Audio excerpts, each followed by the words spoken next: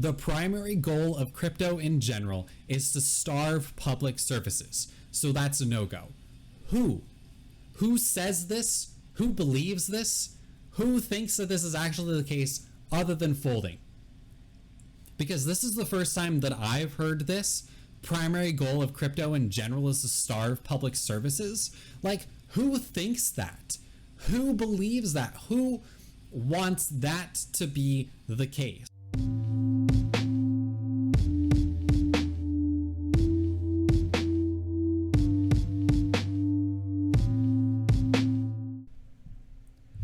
Hello and welcome to the video. I am your host, Leisurellama, and today I'm going to be doing a video response / react video to The Line Goes Up, as you guys can probably tell by the title of the video.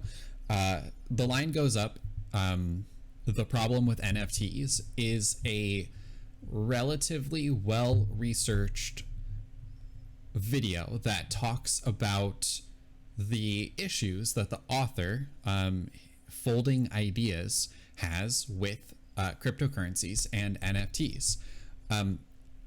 The primary problem that I have with this video is that a decent amount of the information is either misleading or wrong, even though there's obvious signs of research that went into the video.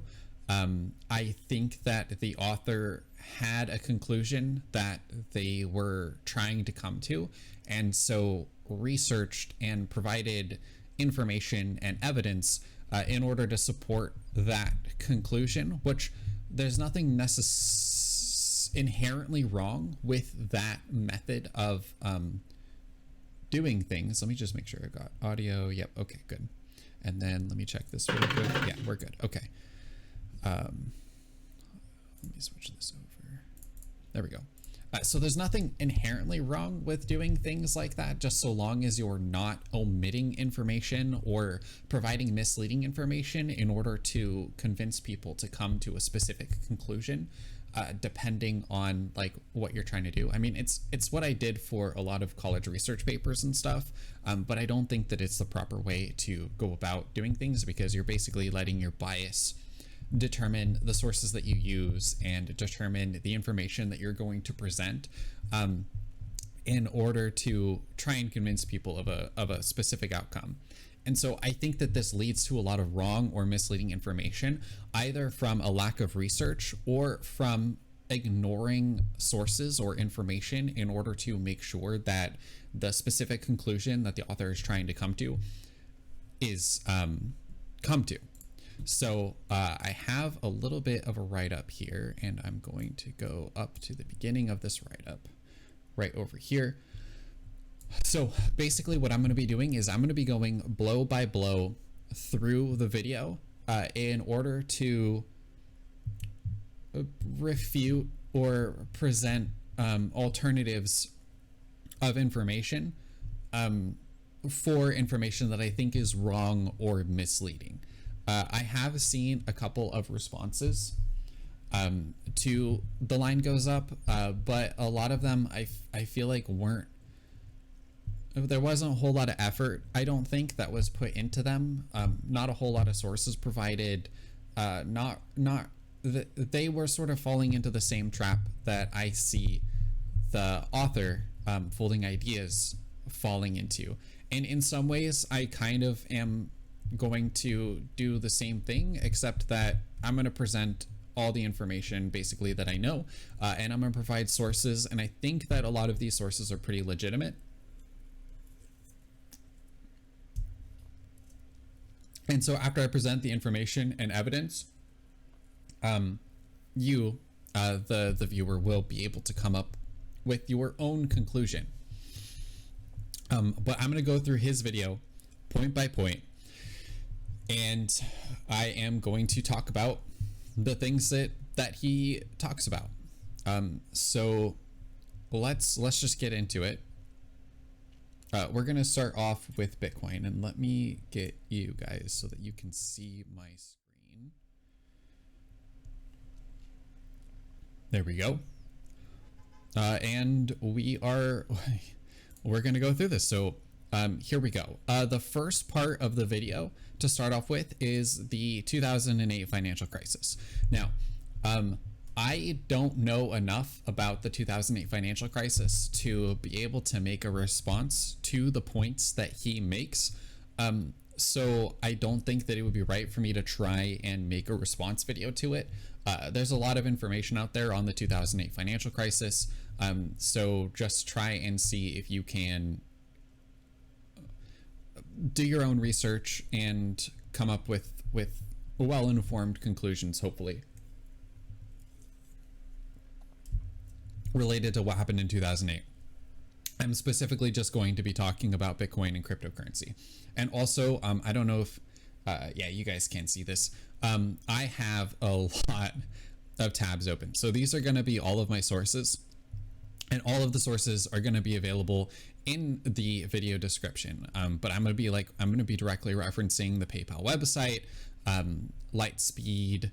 I'm going to be directly referencing Forbes, Coinbase.com, Investopedia, whereas his sources, Web3 is going great, Tante.cc, this looks like a blog, this looks like a blog, this looks like a blog, Mother Jones, Twitter. Let's see, Twitter can actually be a legitimate source sometimes, so let's see. Yeah, so his sources are very lackluster, I would say. Like, it's just a little bit disappointing, honestly. Like, all of these are basically blogs. So, yeah, just a little bit disappointing. So we're going to go into this. Also, I have the video going at 1.5 times speed just so that we can get through it faster. I listened to it a couple of times on 1.5 times speed, so I know that I can keep up with what's going on, but the closed captions are open as well, so we'll be going through it with the closed captions on, so hopefully that helps. So here we go.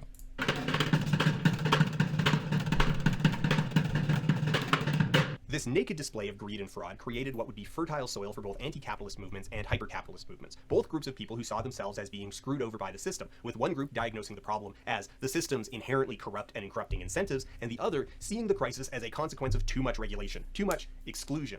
The hyper-capitalist or anarcho-capitalist argument is that in a less constrained market, there would be more incentive to call foul, that regulation had only succeeded in creating an in-group that was effectively able to conspire without competition. Of course, this argument fails to consider that a substantial number of people within the system did, in fact, get fabulously wealthy specifically by betting against the synthetic cess of the market, but regardless. Into this environment Okay, yeah, so he continues on with the 2008 financial crisis in this part of the video, and I don't know enough about what exactly transpired in 2008 in order to be able to craft a proper response. So we're just going to keep on going into the cryptocurrency section. So here we go. 2009 arrived Bitcoin, an all-electronic peer-to-peer currency. Philosophically, Bitcoin and cryptocurrency in general was paraded as an end to banks and centralized currency. This is what will form the bedrock, both philosophical and technological, that NFTs will be built on top of. It's a bit of a hike from here.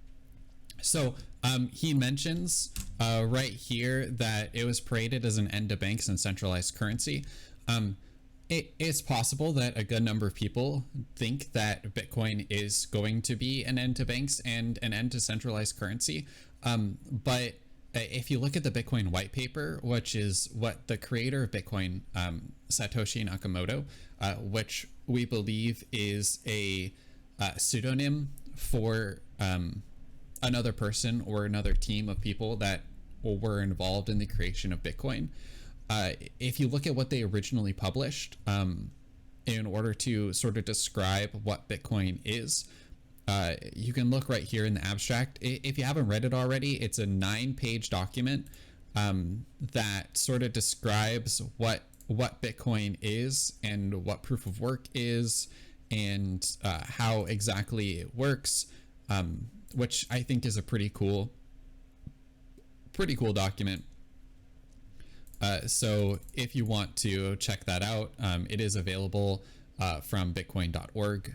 You can look at the Bitcoin white paper from there. But let's look at the abstract here really quick. So the first sentence is, A purely peer-to-peer version of electronic cash would allow online payments to be sent directly from one party to another without going through a financial institution, right?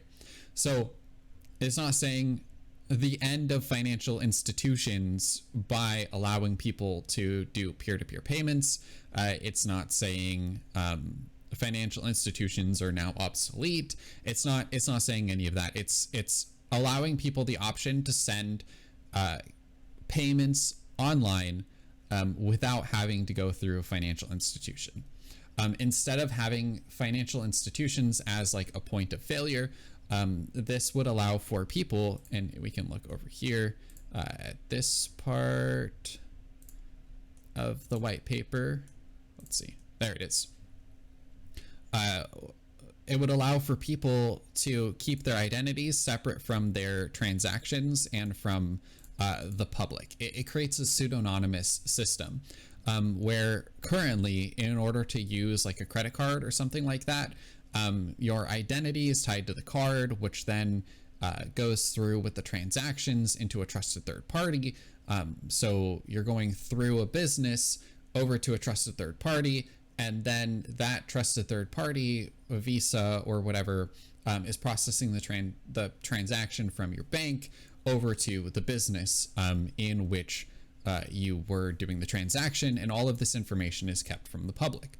And I think that it's actually a good thing that all of that information is kept from the public, because a lot of personally identifiable information is used in this process. Now, one of the big flaws with this system, and part of the reason why you have to have so much fraud protection when you are conducting transactions in this way, is there are data breaches, and there are things that leak your personal information. So in 2015, Target, which is a fairly large retailer, had a bunch of information leaked, and it leaked people's credit card info.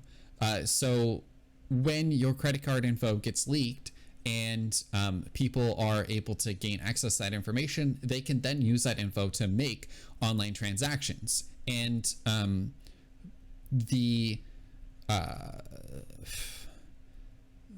so they use this information in order to create fraud, right? But if you look at the Bitcoin system, the information that gets put out in the public is not information that's needed in order to be able to make a transaction on your behalf, because you have private keys, and you have to have those private keys in order to be able to make a transaction. So if Target were to have all of their data breached, and we were using some form of cryptocurrency such as Bitcoin, then all of that information is public anyways, and Target doesn't have access to any personal information, doesn't have any access to payment information or anything else, so it would just be worthless. Like the information is public anyways, and that sort of prevents this, which is part of the reason why we have so much fraud protection with our credit cards. Not the only reason, for sure, but part of the reason. And so in a lot of ways, I think that it's just a really good alternative that people should be able to use. So we'll continue on with the video. This is what will form the bedrock, both philosophical and technological, that NFTs will be built on top of. It's a bit of a hike from here to the Bored Ape Yacht Club, so I guess get ready for that. Strap in. As we get into this, we're going to have to deal with a lot of vocabulary, need to deal with a lot of complexity. Some of this is the result of systems that are very technically intricate, and some of this is from systems that are poorly designed or deliberately obtuse in order to make them difficult to understand and thus appear more legitimate. The entire subject sits at the intersection of two fields that are notoriously prone to hype-based obfuscation, computer tech and finance, and inherits a lot of bad habits from both. So I don't think that cryptocurrency is inherently difficult to understand.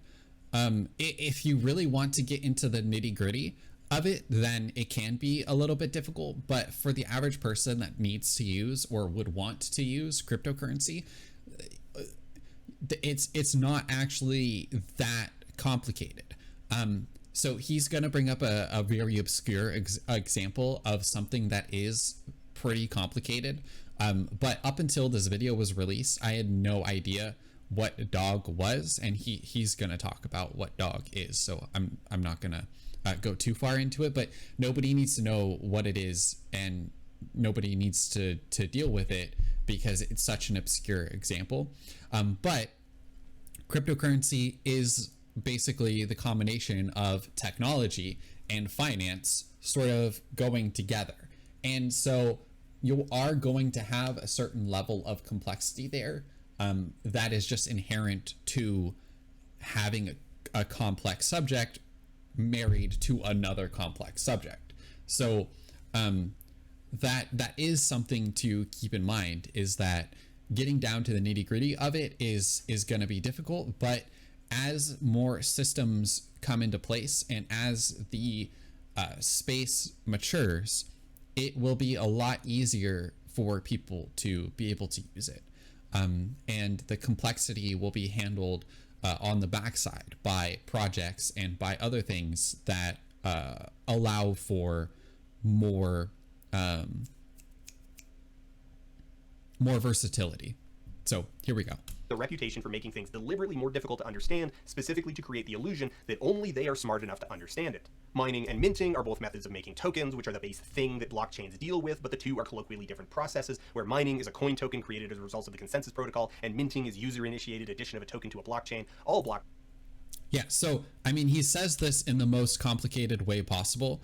I think mining is just generating coins using some form of work, and minting is just creating coins, right? Like that would be the way that I would describe it simply. What he says here is technically correct, but I think that people can understand, like the average person can understand the difference between mining and minting. It would be just like if I tried to describe the difference between going and getting gold from a mine shaft and printing coins, like creating coins. Not even in cryptocurrency, in real life. Like when you're creating coins, all you're doing is you're taking the metal and you're pressing it so that the coin looks like the coin that you want it to be. And mining is going down into the mine and digging out the raw materials, right? There's a difference between the two. And I think most people can conceptualize the difference. Like creating money and mining ore are two different processes, right? And there's probably a way more complicated way to describe that, but I think that the average person can understand that explanation.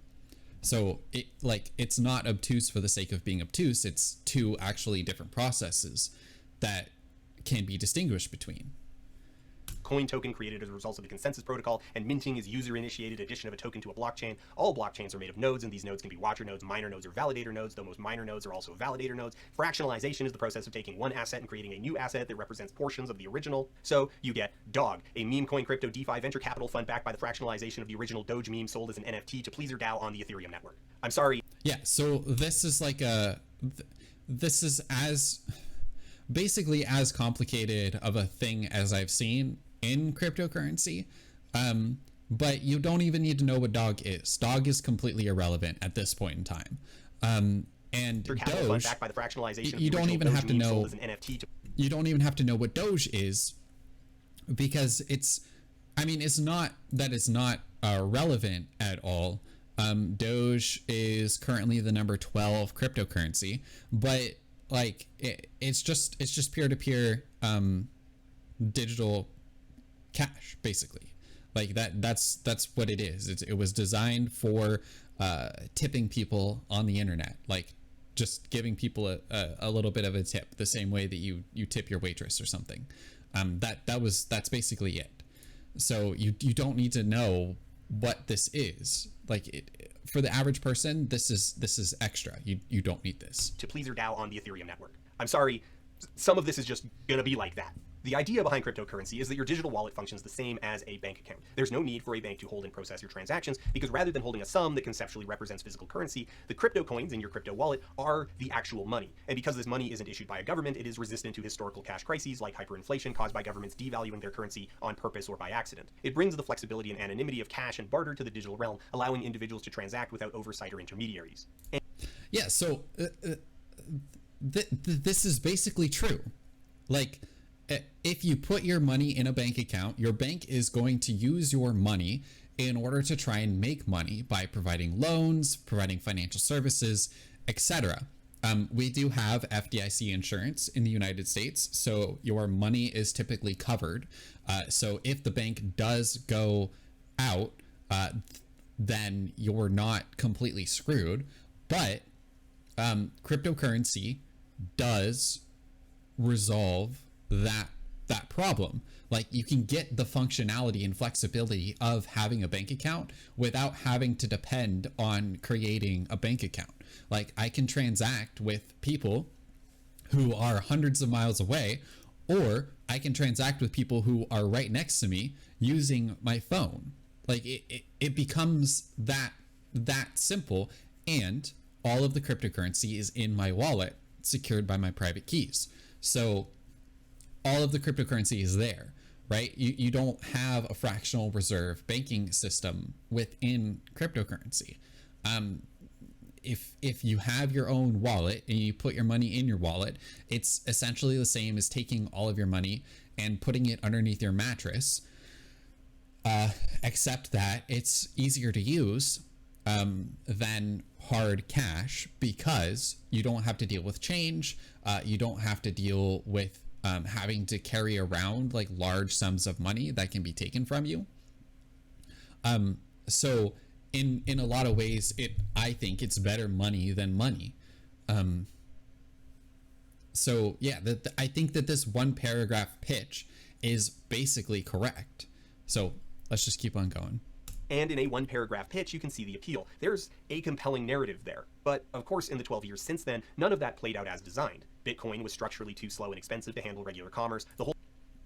Okay, so at the creation of Bitcoin, sure, Bitcoin would not have been able to scale in 2008 to cover all of the financial transactions of the world. Like, it's just not, it wouldn't be possible for that to happen. But since 2008, the protocol has been improving, and the systems that are in place in order to allow for transactions to take place have also been improving. So this video was released January 21st, 2022. Well, something that was released in 2017, so quite a while ago, was the Bitcoin Lightning Network. So what is the Bitcoin Lightning Network? The Bitcoin Lightning Network is a layer 2 solution that allows for people to process transactions without having to deal with the fees of the blockchain. So you can actually see right here, Coinbase has a pretty good article on this. What is the Lightning Network? Beginner's Guide to the Layer 2 technology that making Bitcoin payments faster and cheaper. With the Lightning Network, you can basically transact instantaneously for fractions of a penny in fees, right? So let's actually look at those fees. Okay, so I actually have a website here. Again, link is going to be inside the description, but it shows real-time Lightning Network statistics. So let's refresh this page. There we go. And down here, it will show you a median base fee and a median fee rate.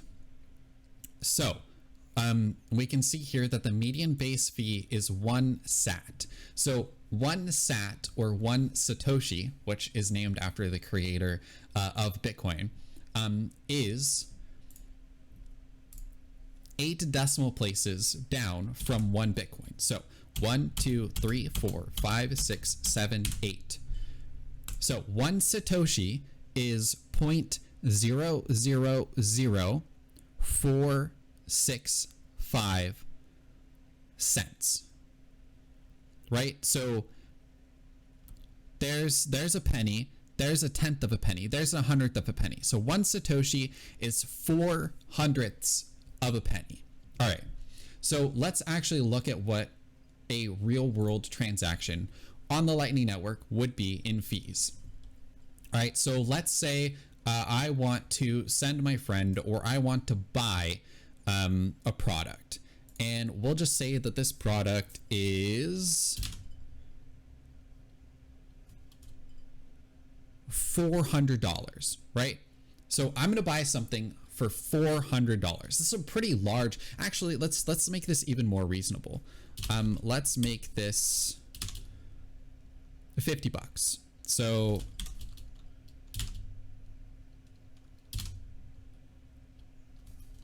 there we go.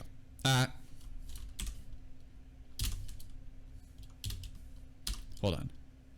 This wouldn't actually be so difficult to do in a real world example. Okay, so because you would just they would put in the price and then it would do everything automatically. But since I'm kind of doing this manually,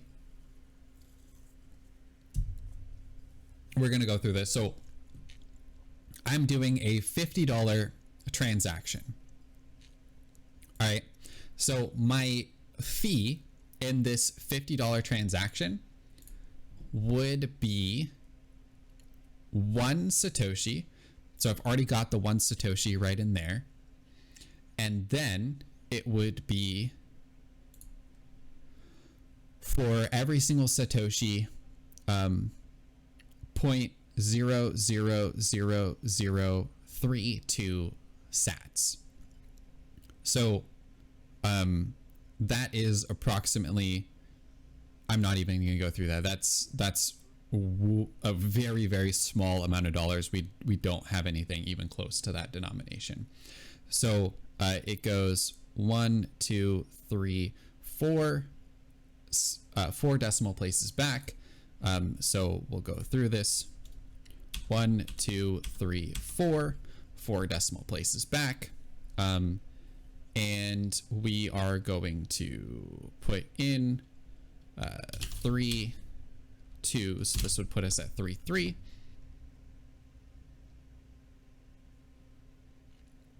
And then 1, 2, what was it, 4? 1, 2, 3, 4. Yeah. We'll go back 4 decimal places from here. 1, 2, 3, 4. Oh no, this would be 4, 2.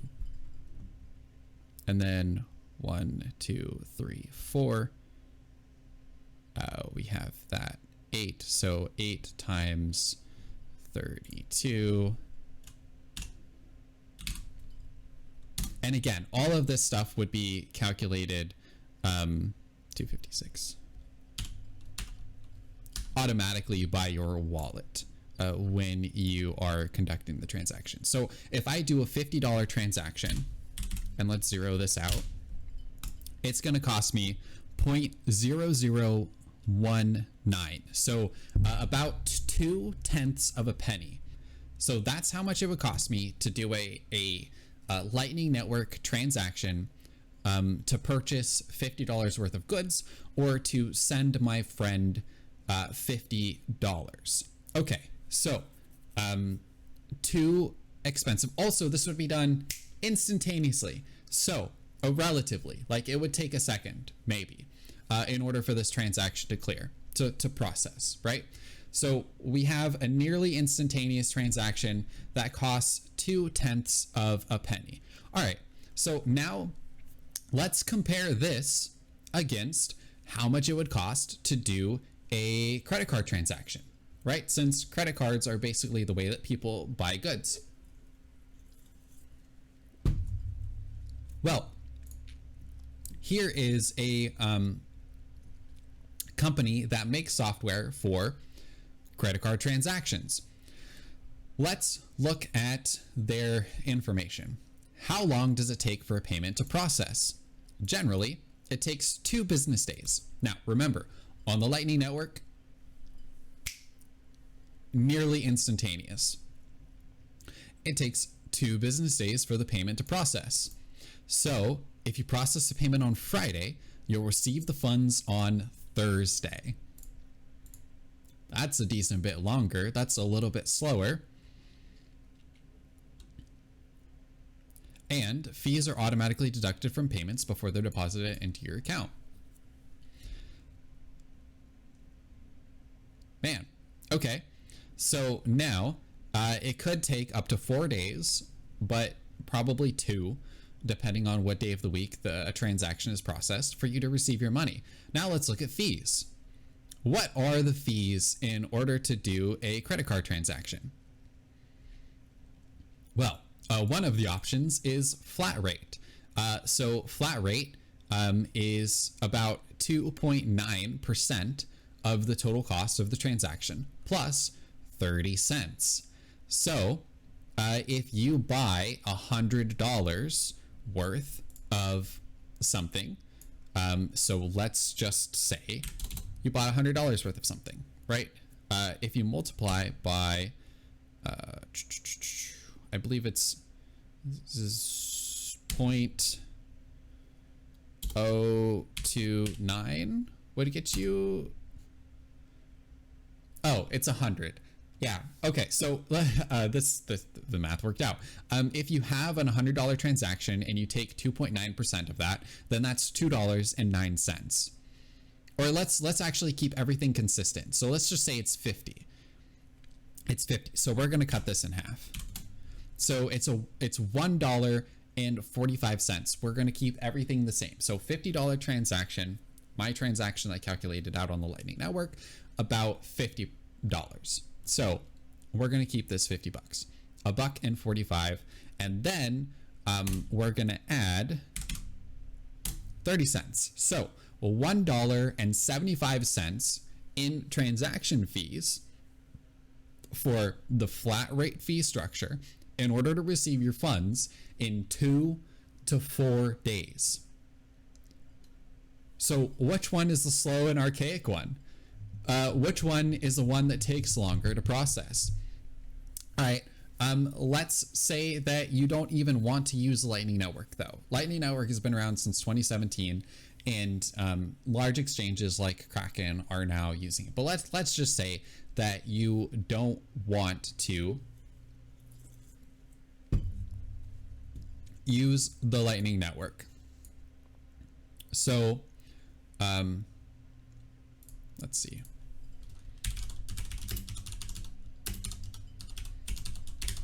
Let's just see. There's probably a fee calculator right here. So 17 Satoshi, or let's actually go with a more reasonable thing. Let's go with a 1 hour transaction. So if you wanted to clear in 20 minutes, it's 17 Satoshi. So again, 1 Satoshi is 0.1234567 is 8 decimal places back. So we've got 0.00046. So let's do 17 Satoshi. So 8, we'll round up, 8/10 of a penny. So you can pay 8/10 of a penny in order to have your transaction clear in 20 minutes. Or you can pay 11.5. We'll round down just to keep things consistent. About 5/10 of a penny in order to have your transaction process in 1 hour.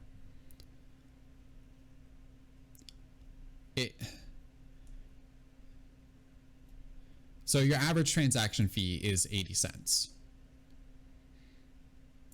is what it's working out to be. Last time I did a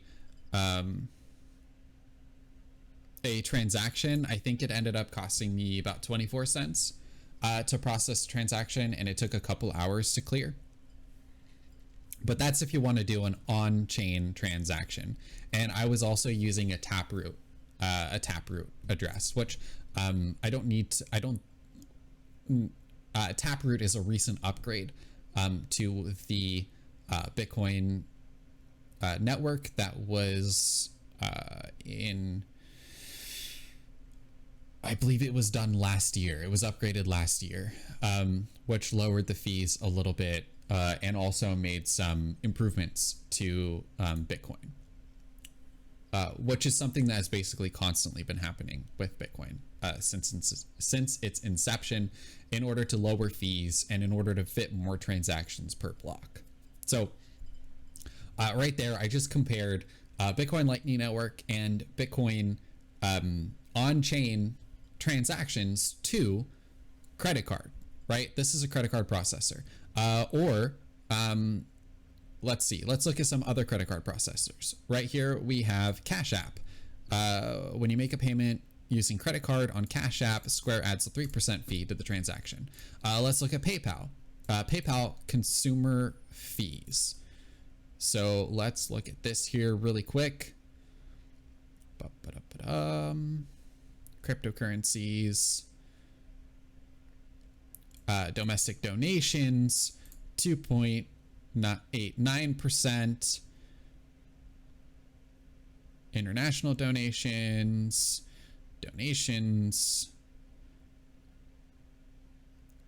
Okay, so if you send it on a card, it's 2.90% plus a fixed fee.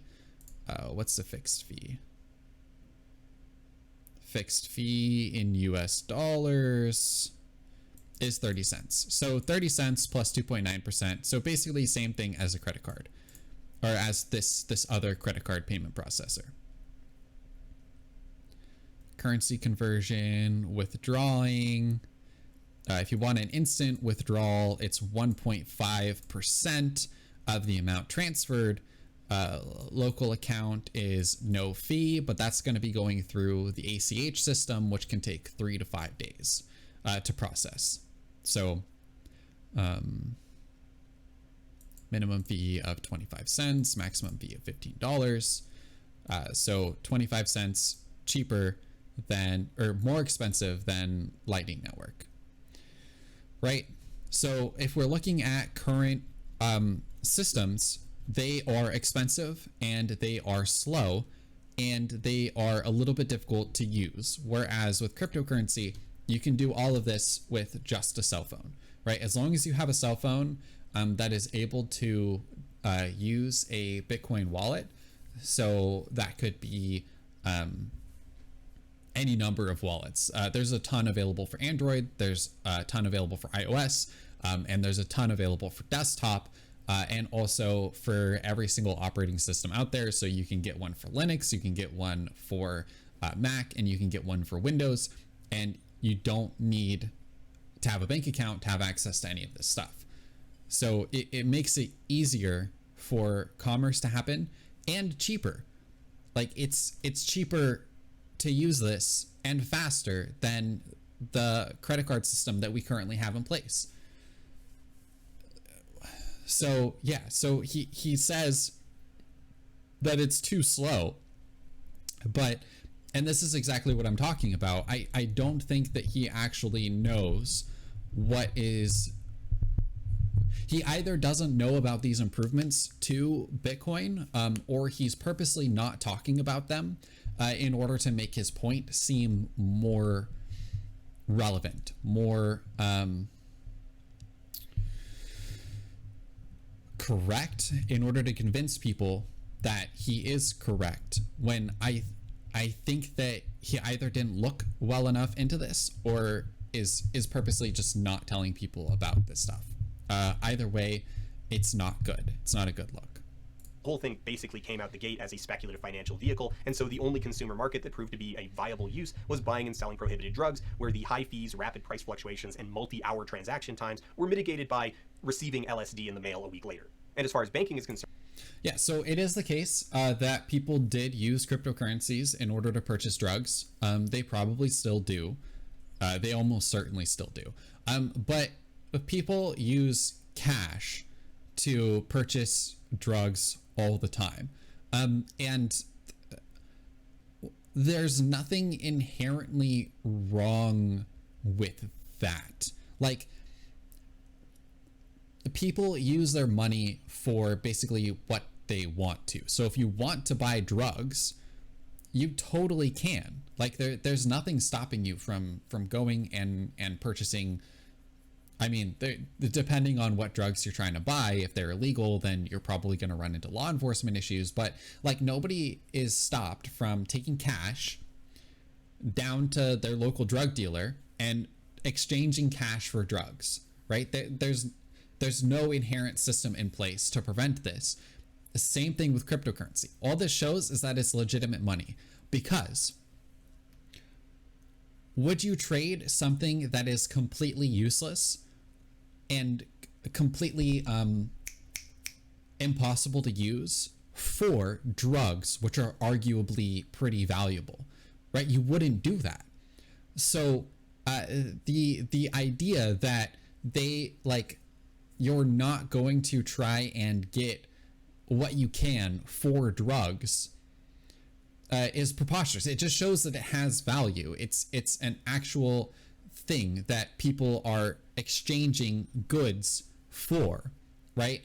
Just so happens that it's a little bit more on the shady side of the business world, but it just shows that it has some sort of legitimacy, right? That's what this is basically showing.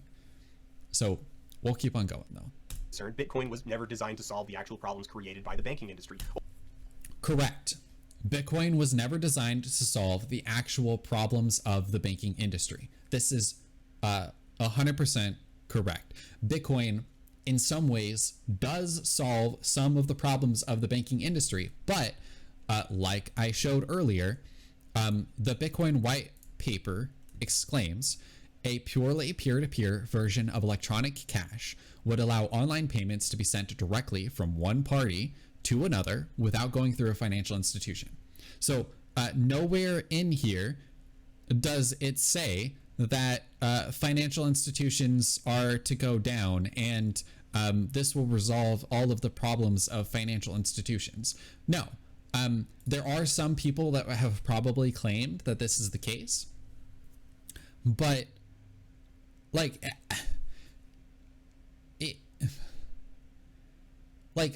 that's not what it's designed to do, right? And so this is actually a true statement right here. A week later. And as far as banking is concerned, Bitcoin was never designed to solve the actual problems created by the banking industry. Yeah, Bitcoin was never created to solve the actual problems created by the banking industry. Only to be the new medium by which they operated. The principal offering wasn't revolution, but at best a changing of the guard. The gripe is not with the outcomes of 2008, but the fact that you had to be well connected in order to get in on the grift in 2006. Okay, and then also the thing that's being implied here is that Bitcoin was created because of the 2008 financial crisis, and I don't believe that this is the case. I am relatively certain that Bitcoin was started before 2008. The idea for Bitcoin has been around since well before then, but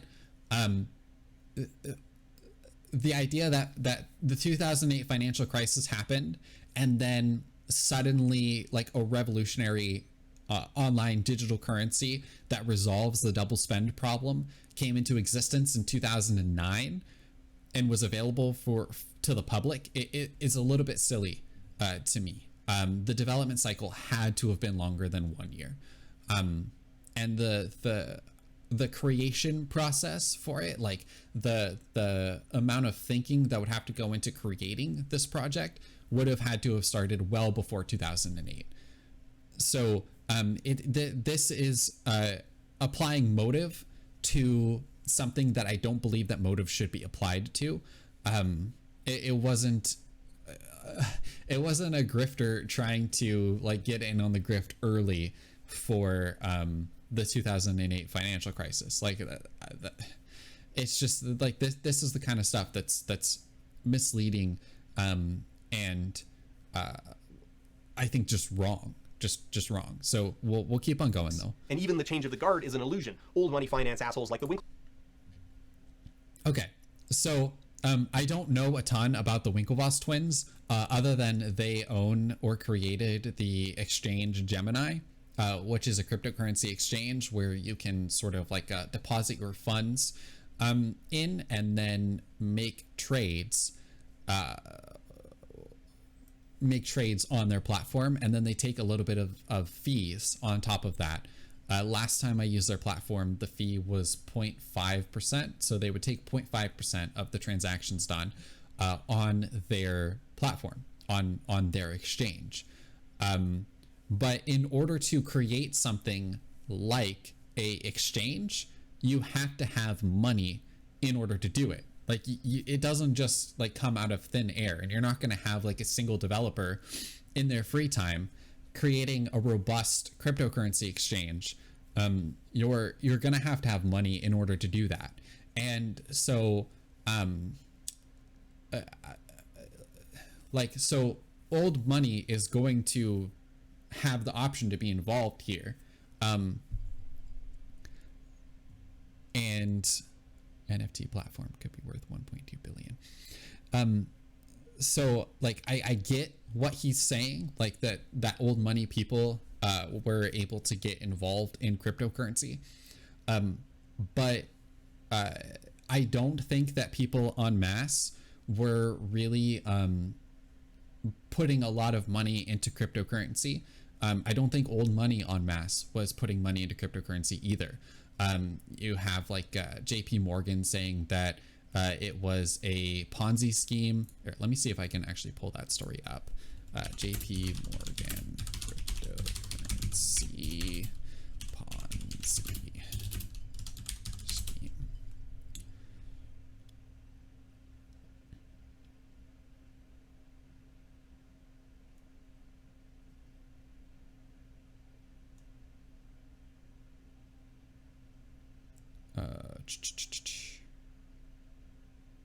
Okay, I'm not able to find the story on here. Oh, here we go. Cryptocurrency is a giant Ponzi scheme. That's not even what I was looking for you.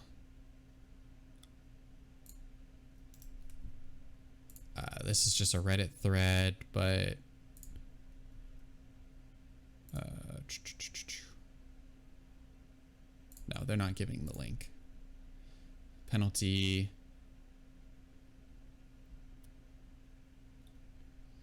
Bitcoin, a gimmick, resembles a Ponzi scheme.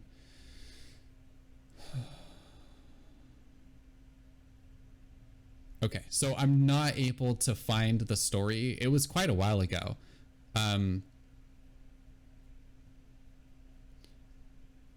But they basically said that it was a Ponzi scheme, and now they're getting involved in cryptocurrency.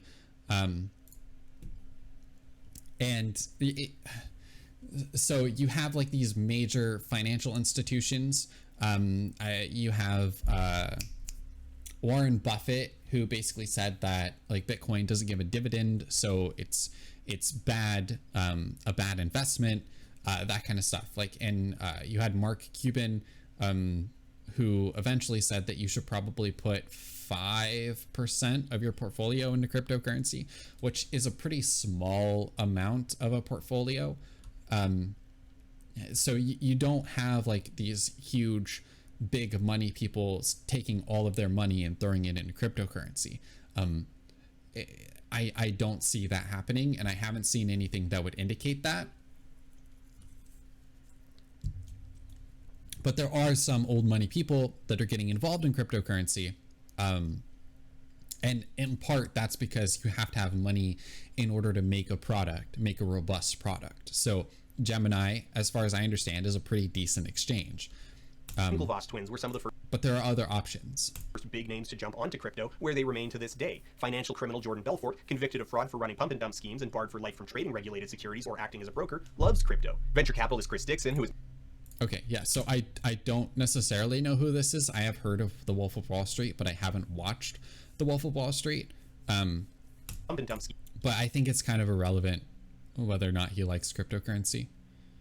schemes and barred for life from trading regulated securities or acting as a broker, loves crypto. Venture capitalist Chris Dixon, who has made huge bank off the old web in his role as a general partner at VC firm Andreessen Horowitz, is super popular in the NFT space. He likes to paint himself as an outsider underdog, fighting the gatekeepers, but he also sits on the boards of Coinbase, a large cryptocurrency exchange that makes money by being the gatekeeper, collecting a fee on all entries and exits to the crypto economy. Okay, so I don't know who this dude is either, but I do have a gripe with his saying that Coinbase controls all entries and exits to the crypto economy. This is not the case. You have a good number of exchanges like Kraken, like Gemini, like Binance.us, or at least Binance.us for US people. Binance, I believe, is based out of Asia.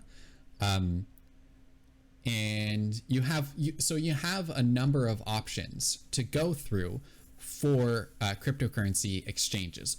Also, if you have funds already in cryptocurrency, or even if you don't have to go through a centralized exchange. So those are all examples of centralized exchanges. But you, which I'm going to get into this later when he starts talking about smart contracts. But you have Uniswap, for example, which is a decentralized exchange. And all of their code is open source. You can look at it on GitHub, right? This is their code. This is Uniswap. And it makes it really simple if your wallet is connected to be able to swap Ethereum for other tokens. You can only at this point swap Ethereum-based tokens with other Ethereum-based tokens. So Aave or AAG or there's Aave. A bunch of different options here. And you don't go through a centralized exchange. You have people that are pooling their funds. Let me see if I can look at the liquidity pools without connecting my wallet. Charts. Here we go. So that's the total value locked. That's the volume.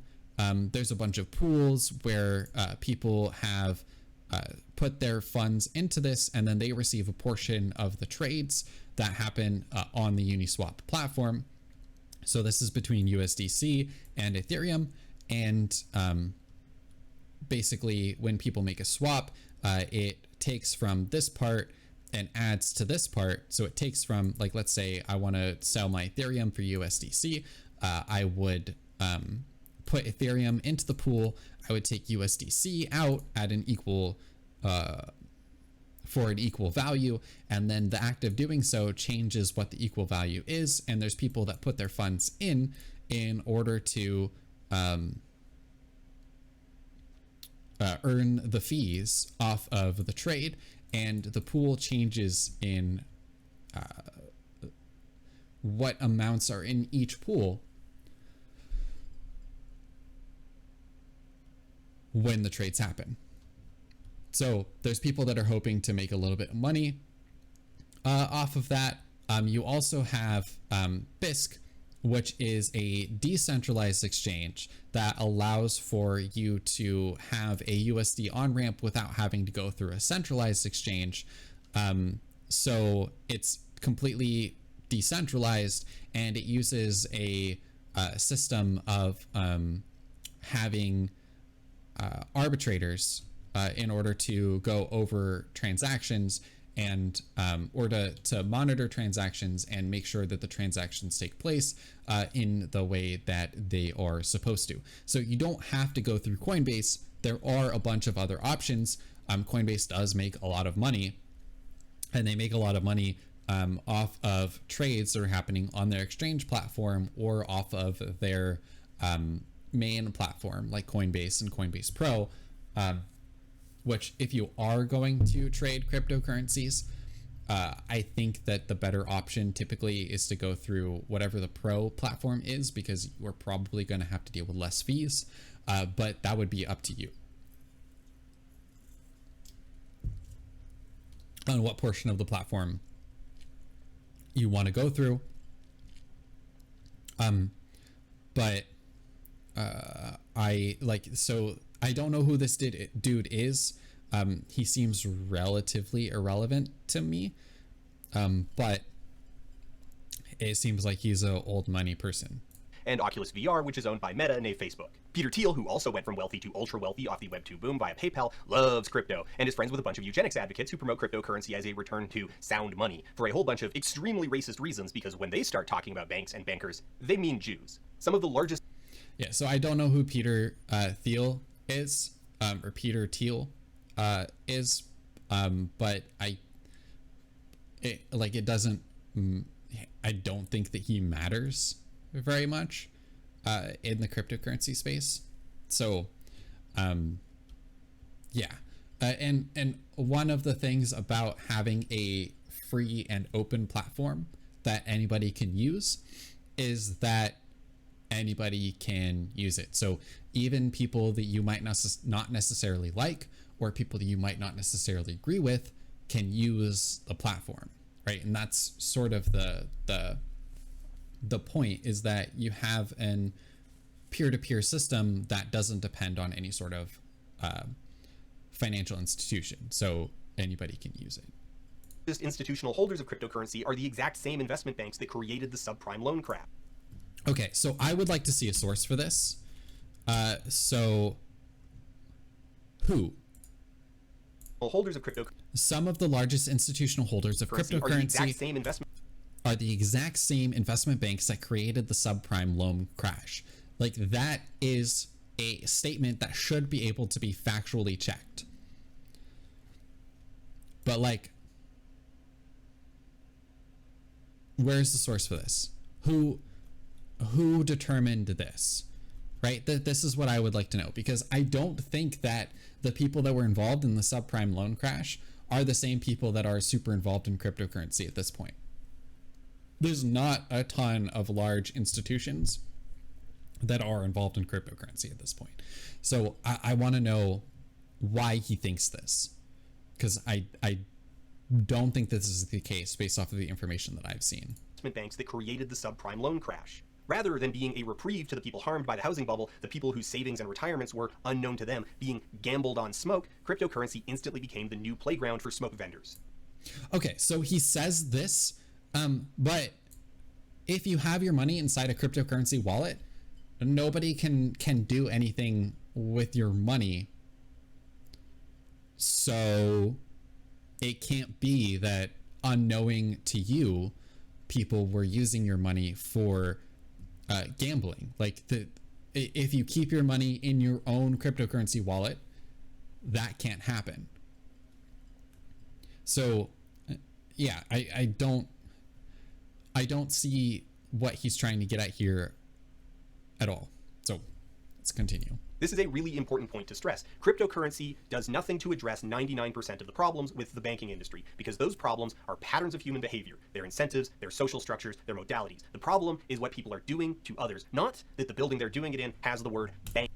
So I actually fundamentally agree with this statement that he's making, right? Cryptocurrency doesn't resolve the problems of the bank.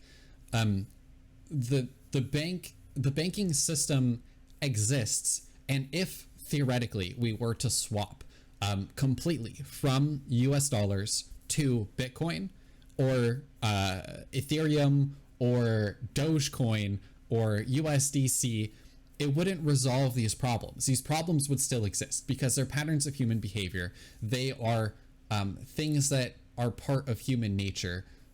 People are just going to be greedy. People are going to want to get as much as they can, right? And so the point of this system isn't necessarily because we're trying to resolve all of the problems of the banking industry, right? It's here to allow an option for people to exchange goods peer-to-peer without needing a third party, because that third party is the blockchain, right? So it provides people an option. It doesn't mean that they can't, or they don't have the option of using a financial institution. They totally can, right?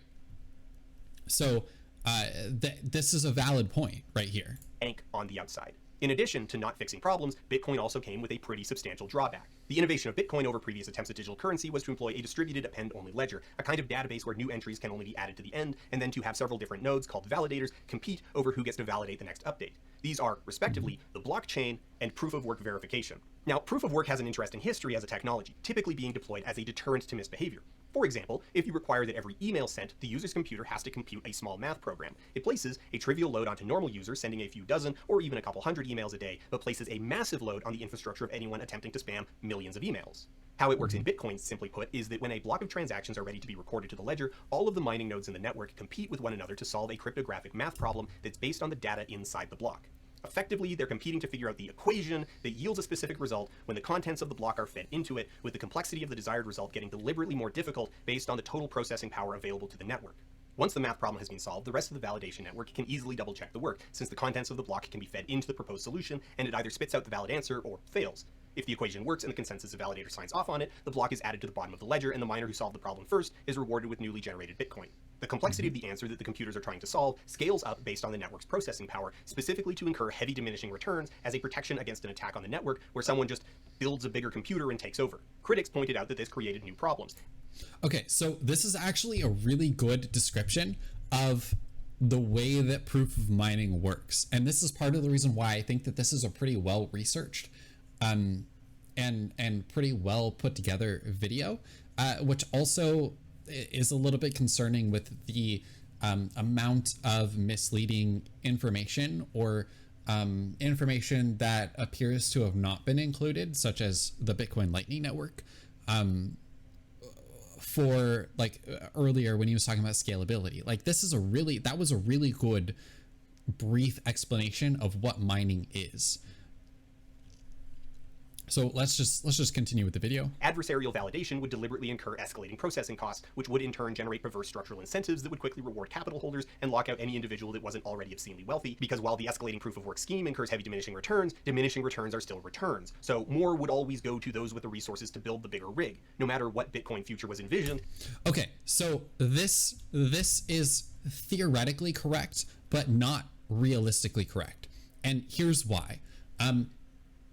Anybody that has attempted to run a business understands that as you scale up, as you get more of something, whether that's more retail stores, more offices, more data centers, you're going to be incurring more cost. So if somebody wanted to set up a large scale mining operation, they would have to rent out space, because unless you have like an unlimited amount of space inside your house, like you can't just continue to add rigs to your house. You also have to incur cooling costs because computers, when they're doing work, generate heat, and that heat, once it reaches a certain level, starts to reduce the functionality of the computer component or melts the computer component. So you need to make sure that the temperature doesn't get too high. So for example, with my graphics cards, I had to make sure that they stayed below 82 degrees Celsius, which is pretty warm. But with doing all of the computations that the graphics cards were doing, I had to make sure that cooling systems were in place in order to remove the heat from the graphics cards. And then also you have electricity costs. So while you're running your mining rig inside your house, like if you're running one mining rig, then depending on whether or not it's an ASIC or GPUs, we don't have to go into detail on the specifics of that because it applies basically across the board. You are going to be utilizing your electrical system that already exists inside your house in order to mine cryptocurrency. But as you build a larger operation, electrical costs become more expensive because you have to set up systems that are able to handle the huge electrical demand of a massive mining farm. And also you have to pay the costs of the electricity that you're using in order to mine the cryptocurrency, right? And so what all of this basically is pointing out is that as you scale up your operation, you will have to incur extra costs. And this is if you have the money to be able to buy all of the mining rigs that you need to create a large scale operation. If you don't have that money, you either have to go to investors who are going to be taking a percentage of the business, or you have to go get loans, and the loans are going to have an interest rate, and you're going to have to make payments on those loans. Whereas a small time miner is potentially not going to have to deal with that. They'll be able to probably purchase a couple of graphics cards, a little bit more difficult recently than it was before, but purchase a couple of graphics cards or maybe an ASIC miner, and then run that in their home for relatively minimal costs, because you already have electricity going to your house, and you already might have some of the components that you need in order to put it together. So you just need to buy an extra GPU that goes into your computer, and then that GPU will be mining while you're at work or something like that, or while you were not using your computer, and then when you want to play some games, you just go on your computer, turn off the mining program, play games, and then leave and turn on the mining program while you go, that kind of stuff. As a small time miner, you can do that. There are also things called mining pools. Let me see if I can find. There's just so many tabs open. There we go. The Bitcoin mining pool. So if you're mining Bitcoin and you don't have enough, or don't want to sort of take the risk of getting the winner takes all option, then what you can do is you can use a mining pool like bitcoin.com or ant pool or slush pool, in which you provide some of your hash power over to the pool, and then the whole entire pool, a bunch of different miners varying in size, contribute to the overall work of the pool. And then when it gets a block, it distributes the reward based off of the amount of work you provided. So this will provide more consistent returns on your mining work, and they'll take a fee. So the largest pool is bitcoin.com, and they take a fee of 1.5%. So they take a small fee, but they provide you with more consistent return, because the whole entire pool is able to get rewards faster than an individual miner. So this means that small time miners can get a more consistent return on their investment, or you can use something like NiceHash, which pays you for the hash power a little bit more indirectly.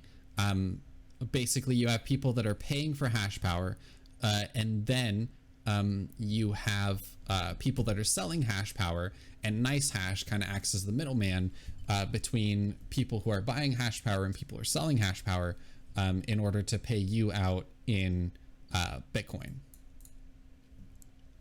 So there are a couple of different options here, and you're going to get paid a smaller, relatively more consistent amount, even if you're not the largest mining operation ever. Also, as the price of cryptocurrencies fluctuate, which they tend to do, if you're looking at the price of Bitcoin, and let's go with just 1 year, right? At one point, Bitcoin was $63,000 per Bitcoin. And at another point, Bitcoin was 35, or down here, $29,000 per Bitcoin. Your earnings are going to be relatively consistent, but probably go down slightly over time for your mining operation. So at one point, you can sell some of your cryptocurrency, some of your Bitcoin, for $63,000 per Bitcoin, and other times 29. And so if you're running a mining operation with consistent costs, like sometimes you're going to be in the green and sometimes you're going to be in the red. And if there's a significantly long downturn, so we'll just go out to max, and then we'll go over here into 2018.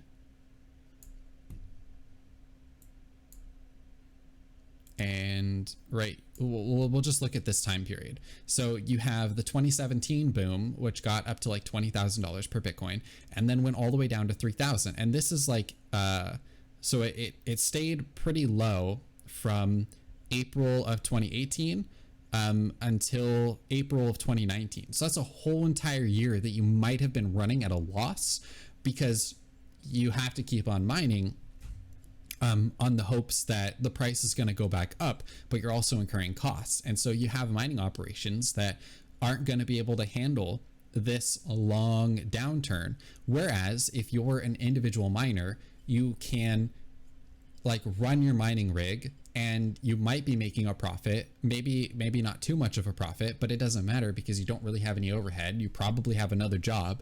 So you're not depending on the income from your mining rig, and you can just run it, and then you can choose to hold on to your cryptocurrency as it comes out, or you can choose to sell it. It's no big deal for you because your livelihood isn't dependent on these mining rigs, right? So building a bigger and bigger mining operation can provide more returns that do diminish, but it's not guaranteed, not in the slightest. And so like the idea that the only people that are going to be able to run mining operations are huge mining farms is just wrong, right? You have huge mining farms that will go out of business, and you have little guys that will be able to keep their mining operation running regardless of the market, because they're not dependent on the income from their mining rigs in order to continue. So it's missing like important aspects of the business sense in its oversimplification here. So more would always go to those with the resources to build the bigger rig. No matter what Bitcoin future was envisioned, in the here and now, computer hardware can be bought with dollars. Rather than just... Okay, so computer hardware can be bought with dollars. This is true, but computer hardware can also be bought with Bitcoin. So if we look at Newegg, hold on. I had this up for another reason. Newegg, I'm pretty sure, allows you to get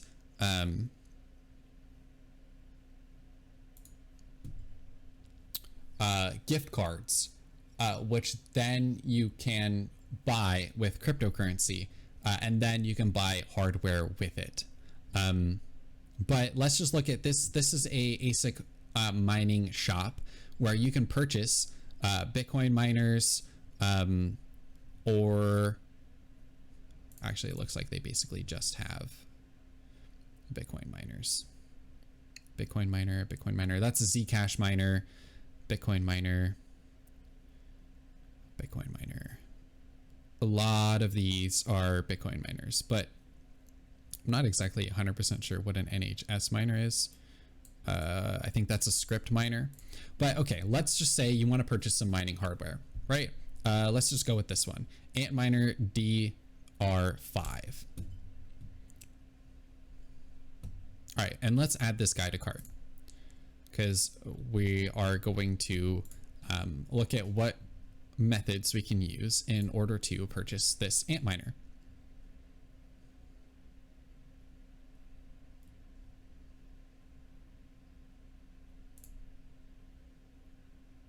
Cryptocurrency. You can make a purchase for your order with cryptocurrency. You can use 6.9 Bcash. You can use 0.093 Bitcoin.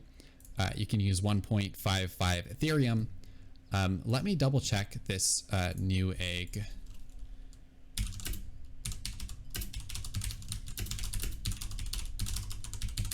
I believe that you can get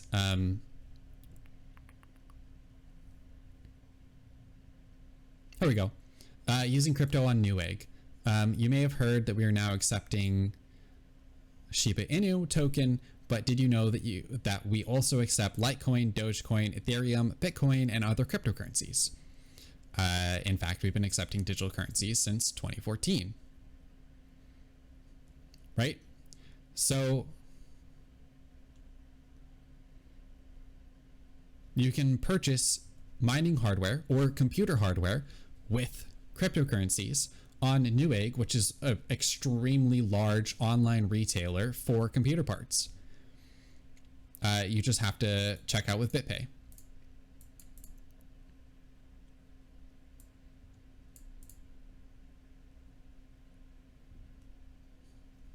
So this was updated December 9th, 2021. So you can buy computer hardware with cryptocurrencies. So again, incorrect. So let's continue. Dismantling corrupt power structures, this would just become a new tool for existing wealth. And that's exactly what happened. Thus began an arms race for bigger and bigger processing rigs, followed by escalating demands for the support systems, hardware engineers, HVAC, and operating space needed to put those rigs in.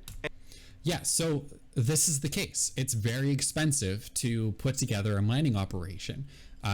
You have to rent out space in order to put together a large one. You have to purchase all of that computer hardware. You have to provide the electricity. You have to provide the HVAC. You have to provide staff. You have to provide a bunch of stuff in order to be able to run a mining operation on a large scale. On a small scale, you don't need any of that stuff. On a small scale, you can put your mining rig in your living room. You can open up a window and you can put a fan next to that window in order to vent out the warm air that's going to be coming off of your mining rig. Done. You don't need to worry about too much HVAC costs. If you do have like air conditioning in your apartment, then, or in your house, then you might have to run that instead of like opening up a window, but you can incur minimal costs from your mining rig and end up in the green without having to deal with all of the overhead, right? All of the overhead cuts into your profits for a mining rig. So instead of making $2 per GPU, you're going to be making like maybe 50 cents or a buck.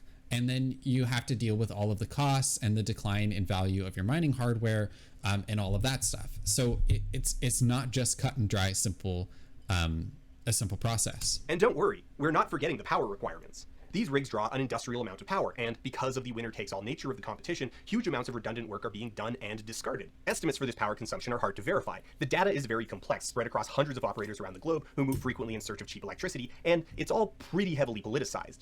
But even conservative estimates from within the crypto mining industry puts the sum energy cost of Bitcoin processing on par with the power consumption of a small industrialized nation.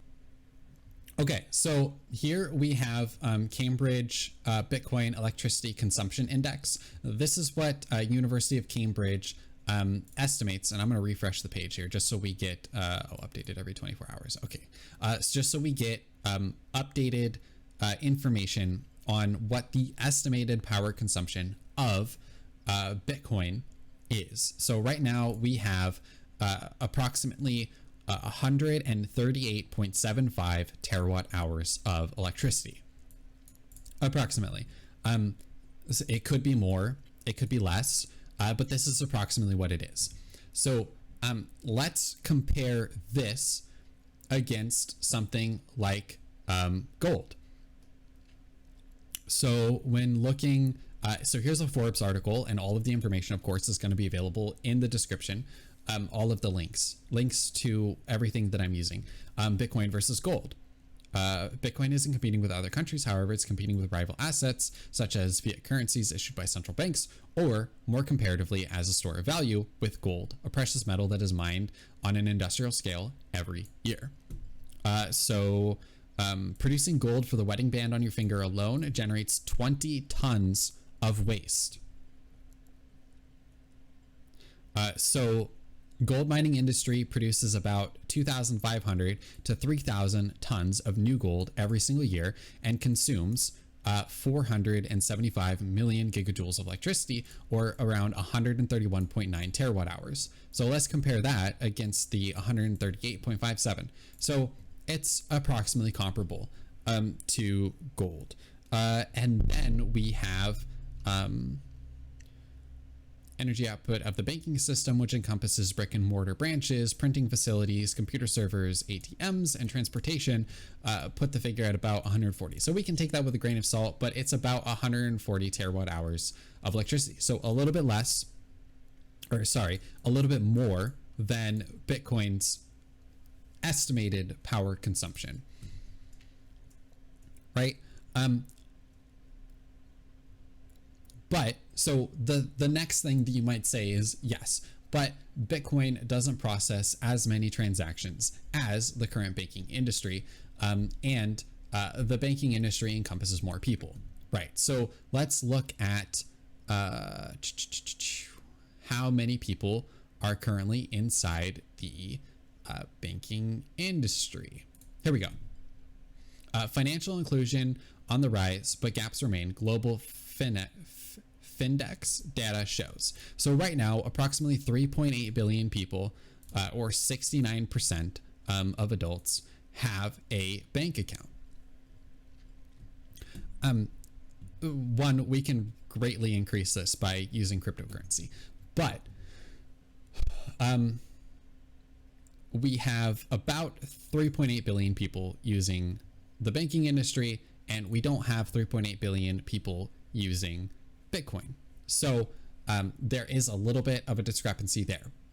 But with the advent of things like the Lightning Network, allowing for people to transact for fractions of a penny instantaneously, it's a much better system than the current banking industry. It doesn't necessarily need to replace the current banking industry.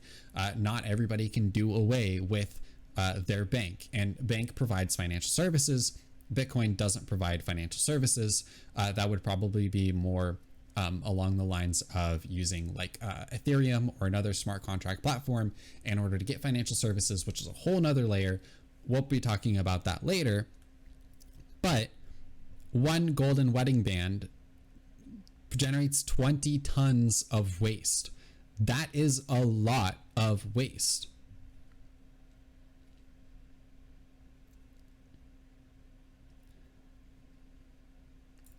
And it does consume a lot of power, but it provides people an option for their payments, for their peer-to-peer payments, and it basically only requires a cell phone. It requires a cell phone or a computer, and allows for you to safely transfer funds across state borders with minimal fees. So like there is definitely a debate to be had here, but if we're comparing it against something like gold, which is basically what I would view as the direct competitor of Bitcoin, it's a lot more versatile. It's a lot more, it's better money than gold. Like it works better as a money. It's limited in supply.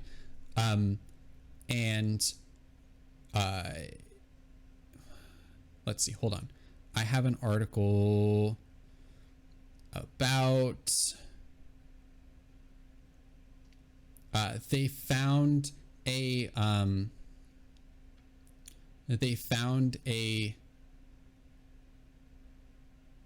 asteroid that has a ton of gold in it. Where did that article go?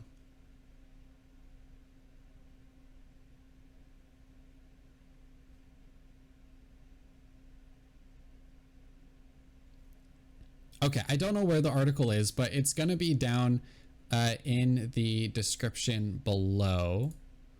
Oh, this is so much easier to find things with. So I'm going to go through here really quick and try and find the article. It was like a $100 billion asteroid.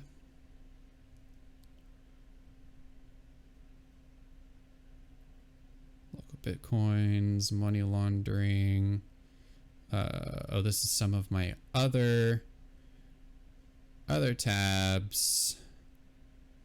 Let's see if I can find it. I can't find it. So gold.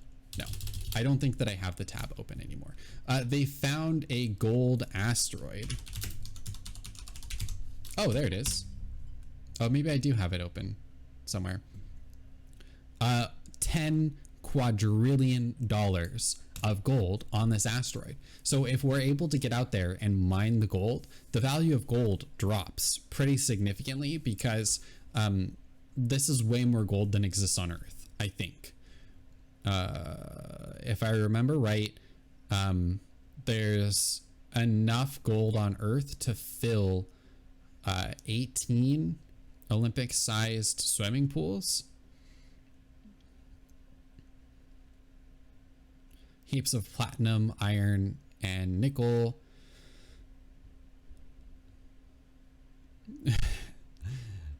Destroy commodity prices and cause the world economy to collapse.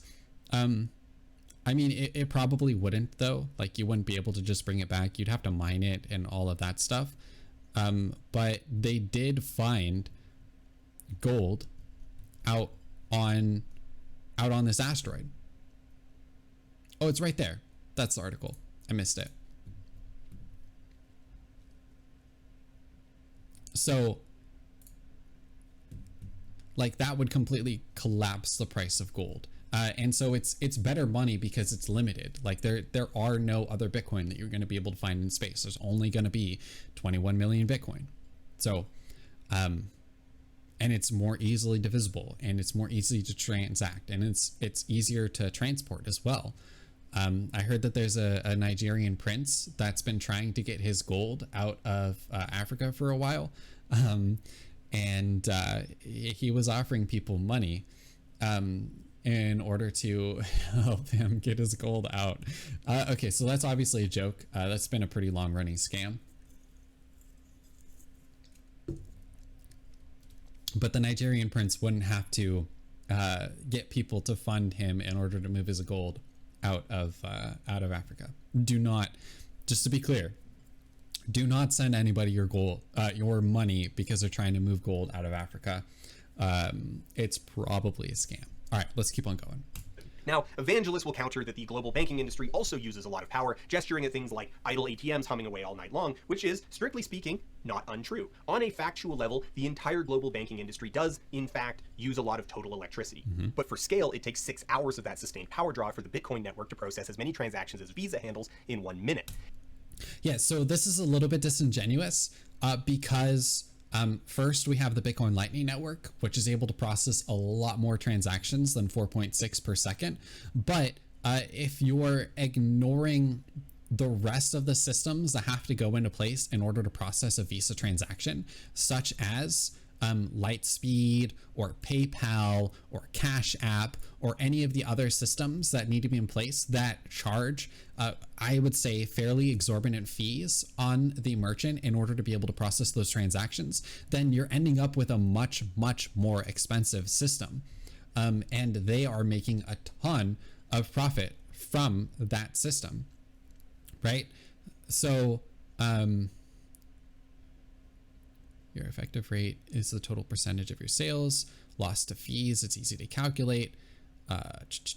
If your monthly sales total is $10,000 and you pay $650 in markup fees, your effective markup calculation is simply 6.5%. So,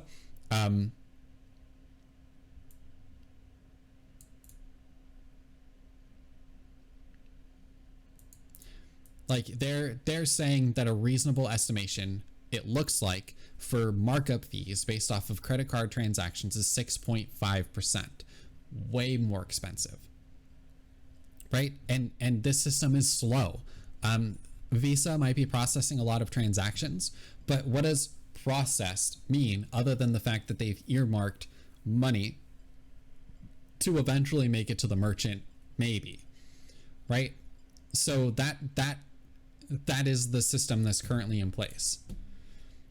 So it's a little bit disingenuous to throw this out there as like the end all be all when there's more involved here. And during that time, Visa is using fractions of a cent of electricity per transaction.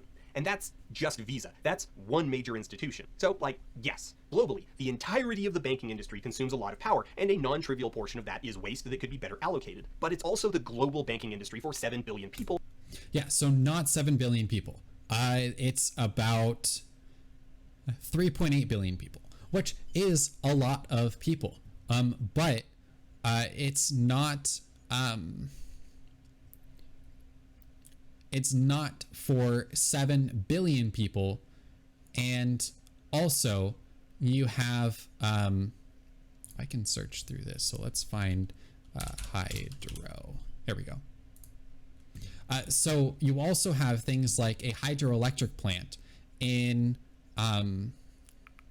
where was this plant?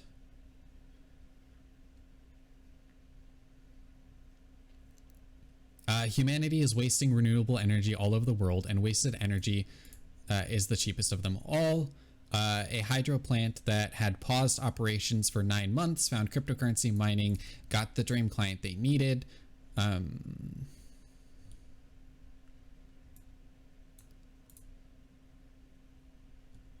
The end of 2016, Costa Rica, there we go, it's in Costa Rica.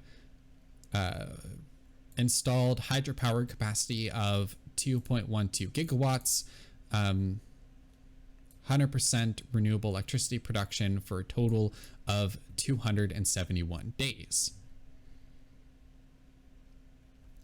But there's a lot of wasted electricity inside this system, and so in order to not waste electricity, because you're getting a continuous flow of electricity, but demand is not consistent, then what you end up with is a inefficient system. But if during times that you are not able to, or you have extra production and that electricity is just like getting wasted, then you can put that money into that electricity into cryptocurrency mining, and it helps bring about a profit on those wasted watts of electricity, right? And then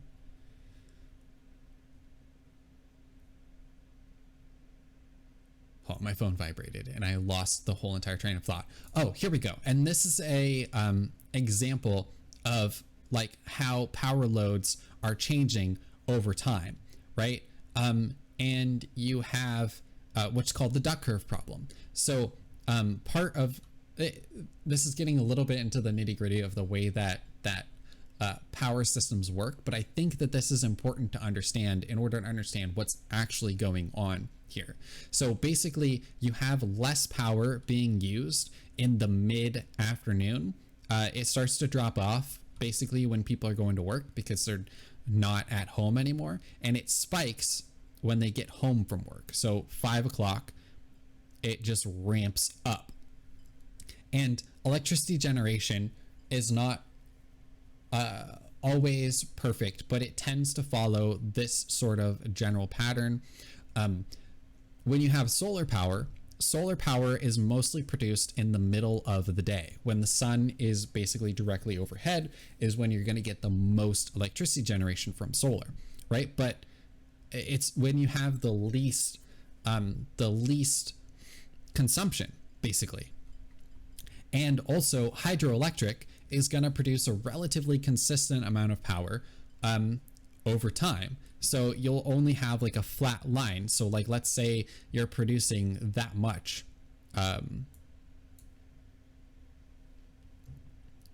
Then, you know, you're going to have to find other sources of power during times when the demand is super high, or you're going to end up with a brownout, and you're going to have to figure out a way to use this electricity when demand is super low.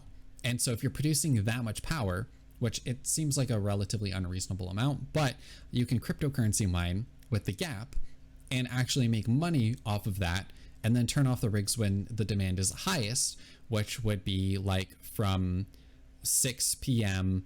until like 10, let's just say, every single day. So you're making your profit off of the sale of your electricity, and then you're also making your profit off of the difference and then you turn it off when demand is the highest. It can be a way to improve efficiency of systems, including solar or wind or any other form of green energy, or any energy source, or hydro, or any energy source that is not easy to ramp up and ramp down.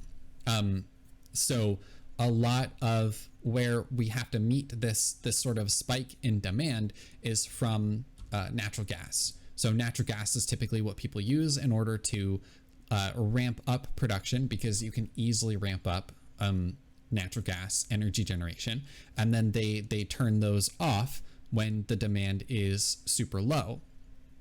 But there's still a decent amount of wasted electricity inside the system, and how that can be resolved in part could be cryptocurrency mining. It's an option. There's a mine in Costa Rica, or there's a hydroelectric dam in Costa Rica that is doing exactly this in order to help make sure that they're able to keep their hydroelectric dam running. Right? So it's not all necessarily wasted electricity. They're providing work for the system and receiving a reward for doing so. And not the hobby horse of a few 100,000 gambling addicts. So just to head all this off at the pass, Bitcoin and proof of work cryptocurrency aren't incentivizing a move to green. So they potentially could be, though. That's the thing. It's very difficult to look at exactly how much of the electricity that is being used comes from green sources. But if you're able to utilize pretty cheap electricity, such as solar, solar can be a fairly inexpensive electricity source to use. You just have to make sure that you're not wasting it, which a lot of times means that people use batteries. And batteries are expensive, batteries are heavy, and batteries are what, like, if you put in a solar panel or solar panels on your roof, and then you put in batteries, can allow you to use your solar in order to power your home, but that whole entire setup can be decently expensive to do, right? And you also have large solar farms that produce power during the wrong times. And so in order to continue to be able to put in more solar panels, one way to be able to do that is to utilize the excess electricity for something like cryptocurrency mining and earn a profit off of that, right? So it's an option. It's something that you can do. In energy sources like solar and wind, they are offsetting it. Because electrical consumption, electrical waste, is the value that underpins Bitcoin. Miners spend X dollars in electricity to mine a Bitcoin. They expect to be able to sell that coin for at least X plus profit. When new power sources come online and the price of electricity goes down, they don't let X go down, they build a bigger machine. So the primary gripe I have here with they don't let X go down, they build a bigger machine, that would be if, like, I could just snap my fingers and get more. Like, let's just say I snap my fingers and I have more mining rigs, right? But that's not the case. Like, this is misleading at best, because you have to make purchases, you have to set up, you have to make sure that you have room for the systems, you have to make sure that you have the staff that's able to monitor the systems.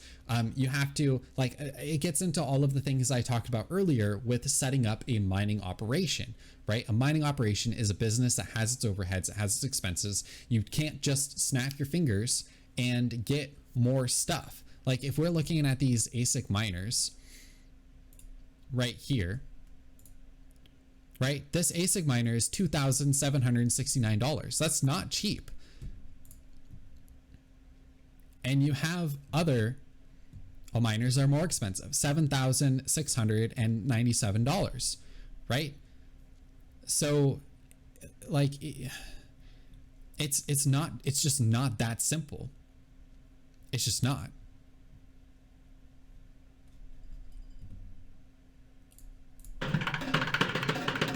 So now let's get into it there. In 2012, Vitalik Buterin, a crypto enthusiast and butthurt warlock main, set out to fix what he saw as the failings and inflexibilities of Bitcoin. Rather than becoming the new digital currency, a thing that people actually use to buy stuff, Bitcoin had become an unwieldy speculative financial instrument, too slow and expensive to use for anything other than stunt purchases. Yeah, so I disagree with this whole entire assessment. based off of the previous information that I provided. Of expensive cars. It was infested with money laundering and mired in bad. Okay, let's talk about money laundering. Since he decided to bring it up, let's go over here. NASDAQ, global banks accused of money laundering. A FinCEN leak has global banks under selling pressure this morning. Leaked documents from the Financial Crimes Enforcement Network, FinCEN, shows years of illicit movement of funds through the world's biggest bank. Standard Chartered, JP Morgan, Deutsche Bank, HSBC, and more are accused of laundering over $2 trillion in funds over the last 20 years. Right? Let's look at this. HSBC's money laundering scandal. HSBC Holdings agreement to pay 1.9 billion fine to regulators for serving as a middleman for Mexican drug cartels and enter into a deferred prosecution agreement points to a lack of adequate control processes in compliance with anti-money laundering. Given the bank's size, it appears that it and some of its peers are too big to jail because they are too big to fail. So we have HSBC that is agreeing to pay a fine of $1.9 billion due to money laundering. And I would imagine that the money laundering that they were doing was significantly more than this. Right? So money laundering already exists within the current system. And so people using cryptocurrency, which does have a public ledger, and if you think about it, if all of the Bitcoin transactions are public, then it would actually be easier to investigate whether or not money laundering is occurring than it would be through private banks, which don't publish all of the transactions. And it's a good thing that they don't, because all of that is tied to personal information. Whereas with cryptocurrency, it wouldn't be. It would be easier to find money laundering. It would be easier to figure out where stolen funds are going to. And this has happened a couple of times where people have stolen cryptocurrency and then all of the addresses are public. So you can see where the stolen cryptocurrency went to. But so the current banking system is infested with money laundering if you're well connected enough to be able to get in on the bank's money laundering system, right? And a public ledger addresses part of this because it allows for the average person or an investigative journalist or anybody to be able to look at transactions and think, this might be related to the Mexican drug cartel, right? That's what would become possible with something like cryptocurrency, which we just don't necessarily know how much money laundering is taking place through the current banking system, right? So money laundering happens. Press. After the FBI shut down Silk Road, you couldn't even buy drugs with it anymore. In practice, you couldn't do anything with your Bitcoin but bet on it, lock up. So you probably can still purchase drugs for Bitcoin. Money you already have in the hopes that Bitcoin goes up later, and pray you don't lose it all in a scam, lose access to your wallet, or have it all stolen by an exchange. So yes, these are all actually possible. You can lose funds in a scam. You can lose access to your wallet, and you can have your money stolen in an exchange. A very good example of this was Mt. Gox. Mt. Gox in 2014 was hacked, and somebody got away with a group of people got away with a lot of Bitcoin, and it crashed the market in 2014, I want to say. So this happens. With great power comes great responsibility, but it doesn't mean though that you have to use your funds in this way. If you want to use a financial institution, you totally can. And there are financial institutions that are popping up to be able to allow you to create an account and then use your funds on their account, such as Coinbase. Coinbase has their own non-custodial wallet. Coinbase has an exchange, so you can swap your cryptocurrency for other cryptocurrency or US dollars and then transfer those into your bank account, right? You have the option to do these things. If you have your funds on an account, there is the possibility that your information gets stolen, and then or hackers are able to break into accounts or something like that. But again, if you have all of your funds in your own wallet, then you're probably fine, because in order to hack like a single wallet, it would take so much computation that the hacker would be better served by providing mining power. This is the beauty of proof of work.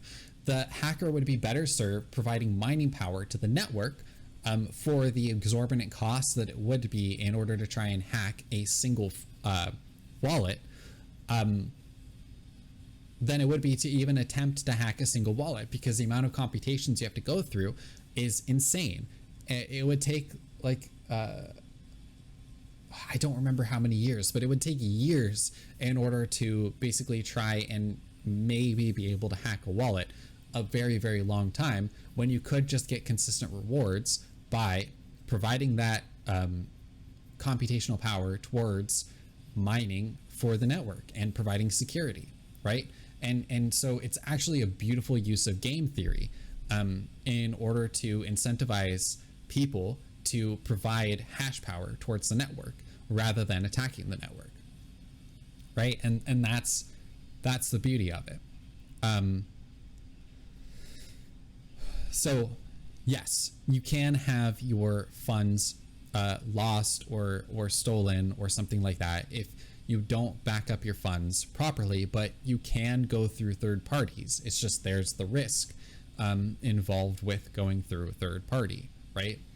And oftentimes it's not even people hacking your phone or doing something crazy like that. It's somebody calling you up and saying, hey, if you send me Bitcoin, I'll send you back double. And there's people that actually do that. There was a pretty well-known hack of Twitter that happened where people were able to post with other people's official accounts, like Bill Gates and Elon Musk, and they tweeted out, they did, it was on their verified accounts, they tweeted out that if you send us Bitcoin, we'll send you back double. And there were a bunch of people that actually did it, right? So there's always the possibility of something like that happens. But if you use your noggin, then for the most part, you should be able to avoid most of these scams or anything like that. Or you can go through a trusted third party, right? Again, you don't have to use a trusted third party, but with great power comes great responsibility. For a lot of people, it might just be better to go through a trusted third party. And that's that. The result, launched in 2014, was Ethereum, a competing cryptocurrency that boasted lower fees, faster transaction times, a reduced electrical footprint, and most notably, a sophisticated processing functionality. While the Bitcoin blockchain only tracks the location and movement of Bitcoins, Ethereum would be broader. In addition to tracking Ether coins, the ledger would also be able to track arbitrary blocks of data. As long as they were compatible with the structure of the Ethereum network, these blocks of data could even be programs that would utilize the validation network as a distributed virtual machine. Vitalik envisioned this as a vast, infinite machine, duplicated and distributed across thousands or millions of computers, a system onto which the entire history of a new internet could be immutably written, immune to censorship and impossible for governments to take down. He saw it dismantling banks and other intermediary industries, allowing everyone to be their own bank, to be their own stockbroker, to bypass governments, regulators, and insurance agencies. His peers envisioned a future where Ethereum became not just a repository of financial transactions, but of identity, with deeds, driver's licenses, professional credentials, medical records, educational achievements, and employment history turned into tokens and stored, immutable and eternal, on the chain. Through crypto and the Ethereum virtual machine, they could bring all the benefits of Wall Street investors and Silicon Valley venture capitalists to the poorest people of the world, the unbanked and forgotten. This heady, high-minded philosophy is outlined in great detail in the journalistic abortion, The Infinite Machine, by failed journalist turned crypto. Okay, so a decent amount of what he says seems like it is probably, like, his basic description of Ethereum is, I would say, relatively accurate. Although, like, when we're getting to things such as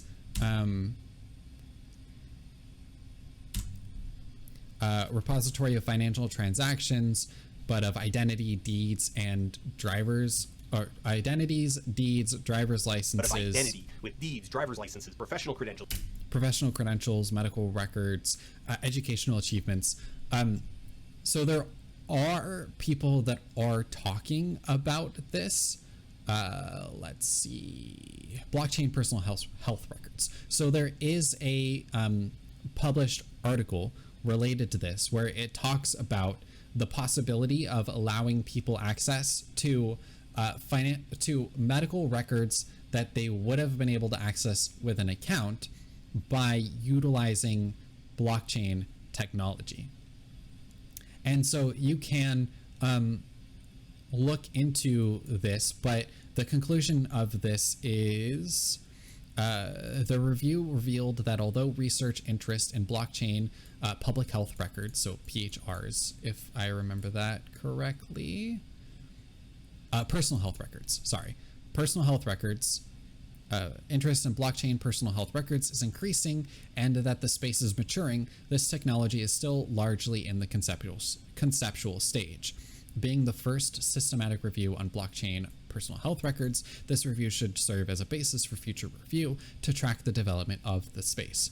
So people are considering it, but it's definitely not a mature enough space for this to become the standard. And it goes through and talks about like what cryptocurrencies are and the differences between using like a blockchain versus a consortium versus a private institution in order to sort of look at electronic medical records. And so like it's definitely in its infancy. At some point there might be a system set up that is robust enough to be able to put people's personal health records access to it through some sort of blockchain. But until that point, like we're certainly not there, and I would definitely not recommend that anybody put health records on any sort of blockchain. And here we go. This is like interest in this. So interest is going up among like computer science and engineering people, but the general public and the medical field is definitely not super interested in this, it looks like. And by country, like United States is projected to be a lot less interested in this, whereas places like India are. So concept, prototype, pilot, like, so they are talking about this, they're examining it, they're trying to figure out what might be the best way to do this. And it's a very, very long article if you want to get into it. The link to this article is going to be in the description. And I believe that this is open to the public because I didn't have to log in or anything in order to access this. So you should be able to read the article if you want to. But it's definitely something that's in its infancy and not something that I would recommend at this point in time with current given technologies, especially like there's a difference between putting an access token for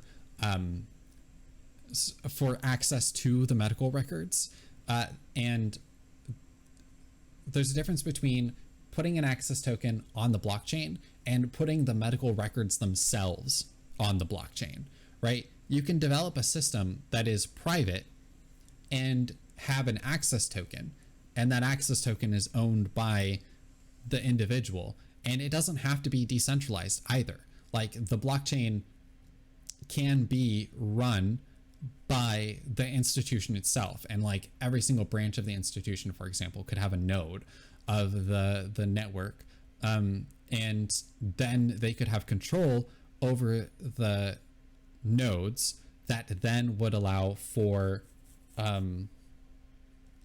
access to those health records and also revocation of those health records, and following the exact same system that they have in place currently, just with like a little bit more standardization and a little bit easier distribution of the database, right? Like you can utilize that technology without going all in on the like putting all of your health records on the Ethereum blockchain, and then like distributing the tokens, and then that's that. Like, the system would definitely have to be a lot more robust than that. There's a lot of development that have to go into that, but at this point in time, like, it would be really silly to put educational or medical records on the blockchain, right? And so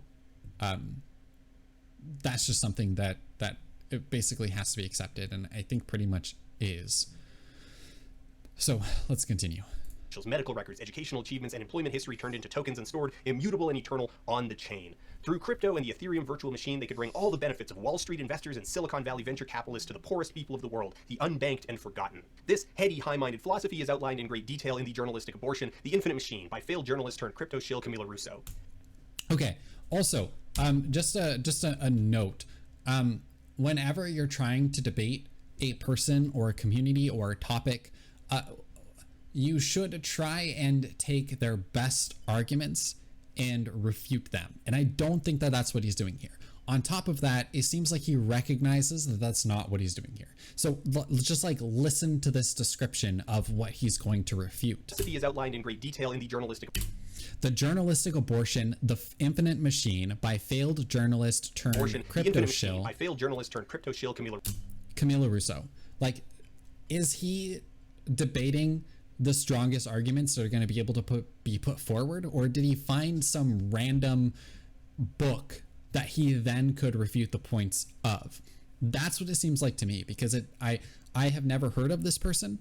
That doesn't necessarily mean that they're not some sort of an influential person inside the space, but there are other people that I think would probably be better to listen to related to what Ethereum is, such as like the Ethereum Foundation, or there are other resources that you can use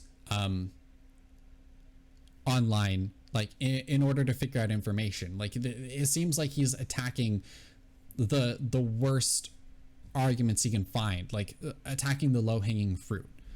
But let's just continue on with this and see what he has to say. Russo. The book is actually really interesting. Not for the merits of the writing, Russo fails to interrogate the validity or rationality of even the simplest claims, and falls just shy of hagiography by occasionally noting that something was a bit tacky or embarrassing, but only just shy. She tells florid stories about the impoverished people that Vitalik and friends claim to be working to save, but never once considers that the solutions offered might not actually work, or that the people claiming to want to solve those problems might not even be working on them. That's actually a big issue, since the entire crypto space, during the entire time that Russo's book covers, was absolutely awash with astroturfing schemes, where two guys would go to some small community in Laos or Angola, take a bunch of pictures of people at a crypto investing seminar, generate some headlines for their coin or fund, and then peace out. So he's attributing to cryptocurrency what is a human problem, which is actually something that he talked about earlier, how cryptocurrency wasn't designed to solve the banking industry problems, which technically is true, but that people are using cryptocurrency in order to raise funds and then piecing out. But let's see, I have here the 50 worst charities in America, an article published by Smart Asset, which talks about how these charities are scams. And we have the Kids Wish Network, Cancer Fund of America, Children's Wish Foundation International, American Breast Cancer Foundation, Firefighters Charitable Foundation, Breast Cancer Relief Foundation, International Union of Police Associations, right, etc., etc., etc. There are 50 charities here that have been identified by Smart Asset, and these 50 charities account for almost $1 billion in donations. Most of the money went to the people who collected the donations, right? The percentages spent by these charities on direct aid to victims range from 0% to a high of only 11.1%. Most of the organizations spent between 0.10% and 6 or 8.6%, right? This has nothing to do with cryptocurrency. This is entirely because these people are trying to get as much money as they can and playing on people's emotions in order to get money, right? This is a human problem. This is not a cryptocurrency problem. And also, there are a bunch of charities that are accepting cryptocurrencies for payments. I have not vetted any of these cryptocurrencies, but there is a website that does list out a bunch of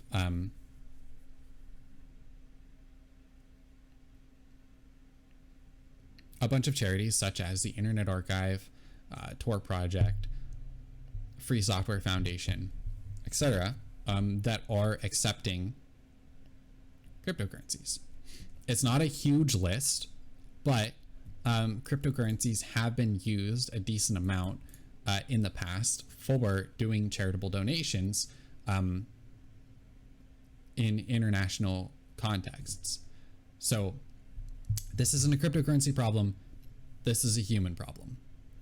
For years, dudes were going around asking vendors if they could slap a Bitcoin sticker onto the back of the cash register because the optics of making it look like a place takes Bitcoin was cheaper and easier than actually using Bitcoin as a currency. We have an entire decade of credulous articles about how Venezuela and Chile are on the verge of switching entirely to crypto, based entirely on the claim of two trust fund dudes from San Bernardino.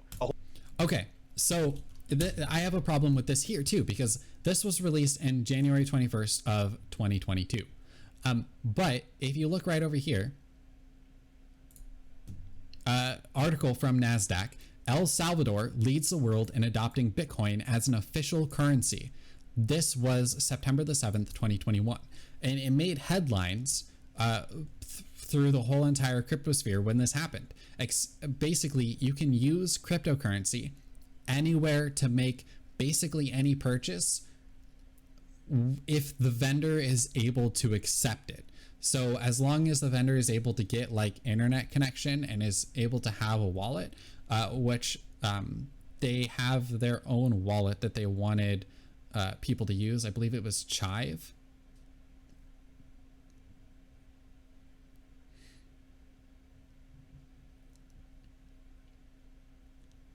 Every citizen $30 in Bitcoin if they sign up for a government digital wallet. And let me see if I can find this.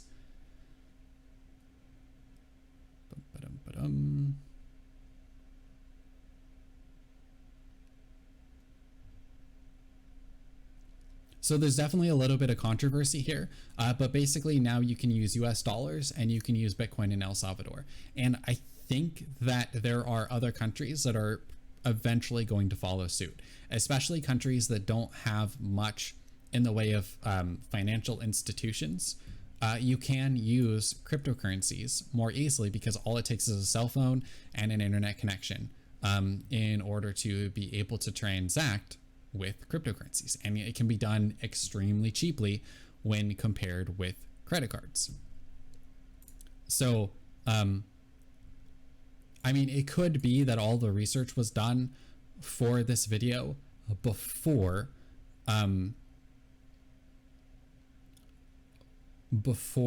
El Salvador decided to adopt Bitcoin as a legal tender, as a currency that you can use basically anywhere. But on top of that, Venezuela is a good example of a country that has been hyperinflating their currency, and people have been going to things like Bitcoin because of the nature of Bitcoin in order to protect their money. Because hyperinflation is not good if you're holding onto your money in cash. Whereas if you're holding something that is a hard asset, such as Bitcoin, because it's limited in nature, even though it's completely digital, it's still a hard asset, and protect your money from hyperinflation, right? Like this is something that people can do and have done with cryptocurrency. So it's just like it's wrong or misleading. Take your pick on this one.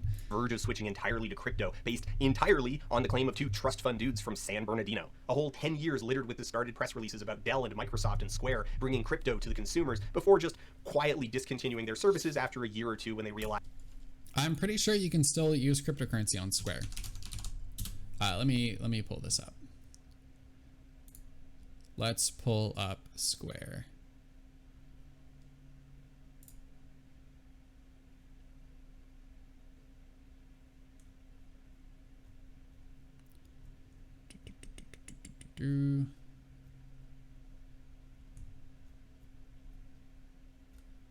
let's see. Let me actually search for something a little bit better. Square cryptocurrency.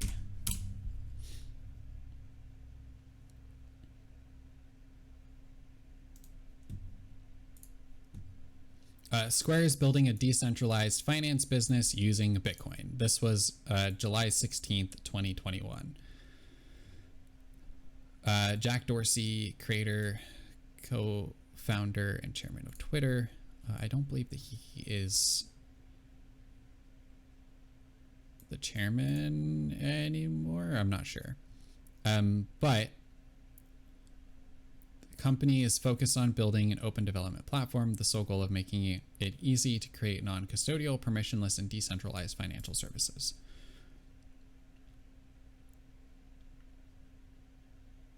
Yeah. So Jack Dorsey is actually pretty friendly towards cryptocurrency and is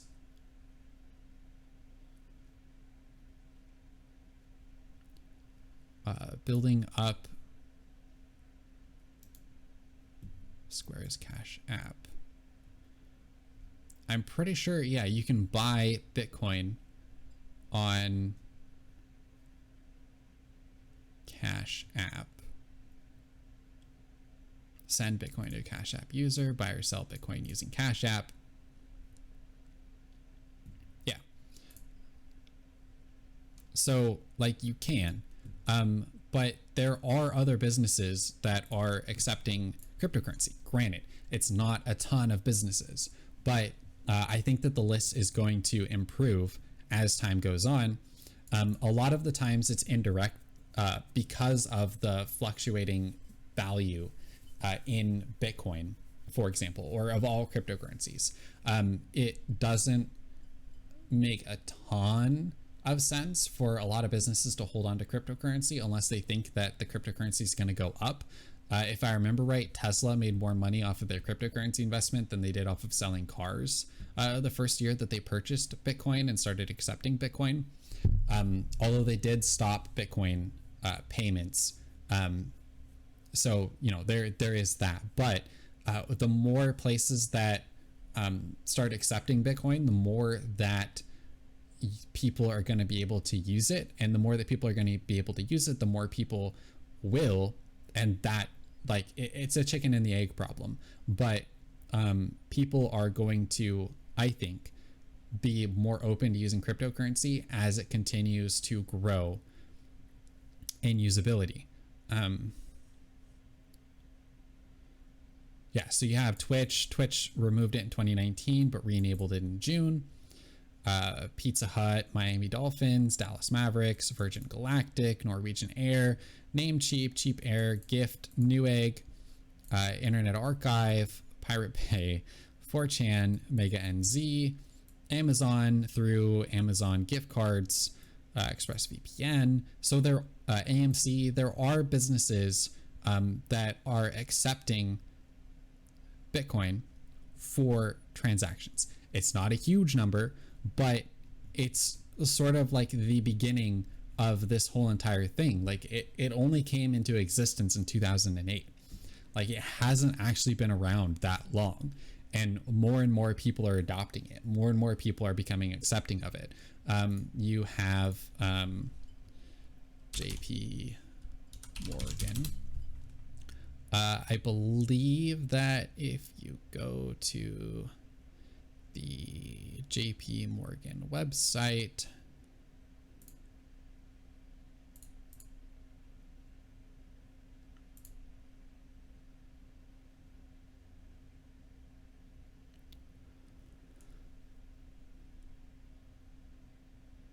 let's see, was it JP Morgan?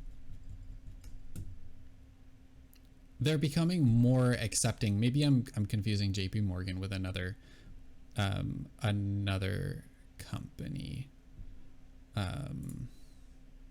Maybe it was Charles Schwab.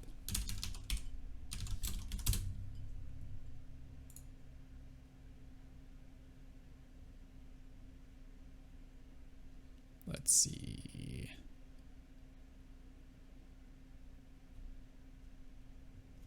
Snap.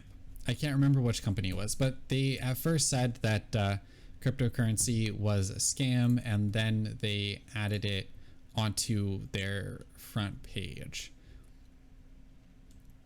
But I mean, you're going to see people start to use it more, I think, as time goes on.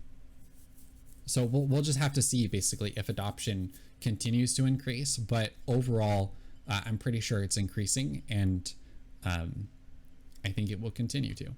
But even so, like, you can still sell your cryptocurrency for dollars and then use your dollars to buy stuff. So there are institutions like Nexo,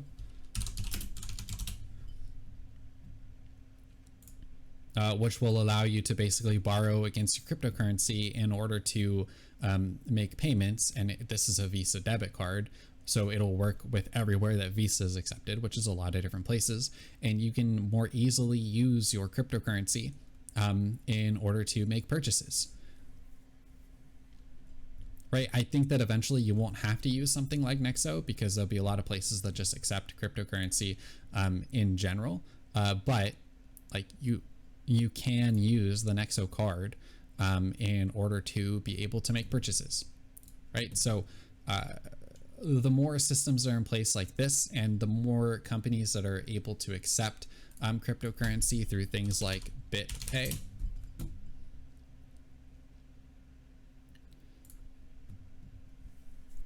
right? So let's go over to business, accept or send, right? Bitcoin, SHIB, etc. And they charge 1% fees in order for you to be able to accept cryptocurrency payments for your business, right? So the more things like this that exist, the more easily it will be for people to accept cryptocurrencies directly. And so I think that these two things, for example, and there's other cards that exist. It's not just Nexo card, like Gemini is producing their own card. I think Coinbase is also producing their own card. The more of these that exist, the more that people will be able to use it. And a lot of people will probably just cut out the middleman and accept cryptocurrency payments directly because it's so cheap. It can be extremely cheap to use, right? That not every single cryptocurrency is cheap to use, but I think most of them are. The demand isn't actually there. The fact that development of Ethereum.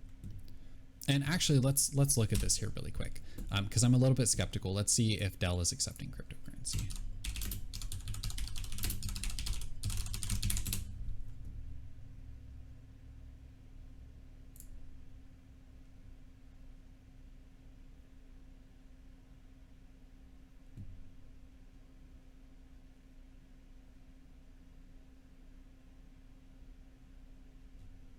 Okay, so it looks like they are not still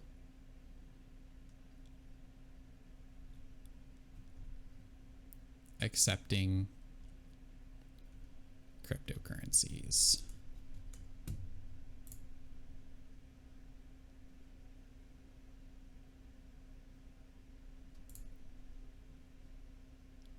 Yeah, 2014.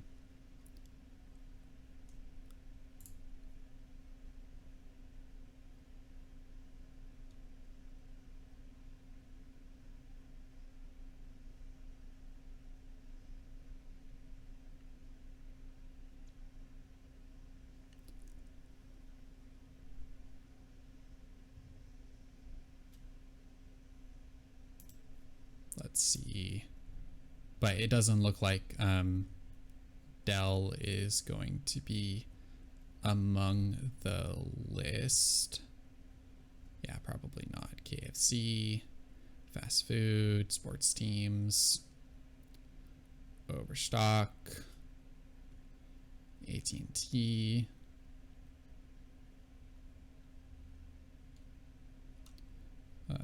Twitch, Amazon, kind of. Yeah, no, Dell is not among the list. So Dell is no longer accepting cryptocurrencies. But as adoption increases, I think that it would be reasonable to expect that they will start accepting cryptocurrencies again, either directly or discontinuing their services after a year or two when they realize the demand isn't actually there. The fact the development of Ethereum was extremely dependent on a $100,000 fellowship grant from Peter Thiel is mentioned, but the ideological implications of that connection are never explored. So, okay. I don't know very much about this Peter person, but I do have an article here that talks about the best investments, the 10 best investments of Peter Thiel, and it's Ansana, Lyft, which is a very well-known service, Yelp, also very well-known, Airbnb, also very well-known, Zynga, very well-known. Let's keep on going. Twilio, I don't know what Twilio is, cloud communications platform.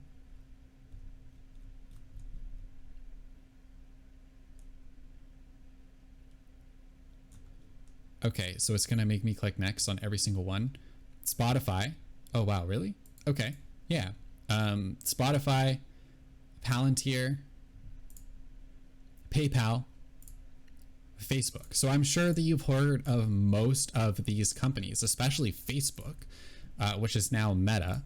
But PayPal, like, is PayPal now tainted because Peter Thiel decided to donate Thiel, I hope I'm pronouncing that correctly, decided to invest some money into it? Like, I don't think that that's the case. So, like, sure, Peter Thiel might be a negative person. I don't know enough about him in order to make a judgment call on his person or personality. He could be a terrible person. He could be a great person. I have no idea.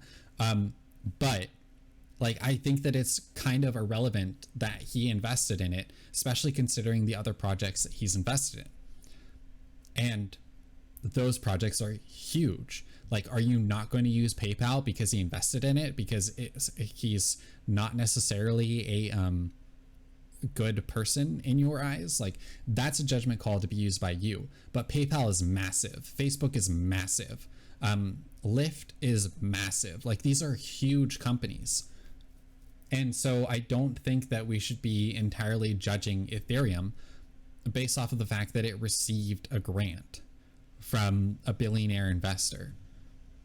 Entire subject occupies a single paragraph, sprinkled as flavor into a story about Vitalik and his co-developers airing their grievances about some petty infighting. The book is mostly useful for its value as a point of reference against reality. It's a very thorough, if uncritical, document of absolutely insane claims. The idea was that the traits of blockchain technology, such as having no central point of failure, being uncensorable, cutting out intermediaries, and being immutable, could also benefit other applications besides money. Financial instruments like stocks and bonds and commodities like gold were the obvious targets, but people were also talking about putting other representations of value like property deeds and medical records on the blockchain too. Those efforts, admirable considering Bitcoin hadn't and still hasn't been adopted widely as currency, were known as Bitcoin 2.0. I love this paragraph because it... Yeah, so I don't necessarily know who might be talking about, like, adding the actual medical records themselves onto blockchain.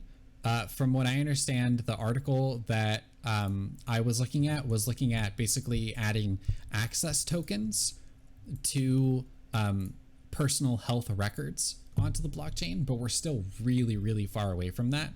The foundation might be there through the current blockchain system, but let's see, maritime. There is an article which talks about using blockchain as a standardization for keeping track of things like the amount of sulfur in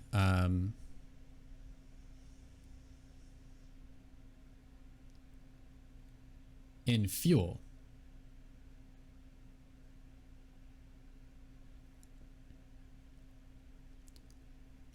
And this is part of the problem of having so many tabs open, is that I don't know. Oh, here it is. Blockchain technology and maritime shipping, an exploration of use cases in U.S. maritime transportation sector. submitted to the U.S. Maritime Administration, prepared by these people. And it talks about different things, but basically the abstract or the introduction is blockchain technology, which first emerged in 2008, was initially used to facilitate transactions of cryptocurrencies such as Bitcoin, often described as a disruptive technology. Blockchain use has since increased dramatically in numerous applications, from the energy sector to real estate to finance. Indeed, some see blockchain as a groundbreaking solution to many of society's problems. This report explores the potential for blockchain in maritime sector and sheds light on if and how blockchain might align with or run counter to goals and objectives of stakeholders in the maritime sector.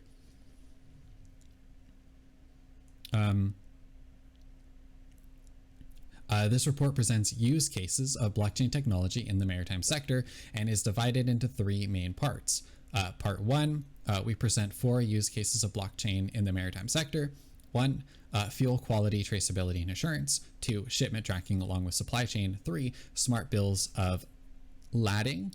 And 4, smart contracts in shipment delivery validation.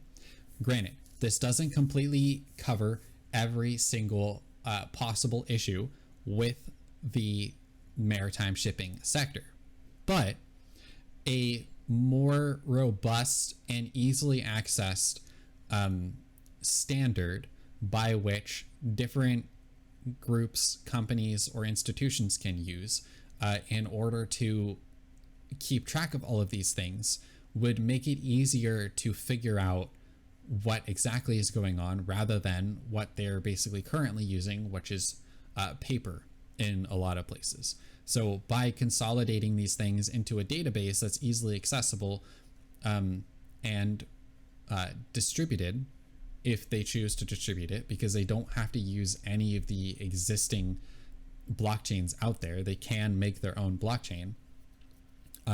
It could potentially see a lot of potential positives.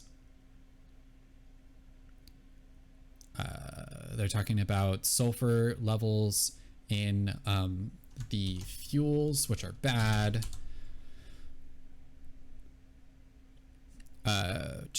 Transactions involving paper documentation often require physical inspection of documents, resulting in high transaction costs for shipments, and an estimated 20% of operational budgets are due to poor information management. Brokers also increase costs substantially, right? And so if they were to use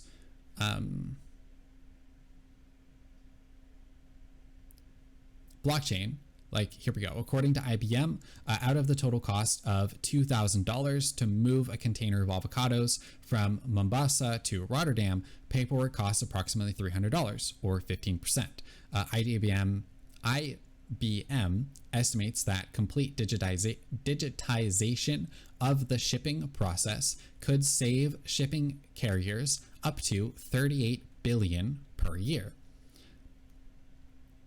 The desire for faster, more streamlined transactions and tracking of shipments will likely increase as the shipping industry handles and transports increasing volumes and as customers demand better, more accurate, and timely information.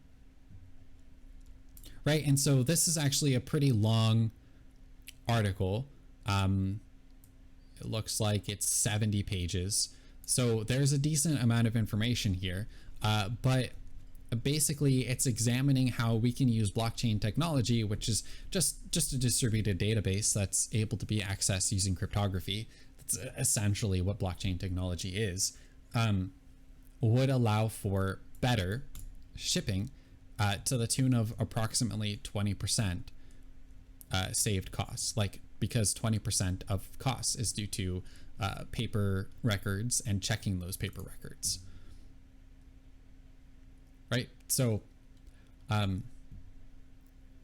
this is something that is an actual use case for blockchain technology using something like Ethereum to be able to be done. This doesn't necessarily mean that it's going to be Ethereum, but this is just an example of a use case of blockchain technology. That outlines just how disconnected from reality the people actually building cryptocurrencies really are. They don't understand anything about the ecosystems they're trying to disrupt. They only know that these are things that can be conceptualized as valuable, and assume that because they understand one very complicated thing, programming with cryptography, that all other complicated things must be lesser in complexity and naturally lower in the hierarchy of reality, nails easily driven by the hammer that they have created. The idea of...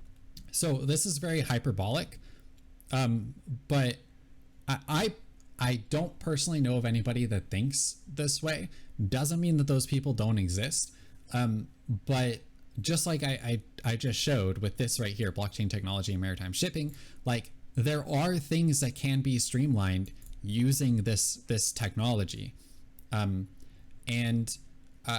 it doesn't necessarily need to be a decentralized, immutable ledger, even though I think that my preference towards any sort of like blockchain setup should be decentralized and should be immutable. The type of database technology that we have here that has been pioneered through the use of Bitcoin, which I think that Bitcoin is probably one of the best applications for blockchain technology that we have at this point, in part due to a number of factors. But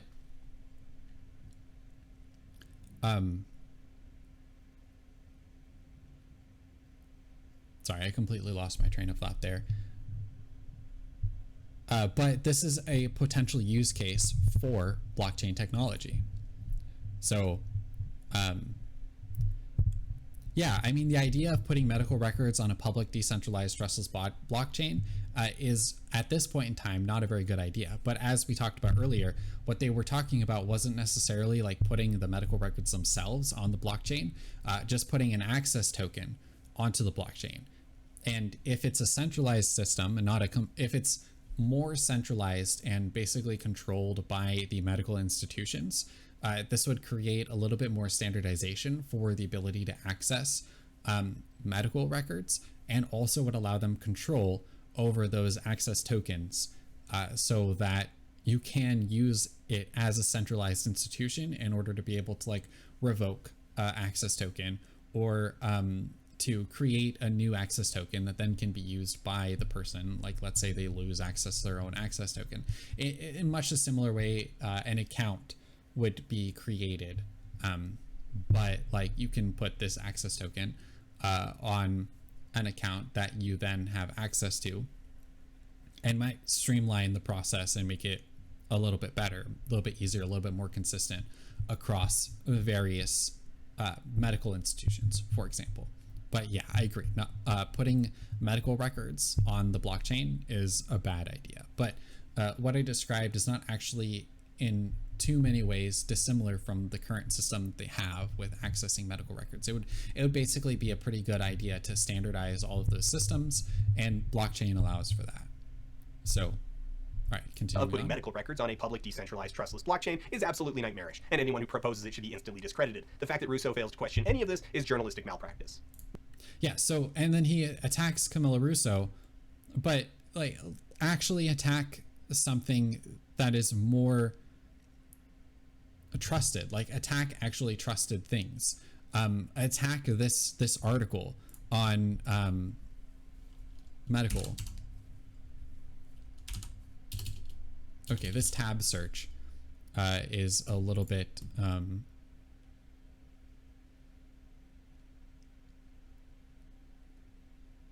has a little bit of issues. So here we go. Attack this article, because this is what I would argue is a much more robust thing to attack. And they're not saying that they should use it. They're just examining the possibility of using blockchain technology in order to more easily set up the ability for people to be able to access their already public or accessible pieces of information, right? So it's just a expansion of this instead of the current system, right? Attack this. Don't attack Camilla Russo, who you don't think is a very good indication of what's going on here. Like immutable if and we look eternal here, on the chain. through crypto and the Ethereum virtual machine and forgotten. This heady high-so. The fee is outlined in great detail in the journalistic abortion, The Infinite Machine, by failed journalist turned crypto shill Camila Russo. Right, like that doesn't sound like you grant them very much credence. So why are you using them as your primary source for everything related to Ethereum? Who proposes it should be instantly discredited. The fact that Russo fails to question any of this is journalistic malpractice. Now, in terms of improvements over Bitcoin, Ethereum has many. It's not hard. So this is hyperbolic, and I think that it's wrong. Bitcoin doesn't suck. Bitcoin has its place, it has its purpose, and I think that it does what it's designed to do really well. And I think that the improvements that have been made help it along on this journey. And also, I think that if it continues to improve, which I think that it will, then there will be more cheap and easier ways for it to be used. And it's already pretty cheap and easy to use. Again, like this estimate is 1 input, 2 outputs, SegWit, and 1 hour of confirmation time. Puts the fee at 80 cents, which again, better than credit card processors for businesses, right? So it's a pretty good system, and it works. It's been up since 2008 without really any major issues other than like a couple of points of time where we had increased fees. That's it. There haven't been any major issues with Bitcoin since its inception in 2008, and it's been constantly running since then, and it's only going to get better. So I disagree with this hyperbolic statement that Bitcoin sucks. It doesn't suck. Bitcoin sucks. In terms of problems with Bitcoin, Ethereum solves none of them and introduces a whole new suite of problems driven by the techno-fetishistic egotism of assuming that programmers are uniquely suited to solve society's problems. Yeah, so it seems like a little bit of a straw man to me. And also a little bit hyperbolic, assuming that programmers are uniquely suited to solve society's problems. Like, I don't think that programmers are uniquely suited to solve society's problems. I don't know anybody who does. There are probably people that think this, but those people are probably programmers. And I think that the general sentiment among people that use cryptocurrencies such as like Bitcoin and Ethereum, I don't think that this is the case. Like, I'd be willing to bet that if you put like a poll on r/cryptocurrency and asked them this question, a bunch of people would say no. A good number of people would say no. So also on top of that, Ethereum doesn't necessarily solve problems of Bitcoin, but it does expand functionality and allows for things such as Uniswap, so that you can, in a decentralized manner, swap cryptocurrencies for other cryptocurrencies by just connecting your wallet and swapping the cryptocurrencies. So if you already have crypto, or if you get paid in crypto, this can be a good way to do that. On top of that, there are layer 2 solutions, such as Loopring, which is like a roll-up. But you can go into the app, and once you connect your wallet, you can make trades for really, really cheap.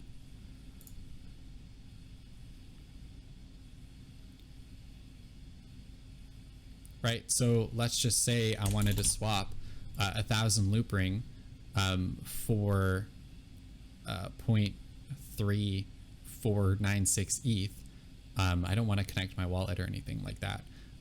But the fee is nothing.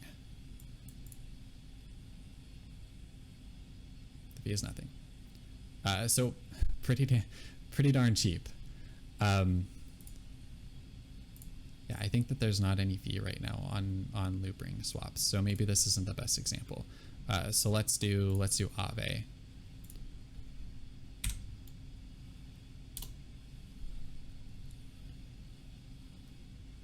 Okay, so maybe it won't show all of the details until I actually process the transaction. Yeah, so the fee for doing this swap for Aave for ETH was 0.00003 ETH. So let's just look at how much that actually is by going to CoinGecko. which has currently up-to-date information as far as I'm aware on current prices, and that is approximately 10 cents. So that is silly cheap. That's not very expensive at all. Actually, let's look at this here really quick. How much does it cost to buy stock broker?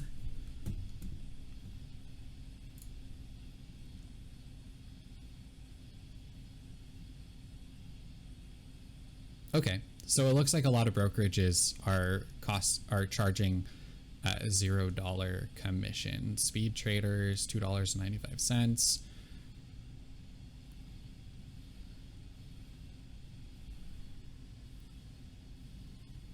How about $0 per trade?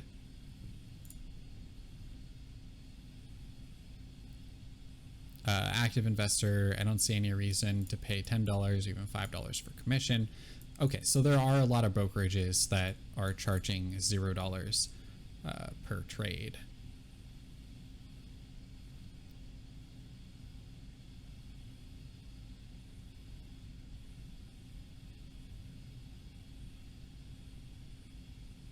Okay, so it looks like a lot of brokerages have gotten rid of their commission, but they do sell.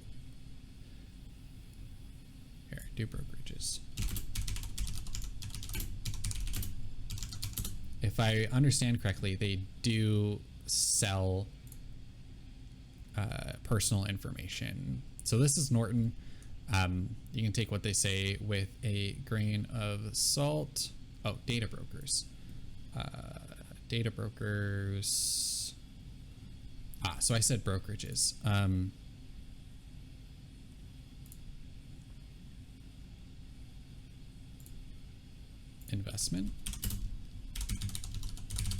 Investment brokerages sell data.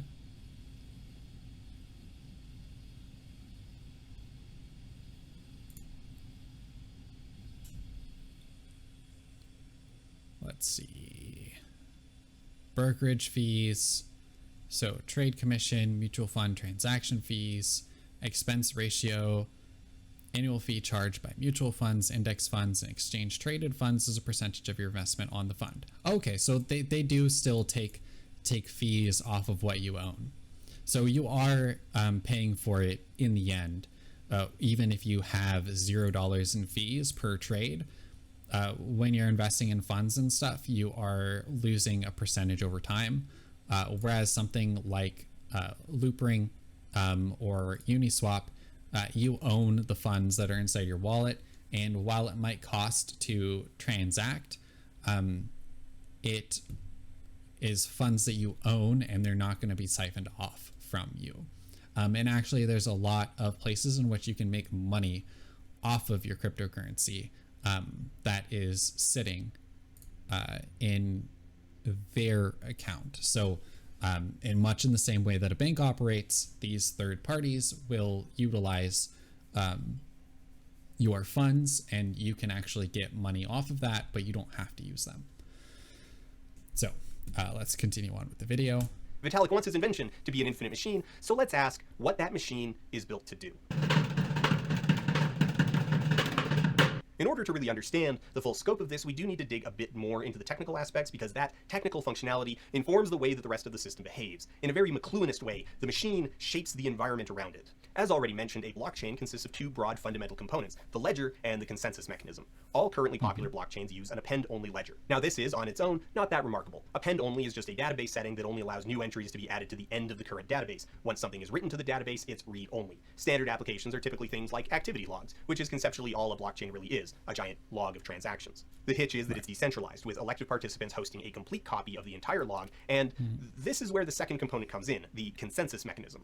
All validating participants, called nodes, have a complete copy of the database, and no one copy is considered to be the authoritative copy. Instead, there is a consensus mechanism that determines which transactions actually happened. This is all the proof of work stuff. Proof of work isn't the only consensus mechanism, but it's popular because it's very easy to implement by just cloning Bitcoin and is resilient against the kind of attacks that crypto enthusiasts care about. It's a very brute force solution, but legitimately, if you want a network of ledgers where no one trusts anyone else, just making everyone on the network do extreme amounts of wasted duplicate work is a solution. One of the major problems that this machine solves is what's called the double spend problem. How do you stop someone from spending the same dollar twice? If someone tries, how do you determine which transaction really happened?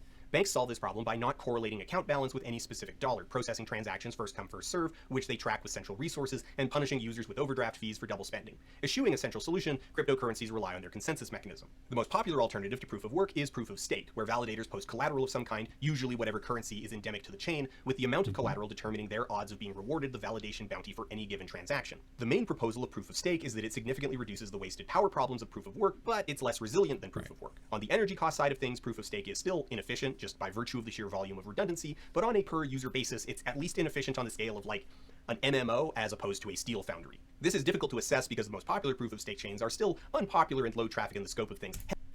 Okay, yeah, so this is where I have to question how old the information that he was utilizing in order to come up with the data for this video is, because if we look here on CoinGecko, which is just basically a website that looks at market data for cryptocurrencies and lists them in order by market cap by default. So if you go to CoinGecko, you'll be able to see like Bitcoin, Ethereum, Tether, Binance.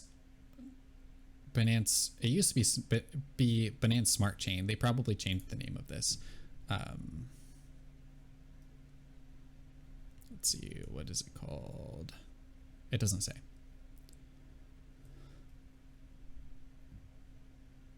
It's just Binance Coin. Okay. But if we look here, number 6 is Solana. And Solana is a proof of stake cryptocurrency, right? Which is not very far from the top. Terra, I believe, is a proof of stake cryptocurrency. I'm not super informed on Terra.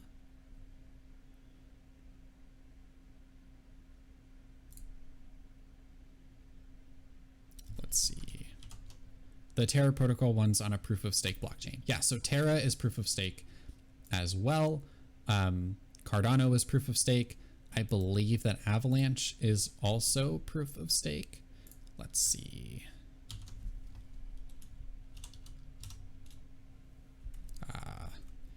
It doesn't say. Proof of stake. Okay, it does say. So Avalanche is proof of stake. Polkadot is proof of stake. So while the top coins, Bitcoin and Ethereum, are proof of work, I'm not entirely sure about Binance Coin, but Tether and USD Coin are stable coins. I don't believe that they have any sort of staking mechanism. A lot of the top 10 coins, 6, 8, 9, 10, 11, are all proof of stake coins, and they will give you varying rewards based off of their protocol. So the ones that I'm most familiar with are Cardano and Polkadot, and also Algorand and Polygon. And so I will try and talk about the ones that I am familiar with in order to make sure that I don't provide any information that is that could be considered potentially misleading. But if I remember correctly, Cardano will give you about 6% in rewards for staked coins, and Polkadot will give you about 10% of staked coins, and Algorand will give you, if I remember right, 6%. But just to make sure, let me double check this right here.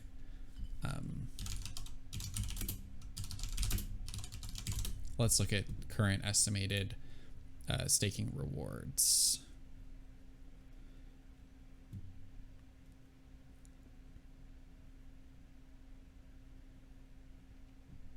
Okay, delegation reward percentage is about 4.6% if you delegate 10,000 ADA.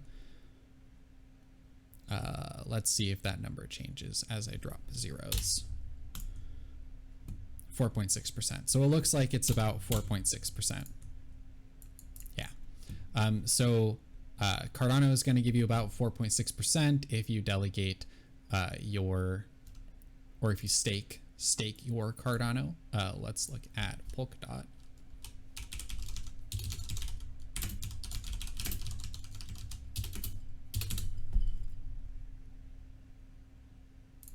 Let's look at this Polkadot staking reward calculator. Estimated interest rate. That's actually what we're trying to figure out. So let me look at this. Delegate Polkadot, adjusted reward.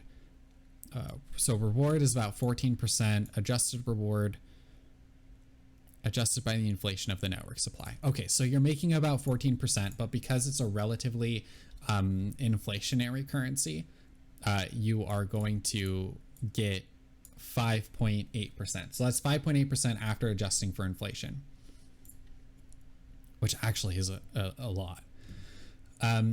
Let's look at other cryptocurrencies. So Polygon. Or actually, let's just skip over to Algorand. Algorand is another one that I wanted to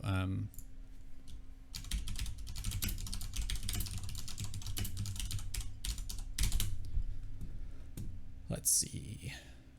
Algorand staking rewards calculator.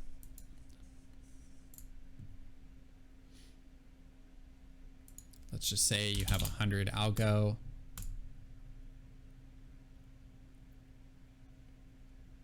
Really? 0.6%? I feel like that's a little bit off.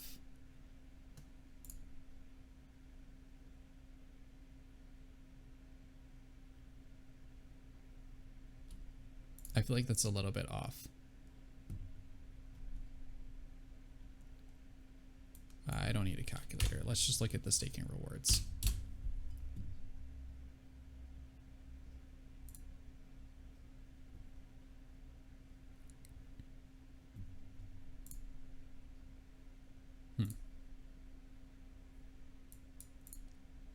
All right, current annual yield is 0.6.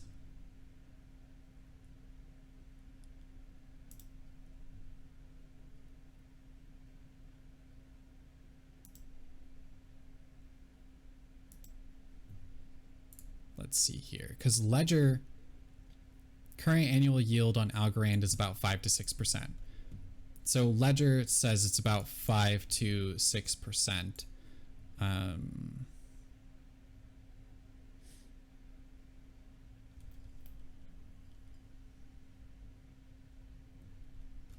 Let's see. And all you need to do in order to receive Algorand staking rewards is to have a valid wallet. So you get access to 5 or 6% by just owning Algorand and having it inside of your wallet. Oh, I already had this up. Okay. Now, let's compare that against current investment vehicles. So we have CDs, which is certificate of deposit. Basically what you do is you give the bank a certain amount of money, and then after the term is up, they will give you a certain amount of money on top of the money that you gave. So if you give the bank 1 year of give your bank the money for 1 year, they will give you 0.2%. Now, keep in mind, this is not adjusted for inflation. And the current inflation rate in the United States is about 7 or 7.9%. But if we look beyond this sort of unusual year, annual inflation rate is around 2-ish%. So we'll just say, for the sake of argument, that it's around 2% inflation. Right now, it's a lot higher, and it can go higher and lower. But So let's just say about 2%. So you're actually losing money putting your money into a CD. A 5-year jumbo CD is 0.37%. So you're making way less than inflation. And you can see how this has changed over time. It's like 14% or 0.14% to 0.2%, right? So CDs are not going to be giving you very much. This one, if you lock up your money for 6 months, is giving you 0.6%, so way less than standard inflation, right? So let's look at other investment vehicles. We have the S&P 500. S&P 500, which is a weighted index of the top 500 stocks, or companies, I should say, companies with stocks. Since its inception is 10.49%. So basically you use one of those investment brokers I was talking about earlier in order to put your money into the S&P 500, and then you can expect to receive somewhere between negative like 23% or positive 20-30%, but on average it goes up about 10% per year. And certain times where it goes down, certain times where it goes up, but overall it typically averages out to about 10.67, and I think after you end up with fees and inflation and all of that stuff, it ends up being around 7%. So if you put your money into an investment vehicle such as the S&P 500 and invest it long term, then you're looking at about 7% inflation, right? So these are the financial tools that people who are relatively wealthy already have access to. But if you just want to hold on to your money and just make a consistent amount, you are looking at getting very, very small yield on your money. So money that's sitting inside the bank account is going to give you about 0.75%, right? This is absolutely tiny. Holding funds inside your Algorand wallet is going to be netting you about 5 or 6%. Transaction fees are tiny and they take not very much time to process, right? So like this is how you stake it. You just basically put your funds inside your wallet, you set up your wallet, you receive the funds, and then now you're staking. And that's how you get access to that 5 or 6%. Cardano, you have to delegate. Polkadot, you have to delegate, but you're ending up with, adjusted for inflation, about 5.87%. But it's an investment vehicle, or it's a way for you to make a decent amount off of the funds you already have. And even if it's not a proof of stake cryptocurrency, like let's say you don't mind using a centralized institution. So let's look at, we've got Nexo, right? They changed their logo, where you can get up to, I think it's like 6% on your Bitcoin. If you lock in your funds.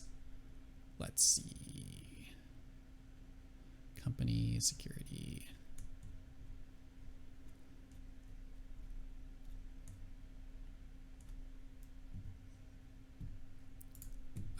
Let me pull, or here we go, earn crypto interest.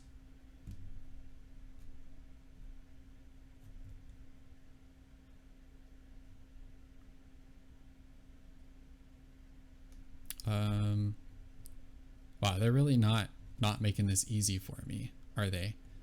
To just provide me the information on how much the interest rate is. What is Nexo?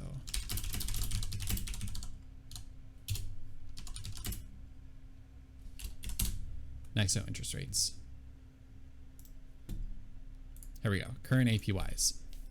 So Cardano would give you 4%, but we're not worried about that. Bitcoin would give you 4%.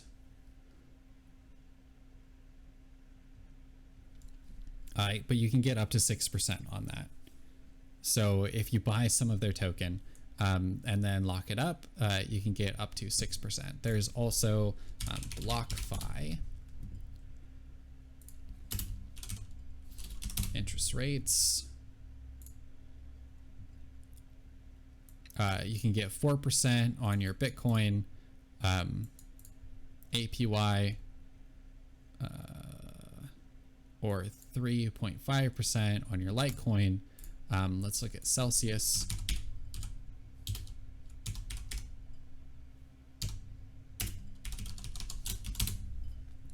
Which is another one. So let's just look at Bitcoin. 5% on your first Bitcoin. And then looks like you can get up to 6.55% on your first Bitcoin. So if you don't mind using a central institution, there's all of these institutions I'm aware of, and there's probably other ones that will pay you in order to hold your cryptocurrency with them. Now, you have to understand that there's going to be risks involved with that, but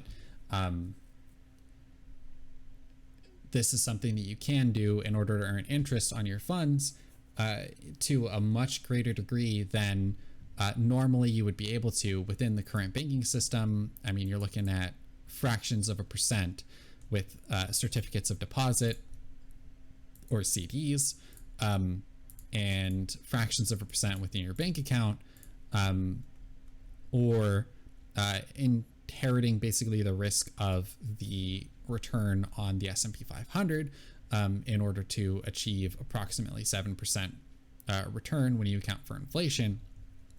These are all tools that the financially wealthy already have access to, and you potentially do if you also open up like an investment account or that kind of stuff, or you can use something like cryptocurrency in order to be able to gain access to these sorts of financial tools without having to go through any sort of brokerage or anything else, and also facilitate like the growth of the decentralized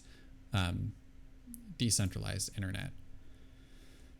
And then I have to leave these up because I am going to be including the links in the description.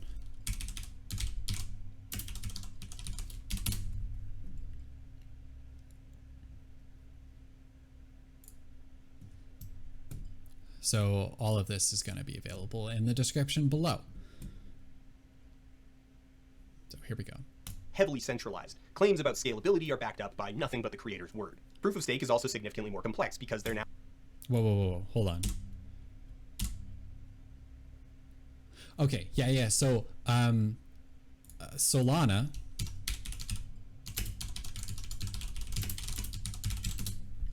processes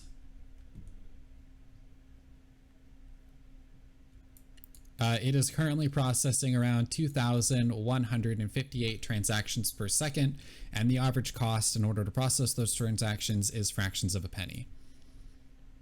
Right? So the idea that proof of stake cryptocurrencies are not able to process these transactions is a little bit silly. Let's see. We also have Algorand, which is also processing transactions for fractions of a second. I don't think they have their transactions per second up on their main page, but okay, so they do actually. It's processing 19 transactions per second. So not nearly as many as Solana, but that's also probably because demand on the network isn't very high. As demand on the network increases, this would probably increase a decent amount. But Solana is processing a lot of transactions and has processed a lot of transactions for really cheap, right? So the idea that they are slow and expensive and not popular is kind of silly. Difficult to assess because the most popular proof of stake chains are still unpopular and low traffic in the scope of things, heavily centralized. Claims about scalability are backed up by nothing but the creator's word. So the thing about blockchains is that you can get all of this information verified because all of the data is available on the blockchain. So it's not backed up by nothing but the creator's words. It's backed up by the blockchain, and the blockchain would show these transactions. You'd be able to look up the transaction and what address and all of that stuff that the transactions are going to. So so if you were to go to something like the Cardano Explorer, let's see, you can see that within this epoch, which is a 5-day period, they processed 101,000 transactions. Not an insane number of transactions.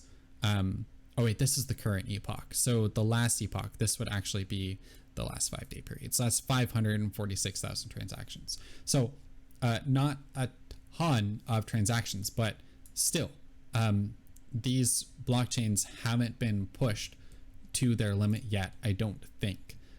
So these are all of the transactions that are basically waiting on Solana. Like it's just processing the transactions as they come in extremely quickly. Cryptocurrencies like Bitcoin take a little bit longer if you want to do an on-chain transaction, but if you do an off-chain transaction with the Lightning Network, it can be relatively instantaneous for silly cheap. So yeah, I don't know what exactly he's talking about. Proof of stake is also significantly more complex because there now needs to be some mechanism for determining who gets to do the validations and also determining how audits are conducted, and then the question of who has control over that system and whether or not someone can gain control of that system or control over the whole stake via just buying out the staking pool, etc., etc., etc. Proof of stake also even more.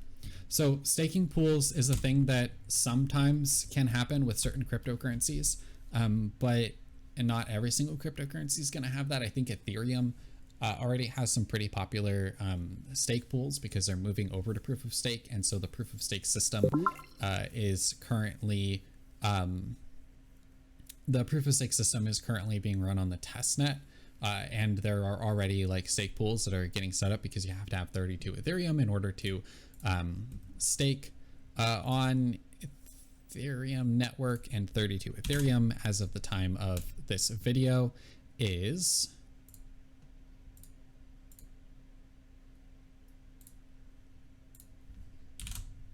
there we go. Approximately $110,000, which is not feasible for most people. But if you want to stake Algorand, for example, you only need to have a wallet and you need to have one algo, which is about 94 cents. Now, I don't know about you, but I think most people can afford the 94 cents that would be necessary in order to set up an Algorand wallet and move in the algo, and then you'd be earning 5 to 6% on that. So like, let's just say you have 100 algo, then you have $94. I think that's feasible for most people, and then you're already earning 5 to 6% on that. And then I believe that if you're using something like BitPay,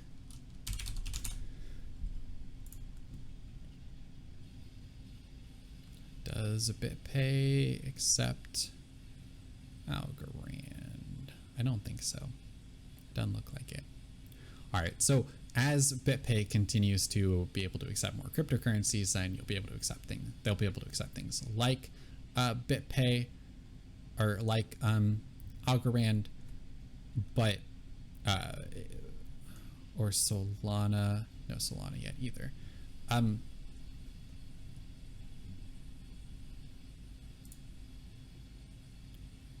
Let's see.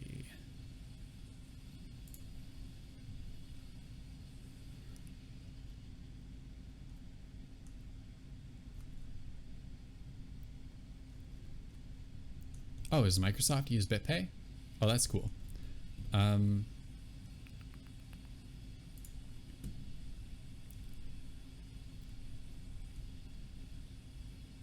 Yeah, okay. It doesn't exactly say all of the cryptocurrencies except 13. Okay, 1, 2, 3, 4, 5, 6, 7, 8, 9, 10, 11, 12, 13. All right, so yeah, this is all of the cryptocurrencies that they accept. But I imagine that that number is going to continue to expand if they're starting to accept Shiba Inu, which is a relatively small meme coin. Let me just pull this up. Okay, it's number 15, so it's actually not that small. It's right there. Yeah, so that's actually pretty big. But they'll continue to expand this in order to be able to accept more cryptocurrencies, and then you'll be able to decide what cryptocurrency you want to hold on to, whether that's a stable coin that's pegged to something like the US dollar by using assets as a backing, or Tether. Do they not accept Tether? They don't accept Tether. Or Tether, which is a cryptocurrency that's backed up basically by dollars or dollar equivalents. Whole entire controversy related to that whole thing, but that's kind of like the purpose of cryptocurrency, is to make it so that you don't have to use a third party such as Tether in order to be able to exchange value. So something like DAI utilizes only basically public information in order to show what is backing up their cryptocurrency, and that's what pegs it to the dollar. But I digress a little bit.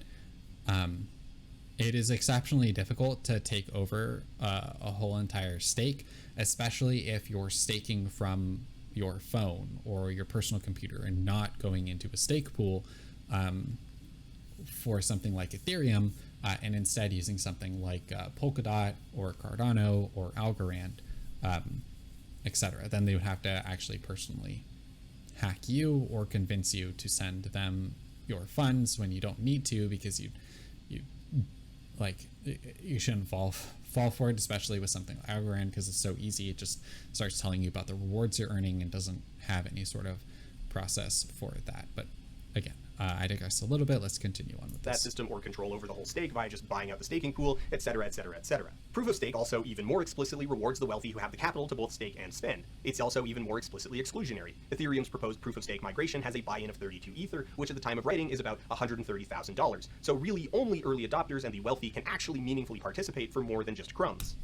Okay, so here's the fundamental problem I have with this. Ethereum, sure, not exactly the greatest proof of stake system, but with Cardano, I believe you only need one Cardano in order to be able to stake. Polkadot, I think you need 80 DOT in order to be able to stake, which is approximately $1,752.80, which is a decent amount, but you don't have to be uber wealthy in order to be able to have $1,700.52 in a savings account, even though like most people probably don't. If you're using something like these proof of stake cryptocurrencies, you have access to the financial tools that the uber wealthy already have access to. Like if you're poor and all you have is the funds that are inside your bank account, then you're getting 0.75 on your money, which is basically nothing. And also if you account for inflation, that's like negative 1.25%. So you're losing 1.25% of your money. If you hold your money in Bitcoin, one Bitcoin is always worth one Bitcoin. So you're going to be maintaining that amount of Bitcoin over time. Or if you're using a financial institution like Nexo, Celsius, BlockFi, then you'd be getting anywhere from 1% to 6%. I think 6.55 was the highest percent yield there.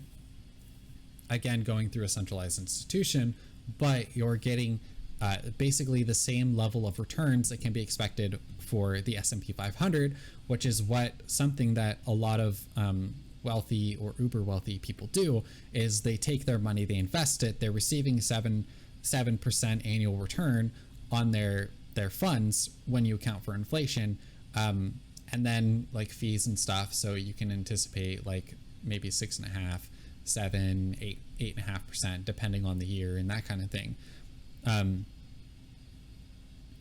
But wealthy people already have access to all of this stuff. And if you look at wealth, the current wealth distribution inside places like the United States. The United States is basically where I'm going to go to because the United States is where I'm from. I'm most familiar with. But if you look at the wealth distribution, you have the top 1% having access to $45.8 trillion.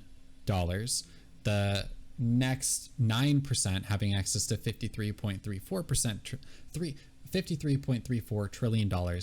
The next 50%, the 50 to 90% bottom, is going to be $3.9.25 trillion. So the 50 to 90%. So everybody above the average, the mean.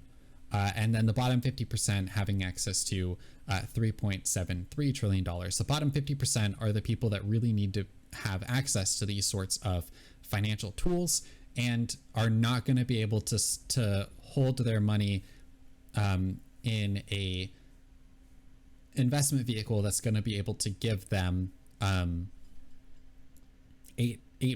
or 7%, 6.5%, 8.5%, somewhere around there returns on their investment, whereas even like the laziest of the top 1% are going to be able to take most of their money and put that into investments, which then earn them that percentage. So giving people access to something like Algorand, where they can earn 5 to 6% off of doing essentially nothing, and those rewards are calculated and compounded instantaneously, basically, because the rewards just continue stacking up. They're going to be getting at least something. They're going to be getting at least something, which is more than the negative 1.25% at best they would get inside of a this bank account or Ally or American Express National Bank or Discover Bank or any of these other ones. So it's better for the majority of people to be able to gain access to these financial tools that they don't have access to, and that the uber wealthy or even like the upper middle class have access to. If we could use Algorand instead of or Bitcoin or any of the other cryptocurrencies basically that are within the top 10 that I know of, like Polkadot, Cardano, Bitcoin, just some of my favorite cryptocurrencies. So they're the ones I'm biased towards. Then the average person would be better off, which I think cuts against the central premise of his argument here. This is, in turn, compounding inherent problems with the long-term growth of the chain. Even if you solve the escalating power requirements of proof of work, the data requirements of storing the chain and participating as a validator are also prohibitive in a way that inevitably centralizes power in the hands of a few wealthy operators. 85 terabytes per year is totally fine, right? Like, because 85 terabytes per year, like if you have even one person that just keeps buying like a $100 hard drive, like I think once every month, then they can store it, right? Like it's something like that. So it's too big for just like a casual user that just wants to run the chain on their laptop, but one dedicated user who cares, like they can totally afford to store the chain. So 85 terabytes not a big deal, right? But once you crank that number higher, there comes a point at which it starts becoming a really big deal. The major downside of all these systems. Okay, so what he's talking about is the Ethereum blockchain is pretty large, but if we go back to Newegg, the most that you need in order to run a Bitcoin node at this point in time, if I understand correctly, is 1 terabyte. And the Bitcoin blockchain has been running since 2008. So maybe if you want to run it for another 2008, 9, 10, 14 years, you might go with 2 terabyte instead of 1 terabyte. But so let's just say you want to do that, then you're going to end up spending 25 new for RPM. Let's just go with the slow one. Or the fast one. I mean, it's pretty irrelevant. Okay, yeah, so the faster one, Western Digital Blue, hard drive, $46. So you want to be able to run a Bitcoin node for another 14 years or so because it's 1 megabyte every single 10 minutes. you're going to end up spending $46.99, right? And so, like, sure, you can cherry pick the largest chain in existence, I believe, which is the Ethereum blockchain, but to run a Bitcoin node, you can do it on a Raspberry Pi, I believe. Let's see, setting up a Bitcoin node. Oops, I spelled that incorrectly. So bitcoin.org, certain costs. You for sure want to secure your wallet. Yeah, 7 gigabytes of free disk space. That's it. God, that's so small.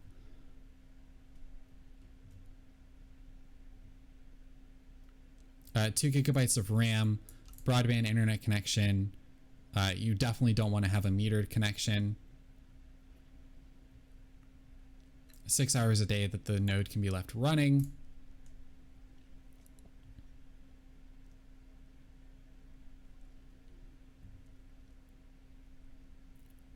Right, so it's really inexpensive to be able to set up a Bitcoin node.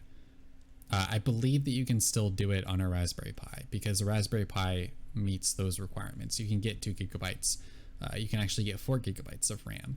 You can attach a larger hard drive than 7 gigabytes. Yeah, that's crazy. So super easy. Right, and I'll put this in the video description below as well. But running a node, Bitcoin, super easy. Running a node in other cryptocurrencies, depending on the cryptocurrency, can be more difficult. Solana, in order to be able to process this number of transactions per second, has to have fairly large nodes. So the nodes are quite expensive to set up. But I believe like Algorand, you can set up a node on a Raspberry Pi as well. So it's just fairly easy to do. Ethereum is the exception because it has one of the largest, I think it has the largest blockchain of any other one, in part because it's used so much, but also because of the amount of data that they have to store on the blockchain. They're working on technologies in order to make that easier by introducing sharding. But anyways, like you can, he's basically cherry picking the largest blockchain. I can't believe that this is 7 gigabytes. When was this written?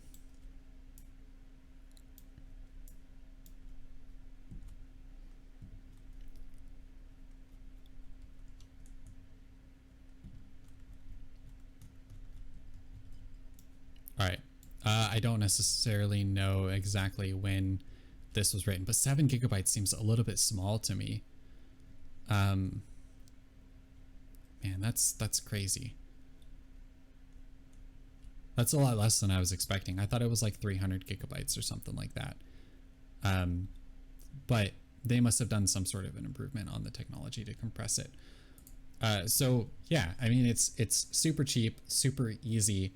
And basically anybody can do it for Bitcoin and for a bunch of other cryptocurrencies. Raspberry Pis are pretty cheap. So I think that this point is a little bit moot. Systems is that they're extremely slow. Proof of work is inefficient by design, and proof of stake has multiple layers of lottery that need to be executed before any transaction can be conducted, and, in particular, suffers from delays when elected validators are offline and the system needs to draw again. As an extension of being slow, they're also prone to getting overwhelmed if too many people try to make transactions simultaneously, which can cause desyncs between validators and even lead to what's called a fork, where... So, I don't know what he is referring to. Like, I don't know an example that he's referring to here, where a blockchain became overwhelmed and then had a hard fork because of it. I would like it if he actually provided an example of this. Hard forks do happen, but I've never heard of this sort of desync hard fork happening. So I would like to see the example that he can point to, an example that he can point to simultaneously, which can cause desyncs between validators and even lead to what's called a fork, where two or more pools of validators reach a different consensus about the state of the network, and each branch keeps on going afterwards, assuming that it is the authoritative version. Forks can also be caused on purpose, and this is, in fact, the only way to effectively undo transactions. Like, if someone stole your coin... Right, this is also the case. Yeah, you can't really undo transactions very easily at all with blockchains. The only way to get them back would be to convince the people who manage the chain itself to negotiate a rollback. That's foreshadowing for later. And I know the instance that he's referring to, this is going to be because of a hack within the DAO, the Maker DAO, I believe it was called. And it's what led to the split between Ethereum and Ethereum Classic. Which is number 29. So you can see the difference between Ethereum Classic and Ethereum. Ethereum Classic being $47 per coin, and Ethereum being $3,460 or $3,460 and 46 cents. So what ended up happening was the Maker DAO, I believe it was called, was hacked, and the person that hacked it stole all of the funds, and the blockchain essentially came to the conclusion that they needed to roll back that transaction because they thought that it would be detrimental to the network in order to allow for this person to hack the Maker DAO in order to steal basically all of those funds. And there were people that were opposed to this, the people that wanted it. And so what ended up happening was there was a fork where Ethereum Classic maintained the blockchain as it was and continued on with the hacker basically maintaining all of his funds. And the Ethereum, which rolled back the transaction in order to give people back the money that was stolen. I mean, there's varying degrees of like whether or not you can agree with this decision or not, but it's obvious based off of the market sentiment which one ended up winning out, which was the rollback. This is the only rollback that I'm aware of. It doesn't happen very often at all. In fact, that's the only one that I'm aware of. So if he has some other examples, I don't believe that he does, then that would be interesting to see. But for the most part, there are no rollbacks on the blockchain, right? So the funds that are in are the funds that are in, and whatever happens, happens. Now, because the nature of a fork involves a disagreement on what transactions actually happened and who got paid for those transactions, this means that each arm of the fork has a vested... Also, there are various different reasons why a blockchain might fork. One of the reasons, and the only one that I'm aware of, would be the Ethereum Classic split because of a disagreement on transactions. But Bitcoin has had... Really? There we go. A history of Bitcoin hard forks. God, I love this search feature. This is great. Bitcoin hard forks are where basically they take a copy of the Bitcoin transaction list. They make some sort of adjustment to the way in which the protocol operates, not rolling back transactions typically, but changing how the blockchain works, and then basically trying to see if people will also get on board with their change. The biggest one that I'm aware of, and this actually happened when I first started getting into cryptocurrency, was the split between Bitcoin and Bitcoin Cash. Basically, Bitcoin Cash was saying that in order to process transactions faster and deal with the spam of the network, that the blockchain, the block size should be increased. So right now it's 1 megabyte every 10 minutes.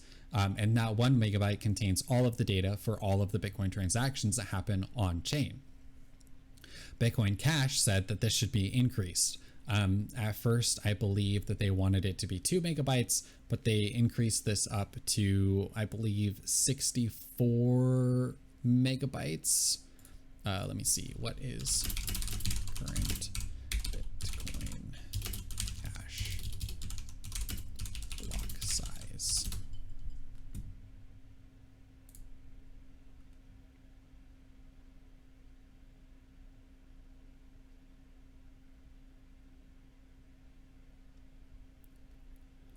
block size.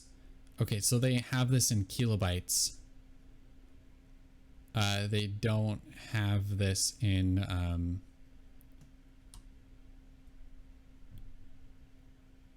megabytes, which would just be so much easier for me to process. Let's see.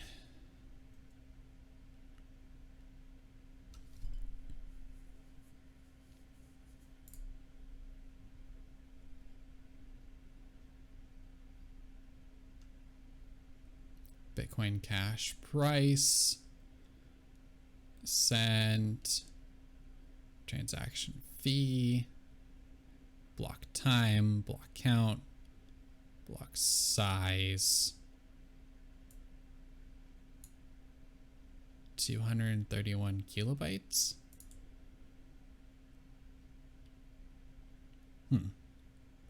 That might be just because nobody is using the network, and so it's not able to go up to its max size.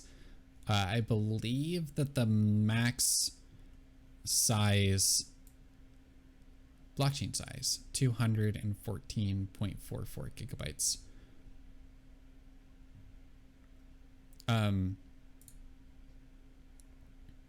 Let's actually pull up Bitcoin. Let's see what it says. Oh, block size here is less than a megabyte too. More people are using it. Blockchain size 461.84 gigabytes. So that's the whole entire blockchain. Okay, so it is more than 7 gigabytes, but it looks like in order to run a node, you only need 7 gigabytes. So that's pretty cool.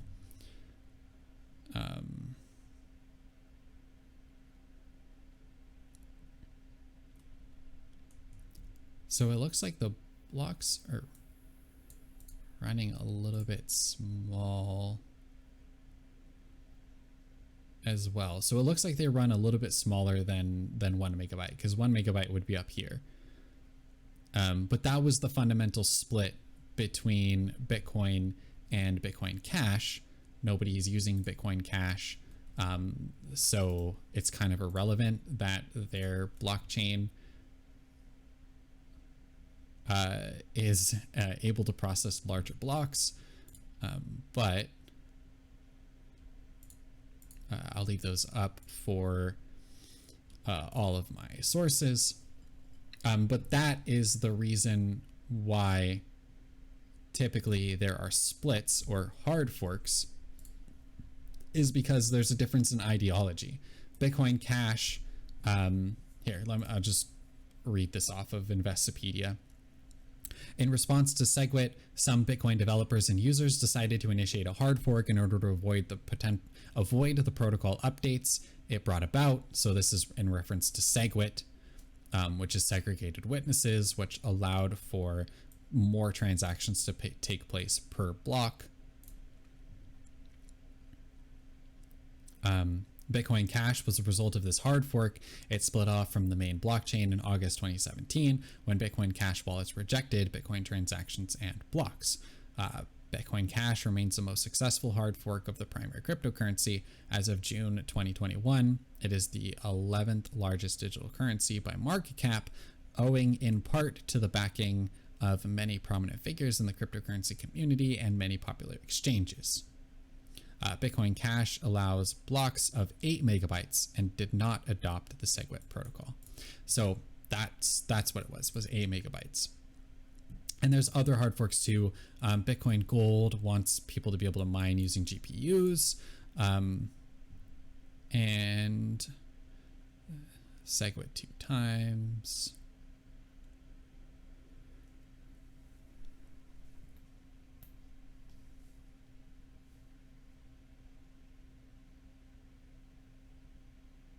So you can go through here, and I'll include the link in the description in order to look at various Bitcoin hard forks, but there are many more than are listed inside this article, and all of them have their own reason for existing.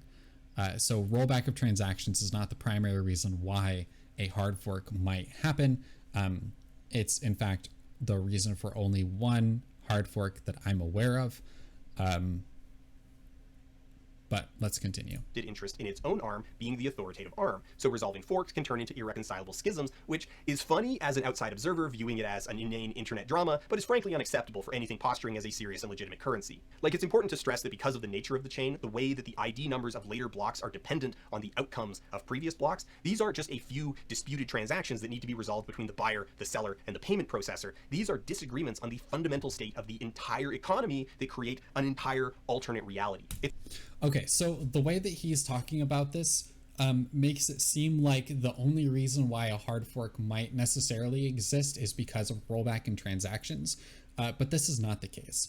Bitcoin, as it stands, has basically, other than the improvements that have been made on it, it stands relatively unchanged from its inception.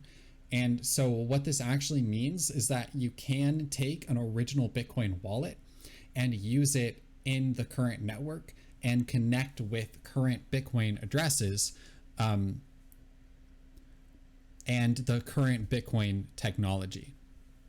Now, what you can't do is use something like Bitcoin Cash, which is way less than 13th now. I think it's like 26th.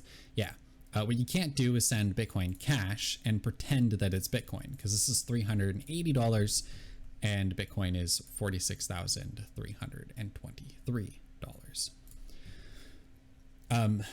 So there might be these schisms, but they basically are in many ways just kind of like blips on the radar to things like Bitcoin. Now, at the time, at 2017, it was a huge deal. I remember being right in the middle of it and being there kind of for the hard fork. I had a very, very small amount of cryptocurrency back then. But it was a huge deal. You had what's his name? Richard Ver.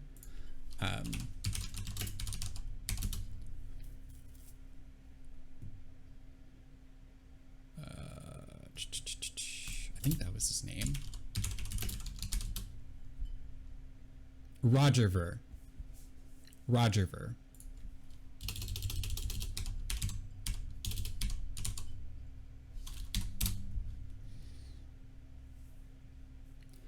And I believe that he was complaining, or he was claiming to be Satoshi Nakamoto, known as Bitcoin Jesus. He was one of the people to push for advocating the switch over to Bitcoin Cash. Wow, there's a whole entire Investopedia article on this, written in updated in 2021. So interesting. Yeah, but he was one of the people that was pushing for Bitcoin Cash. And Bitcoin Cash, Bitcoin split was purely an ideological one. But I mean, it doesn't necessarily mean anything, especially right now, for Bitcoin, because places that are going to accept Bitcoin can still accept Bitcoin. And if there's a major hard fork, then they would have both of the currencies. So when the blockchain split, your wallet address that had cryptocurrency, like let's just say you had Bitcoin in a wallet address at the time of the Bitcoin Cash split. If you create a Bitcoin Cash wallet and put your seed or your private key into the Bitcoin Cash wallet, then your Bitcoin Cash will be there, and it'll be equal to the amount of Bitcoin that was there because the ledger was the same at that point.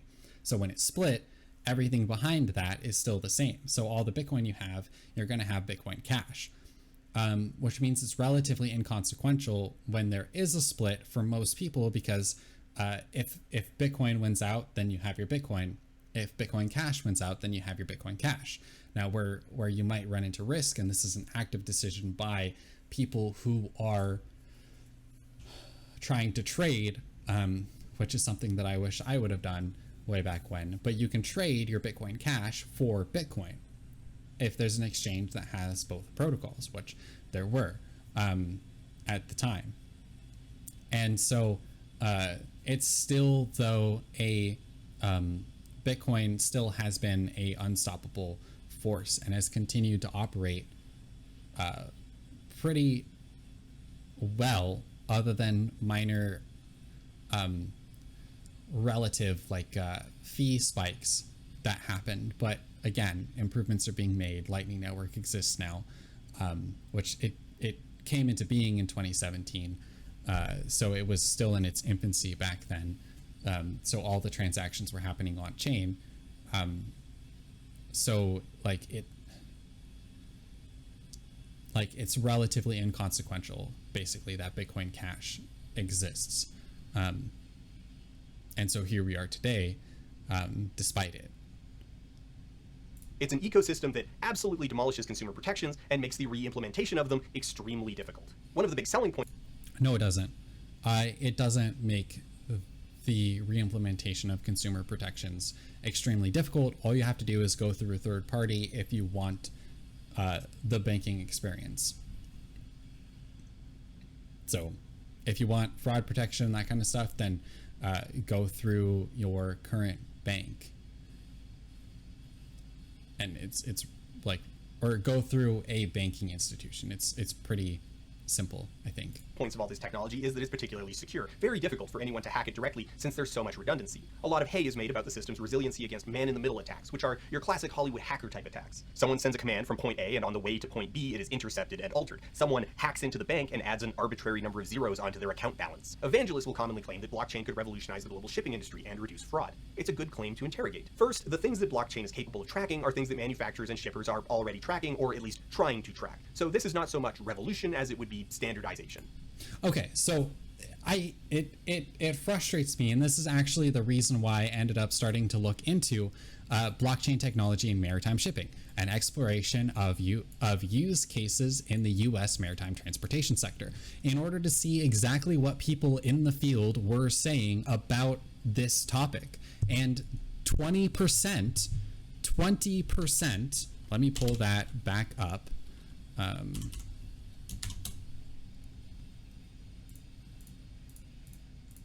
Oh, it's going to go through all of these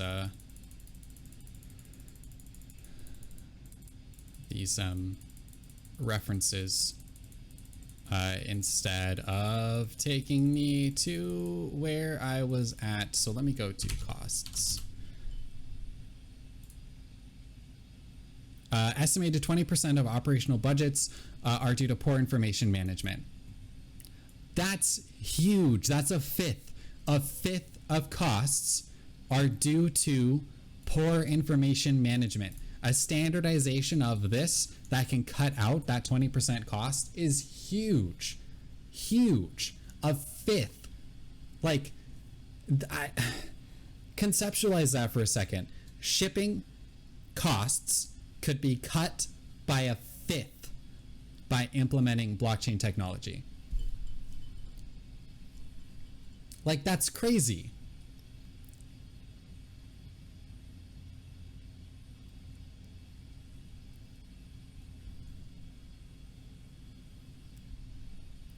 Cost of moving these avocados reduced by 15%. So let's just take this IBM estimate. 15%. Still crazy. $38 billion per year. Crazy. Not so much a revolution as it would be a standardization. Part of what reduced shipping costs globally was the standardization of the shipping container. Shipping containers in China are exactly the same as shipping containers in the US, are exactly the same as shipping containers in Europe, which means that it's really easy to create boats and create harbors that are going to move those shipping containers around. It's really easy to make trucks that are going to move those shipping containers around. It makes things so much easier. It's revolutionary to have standardization. That's exactly what we could do here using blockchain technology. It doesn't have to be Bitcoin. It doesn't have to be Algorand. It doesn't have to be Cardano. But the technology utilization, the technology utilized properly can significantly cut costs. And this is what's so frustrating about this whole entire video, is that he's just kind of brushing this off as if it's not a big deal. Even that is built on a predicate assumption that everyone picks the same chain. It's an extremely optimistic assumption. Many firms deliberately want their information centralized and obfuscated to protect against corporate espionage. The lack of a shared, standardized bucket to put all the information into is not because it's been heretofore impossible, but because it's been undesirable. Second, it assumes the existence of a theoretical and I want to see a source for that.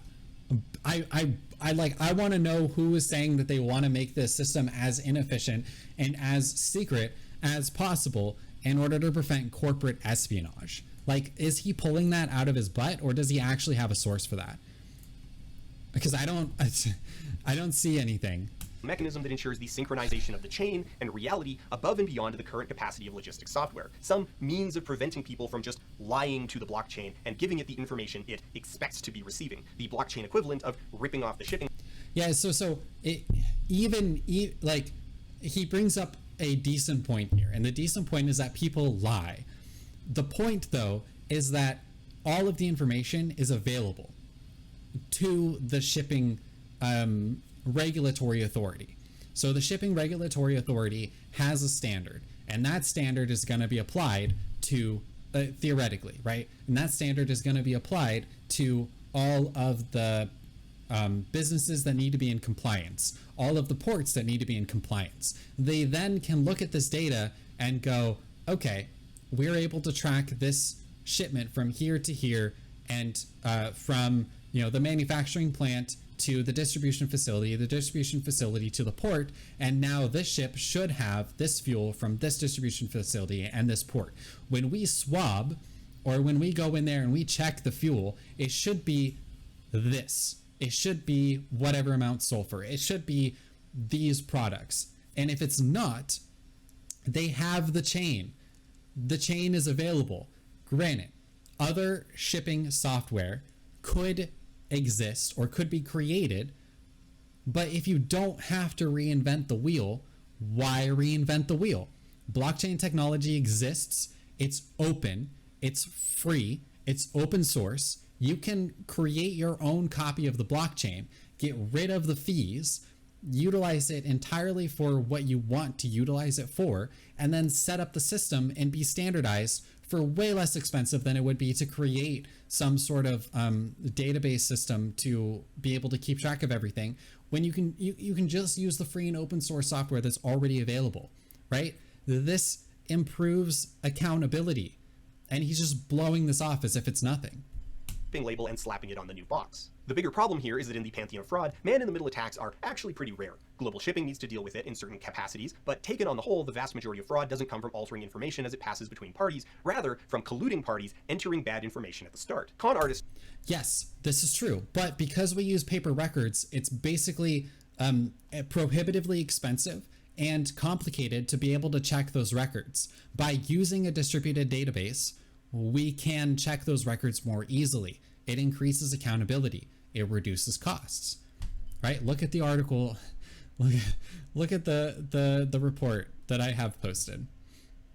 Use case number 2, shipment tracking, and read this. Like I haven't read through the whole entire thing, but I've skimmed it, and it's obvious that this technology would be useful. Don't hack the Gibson to transfer your funds to their offshore account, they convince you to give them your password. Most fraud comes from people who technically have permission to be doing what they're doing. Rather than preventing these actual common types of fraud, cryptocurrency has made them absurdly easy, and the main reason why cryptocurrency needs to be so resistant to man-in-the-middle attacks is because the decentralized nature of the network otherwise makes them acutely vulnerable to those attacks. So he does bring up a good point here, and that is that for the most part, when people are getting defrauded or hacked or anything else, it's not typically like I'm gaining access to your computer and then draining your funds from your bank account. It's a like I'm Apple support and I'm here to help, and it looks like you're having an issue with your Apple account, so please provide for me your username and password so then I can help you out with this. And also while we're at it, if you could just provide me payment in Apple gift cards and send some money through Western Union, then we would be able to pay for the support, right? That's the way that it's going to work. It's not going to be I've gotten into his account, I bypassed his security, like that kind of thing. Which also, by the way, if anybody calls you and expects payment for Apple support, they're not legit. Just to be absolutely clear. But this is true, but this is also a human problem, right? It's a problem that comes from people. It's not a problem that comes from the technology. So if you want to use a centralized institution because you think that you're going to be defrauded in this way, you totally can. You can keep your cryptocurrency in a centralized institution with a username and password just the same way that you would be able to utilize a bank, right? Like this is the case. So he's attributing to cryptocurrency to like resolve a problem that it was never intended to resolve, right? Again, a purely peer-to-peer version of electronic cash would allow online payments to be sent directly from one party to another without going through a financial institution, right? That's its purpose. Most fraud comes from people who technically have permission to be doing what they're doing. Rather than preventing these actual common types of fraud, cryptocurrency has made them absurdly easy, and the main reason why cryptocurrency needs to be so resistant to man-in-the-middle attacks is because the decentralized nature of the network otherwise makes them acutely vulnerable to those attacks. What this all kind of means is that blockchains are all pretty bad at doing most of the things they're trying to do, and a lot of the innovations in blockchains are attempts at solving problems that blockchains introduced.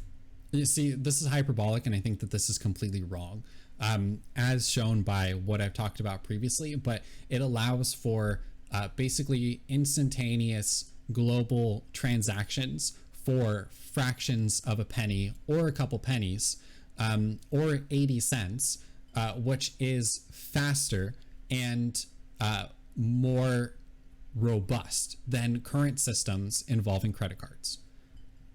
The biggest issue that cryptocurrencies have suffered from is a lack of tangible things to actually use them on as currencies, rent, or food or transit. This is for pretty simple reasons. One is that the transaction fees on popular chains are so prohibitive that it's pointless to use them on any transaction that isn't hundreds, if not thousands of dollars. No one is going to buy the Bitcoin bucket from their local KFC. Ethereum's main transaction fee, called gas, on a good day runs around $20 US. Okay, so also he's using the most prohibitively expensive blockchain in existence at this point in time in order to provide this example. Right? If we look at the estimated fees, where did that go? Is that all the way back here? Wow. Average transaction fee is 80 cents, and it will process in 1 hour. 80 cents, 1 hour, versus, fees are right here, versus 30 cents, and 2.9% 2 business days. Or Lightning Network. I don't have that up anymore, but it was like fractions of a penny in order to send $50 versus the $1.75 that it would cost in order to do that same transaction with a credit card and slower, right?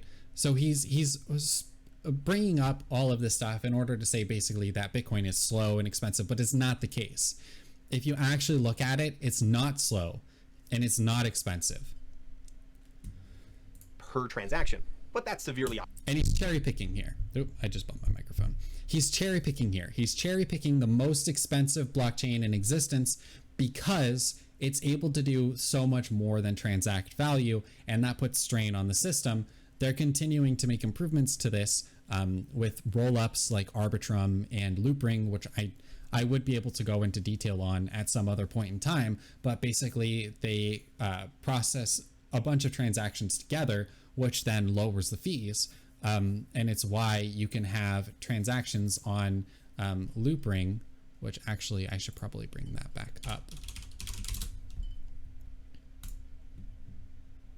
because I think I got rid of the tab that had the app open. Trade, simple, Loopring for ETH, the fee was 0.0012 ETH, and that was 6 minutes ago. And that is, right, we're doing this live, $4. So $4 to process that transaction. Not super cheap, but not super expensive and you're not getting any hidden fees, you own all of your assets. So that's right now. That's before the technology gets better. $4 to process a swap. Executing a smart contract for $4 is really nice, I think. Really cheap. Optimistic. As of December 2021, the daily average cost of gas hasn't gone below $50 US since August, with the 3-month daily average riding over $130. And that's just the daily average. The hourly price can and does swing by up to 2 orders of magnitude. The throughput of blockchains is so abysmal that transaction slots are auctioned off to the highest bidder. That's why these numbers are so extreme. It only takes... Okay, so from what I understand, fees are not because the auction slots are abysmal, that the throughput is abysmal. Fees are in order to prevent people from overloading the network, and that's why they have the bidding process. So that if somebody tries to just spam transactions as much as they can, it's going to be so prohibitively expensive to do that they won't be able to just continue doing it. Whereas people that are just doing normal transactions on the network aren't going to have to pay very much. You know, if you pay 80 cents, it's a little bit low, but if you pay 80 cents hundreds of thousands of times in order to try and bog down the network, then one, you're going to be making miners a lot of money because they're going to get all of those fees. But two, it's just going to be so expensive that you don't need to, you can't do it. You can't do it for very long.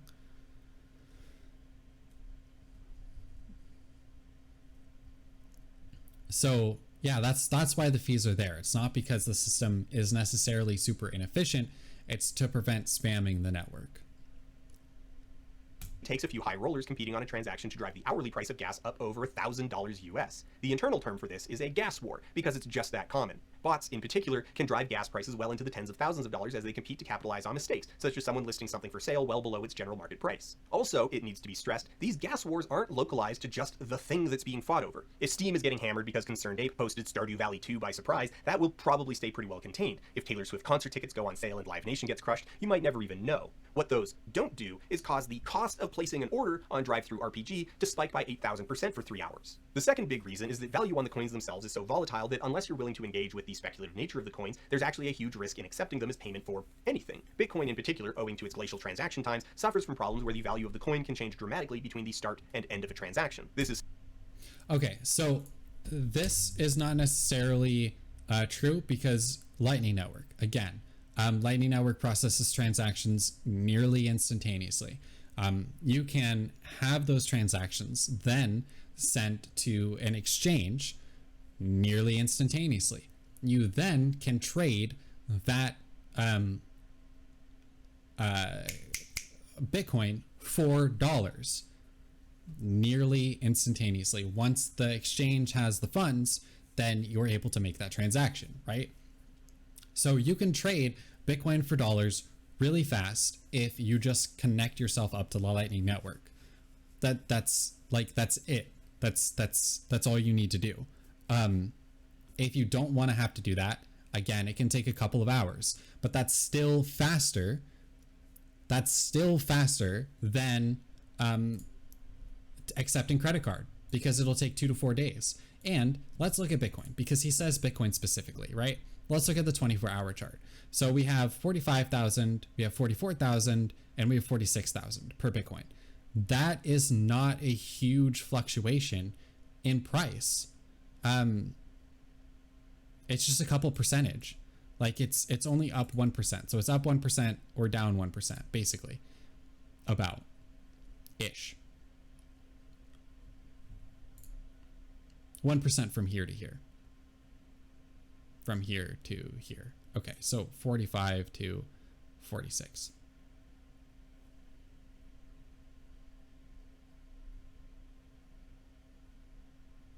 It's up 1.4% in the last 24 hours. So if you were to have a 24-hour transaction, it would just be 1% difference. That's not huge, especially considering that Lightspeed is talking about estimating that your fee is going to be 6.5%.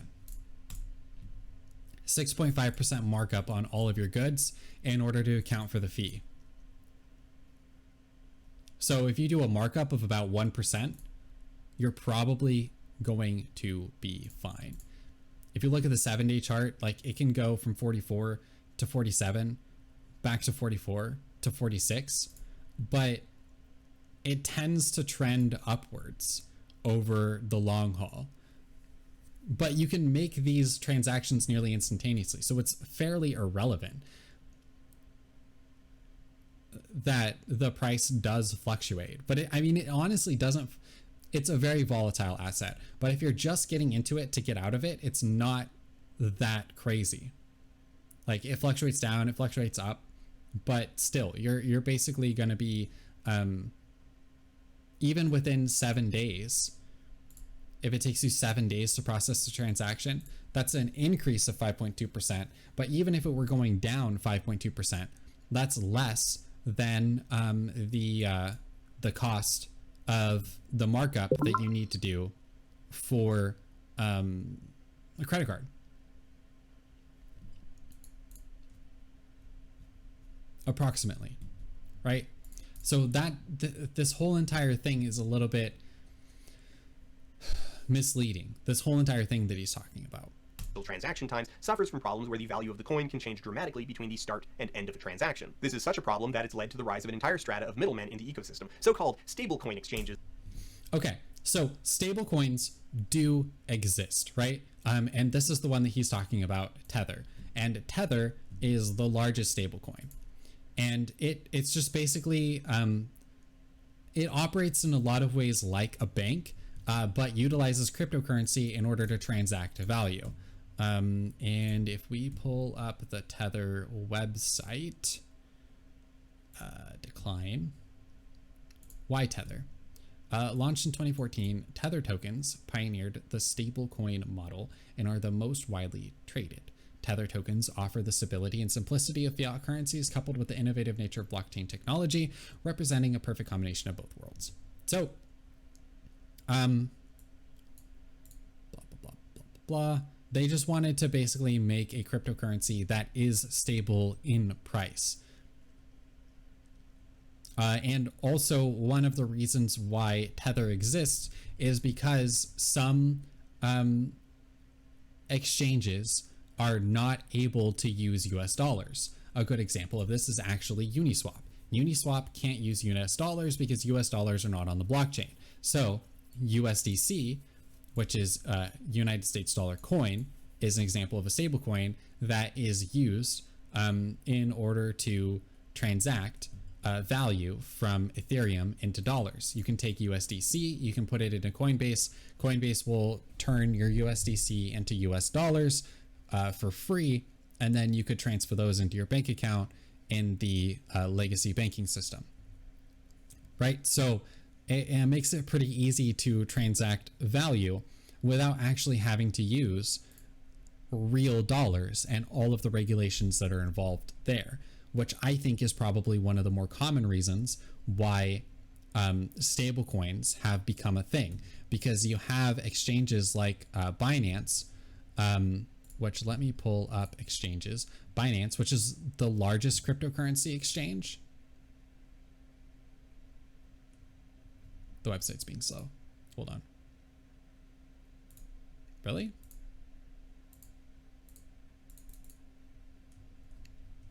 All right, the website is just deciding that it's not going to work.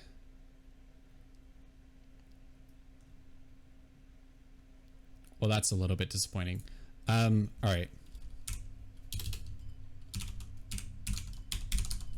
Let's go to CoinMarketCap. There we go. Rankings exchanges. Binance, which has a volume of 10,000 million, 29 billion, and it uses ETH and USD Tether, USDT, because it can't use US dollars, right? If you look at the most common pairs, it's all just USDT or ETH and Bitcoin, etc. ADA USDT, Waves, exactly USDT. So they can't use US dollars because they're not able to comply, or they don't want to comply. I'm not sure which one it is, with the regulations that are required for using US dollars. But let's get dark theme. Light theme is painful. Oh wow, that's a lot of volume. That's a lot of volume. But you also have exchanges like Kraken, or you know what? I don't even have to go to Kraken exchange. I can just go to exchanges, Coinbase, which allows for US dollars, and US dollars are the basically most common exchange medium. Except for Solana for some reason, probably because they need it for decentralized DeFi. But like you have Gala, which I don't necessarily know what Gala is, and it's not important. You don't need to know what Gala is, but they're trading USDT. Now, there has been some controversy surrounding USDT because they initially said that their cryptocurrency was backed up 1-to-1 to US dollars. Now it's backed up 1-to-1 to US dollars to dollar equivalents, but that's also the reason why things like DAI exist.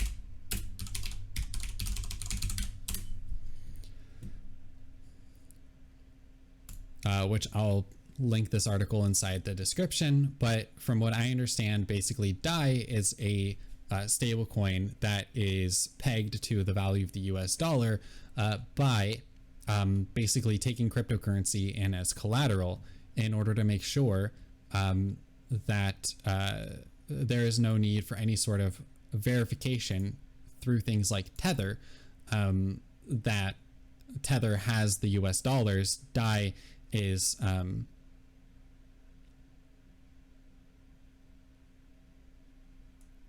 it actually explains what a stablecoin is too. It is crypto collateralized, if I understand right. Yeah, DAI is crypto collateralized. So they have cryptocurrency backing their stablecoin. So I think it's mostly to get around regulations. But let's just like Tether that exists to quickly transfer cryptocurrencies between each other and lock in values. The primary goal of crypto in general is to starve public services, so that's a no-go. The second. Okay, so this is so frustrating. All right, I'm just process that makes you accountable to the tax man, and the primary goal of crypto in general is. The primary goal of crypto in general is to starve public services, so that's a no-go. Who says this? Who believes this? Who thinks that this is actually the case other than Folding?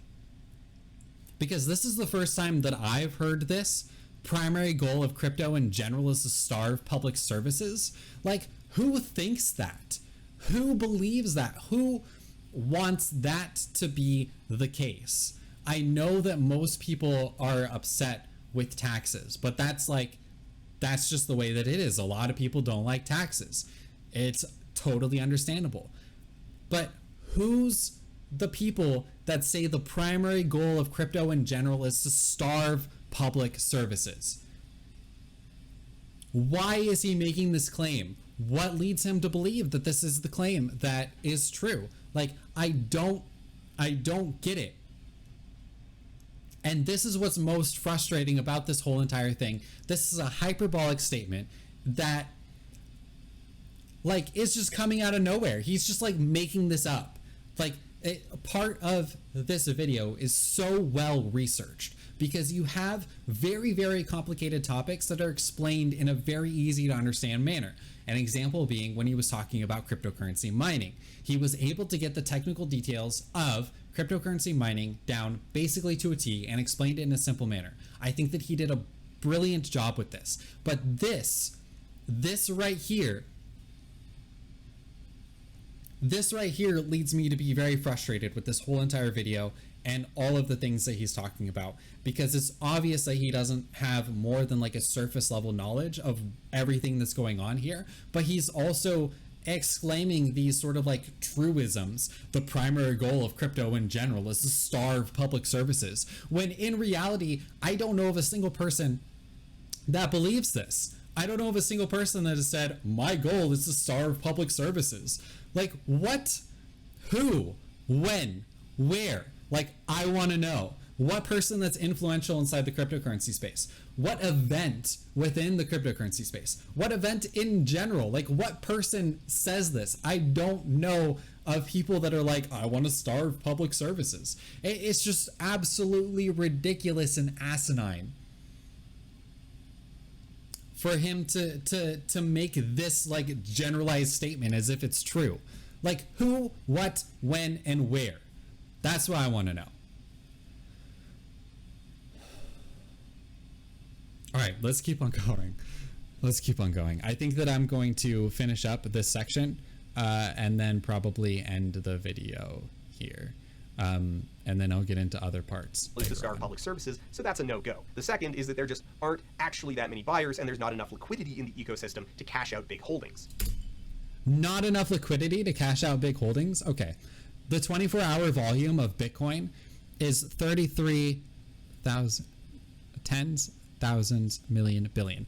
$33 billion. $33 billion of Bitcoin transacted on exchanges within the last 24 hours. How big of a holding do you have to have that there's not enough liquidity? Like, what?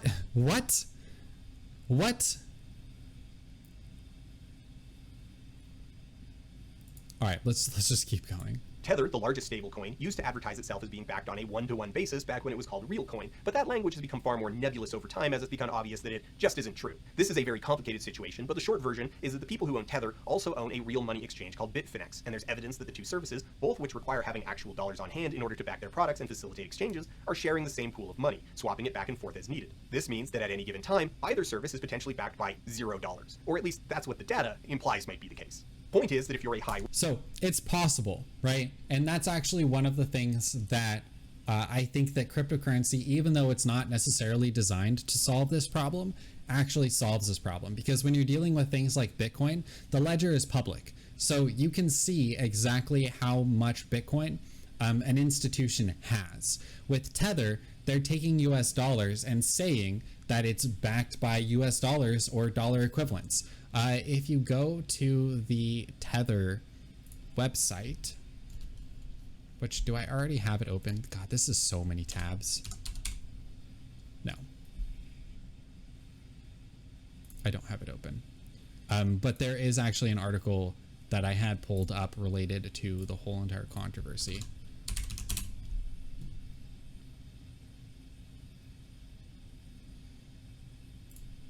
But so here's the Tether website.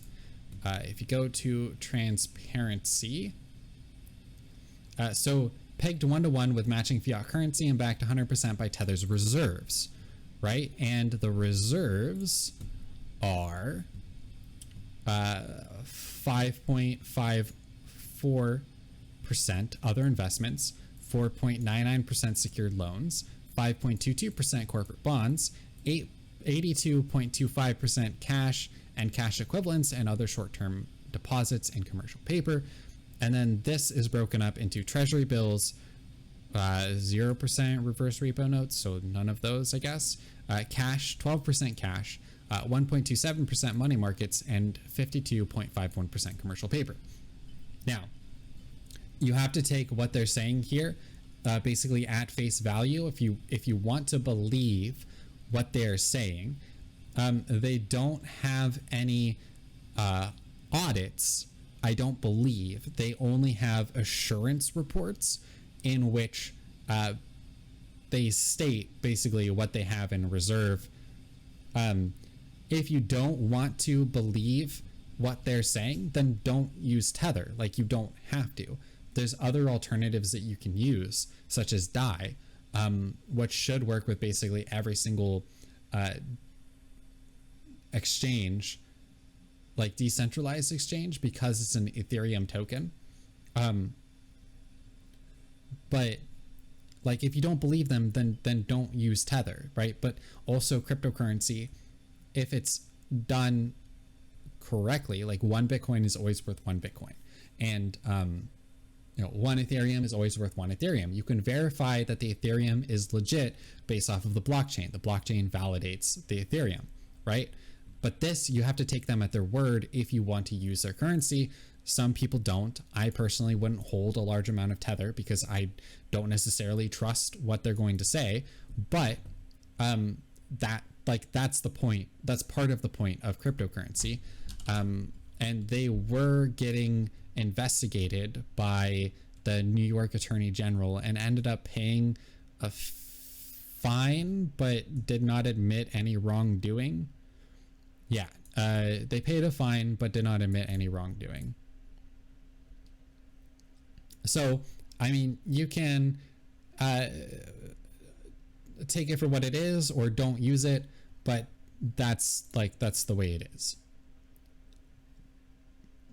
Roller with hundreds of millions of conceptual dollars tied up in cryptocurrency, there's a fundamental cash problem. Your holdings have inflated to tens, hundreds, or thousands of times what you put in, but that price is just theoretical. It's speculative. You have all this crypto, you can't meaningfully spend it, and there's not enough buyers for you to get it out. In order for you to cash out, you need to convince someone else to buy in. These factors, taken holistically, mean that...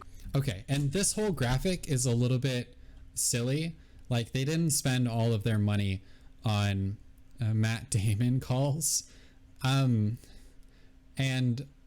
also a lot of the,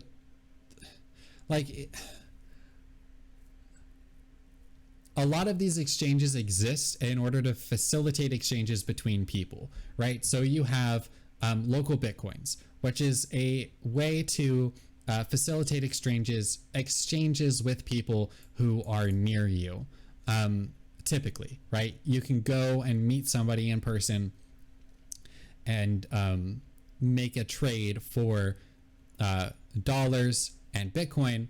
Local Bitcoins acts as the intermediary to make sure that the transaction goes through. You can do so in a decentralized manner on the internet by using something like BISC, which basically follows the same process, except it's over the internet. And then you have other exchanges like Coinbase and Kraken and Binance, that kind of stuff that facilitate exchanges between people.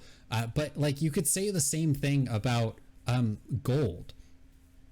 Gold only has value because people are willing to put money towards buying other gold, right? Like, there is a certain amount of intrinsic value to gold because of the mechanical properties that it possesses, right? It's very good for conducting electricity, and so sometimes is used in electronics, that kind of stuff. But most of the gold demand is because it's pretty and it's able to be used in jewelry and stuff, and also because people find it valuable. So they buy gold in order to facilitate defense against like hyperinflation, market crashes, that kind of stuff. And we see that every single time the price of gold basically goes up is whenever there's market instability or uncertainty, and it goes down, basically the opposite. But maybe not most people, some people argue that gold basically just maintains its value. Gold doesn't necessarily really go up too much in value. Gold doesn't necessarily really go down too much in value. It's very stable, which is one of the reasons why people like it. But as far as money goes, like, in order to use it to buy goods and services, that kind of stuff, you can't buy anything functionally with gold. Like, nobody accepts gold as a payment. Basically, I don't think anybody accepts gold as a payment. Less places accept gold as payment than Bitcoin. And then you also have like, to hold it is cumbersome because it's a big, heavy metal, or you have to pay somebody to hold on to it for you. Requires somebody else to like hold on to it and keep track of it and keep it safe, right? And you can use banks and stuff for that. There are services that you can use in order to keep your gold in some sort of like a reserve, or you can buy paper gold, which is like a gold share, a share in an organization that has gold. You purchase basically part of the organization, and then when gold value goes up or down, they hold a bunch of gold, they keep track of it, they keep all of the stuff in place, like, so that, you know, you hold like a part of the company, so therefore it goes up when gold goes up, it goes down when gold goes down, that sort of thing, without actually owning any of the physical asset. but like in a manner of speaking, basically, in a lot of ways, it is the same thing. And he talks about the greater fool theory. So the greater fool theory, again, article is going to be listed in the video description. God, there's going to be so many links in this description. I'm probably running the RAM up on my computer trying to keep all of these tabs open. But greater fool theory argues the price goes up because people are able to sell overpriced securities to a greater fool. Whether or not they are overvalued, that is of course, whether or not they are overvalued. That is, of course, until there's no greater fools left. So then those people would be the bag holders, right? And this article actually talks about Bitcoin. Bitcoin's price is often cited as an example of the greater fool theory. The cryptocurrency doesn't appear to have intrinsic value, which I actually disagree with this statement. I think that Bitcoin does have intrinsic value, the same way that PayPal has value, the same way that Visa has value, the same way that Western Union has value. Bitcoin does have value. Okay, so although this is an area of debate, it consumes a massive amount of electricity, consists simply of lines of code stored in a computer network. Yeah. Like, this is so reductionist. Like, sure, it's just simply lines of code stored in a computer network. So is Facebook. Facebook is just lines of code stored in a computer network. Despite these concerns, the price of Bitcoin has skyrocketed over the years. At the end of 2017, it touched a peak of $20,000 before retreating, attracted to the lure of profiting from its price appreciation. Traders and investors rapidly bought and sold the cryptocurrency, with many market observers positing that they were buying simply because they hoped to resell at a higher price to someone else later. The greater fool theory helped the price of Bitcoin zoom upwards in a short period of time as demand outstripped supply of the cryptocurrency. The years 20 to 2021 saw Bitcoin rise to new heights, topping $60,000 and hovering above $50,000 for weeks. This time, however, large institutional investors and corporations such as Tesla and PayPal have been involved in the buying, and it is debatable whether or not they can be considered fools. So perhaps Bitcoin is not an example of the greater fool theory after all. So I think that this is a relatively balanced examination of whether or not Bitcoin is an example of the greater fool theory, but I personally don't think that it is. I think that it does have intrinsic value by being able to be a medium of exchange that can be done globally, nearly instantaneously, and for cheaper than existing networks, existing financial frameworks. Right, and I've shown that previously a couple of times. So Cash out. I don't think that this is an example of greater fool theory at all. You need to convince someone else to buy in. These factors, taken holistically, mean that cryptocurrency is a bigger fool scam. There's a lot of digital ink spilt trying to outline if it's a decentralized Ponzi scheme or a pyramid scheme or some hybrid of the two, which is a taxonomical argument that I'm not here to settle. But like both of those, it's a bigger fool scam. Okay, so I don't think that it's any sort of Ponzi scheme or anything like that, in part because you don't have to, with Bitcoin, for example, I'm just gonna use Bitcoin because it's the cryptocurrency that I'm most familiar with. You don't have to bring new people in order to make more money. Like pyramid schemes basically exist because if you bring people into the fold of the thing, like you give me $50 to become a part of this program, and then if you bring in 3 of your friends and they give you $50, then you can, keep 50 of or 100 of those dollars, and then you give $50 to me, and then those people can start bringing people in. That's a clear example of a Ponzi scheme, because you're having to basically give somebody money in order to bring this thing up, and they've gotten a little bit more intelligent about the way that they do things. For example, I think that multi-level marketing is an example of a pyramid scheme in a lot of ways because of the way that it's structured. And there's a lot of jokes surrounding this as to whether or not like multi-level marketing is a Ponzi scheme. But that's a debate for another time. I think that the primary differences that you're going to be seeing here is that Bitcoin does have utility. And so you can't really say that it's a greater fool thing because it's better money than gold. And what is gold's current market cap?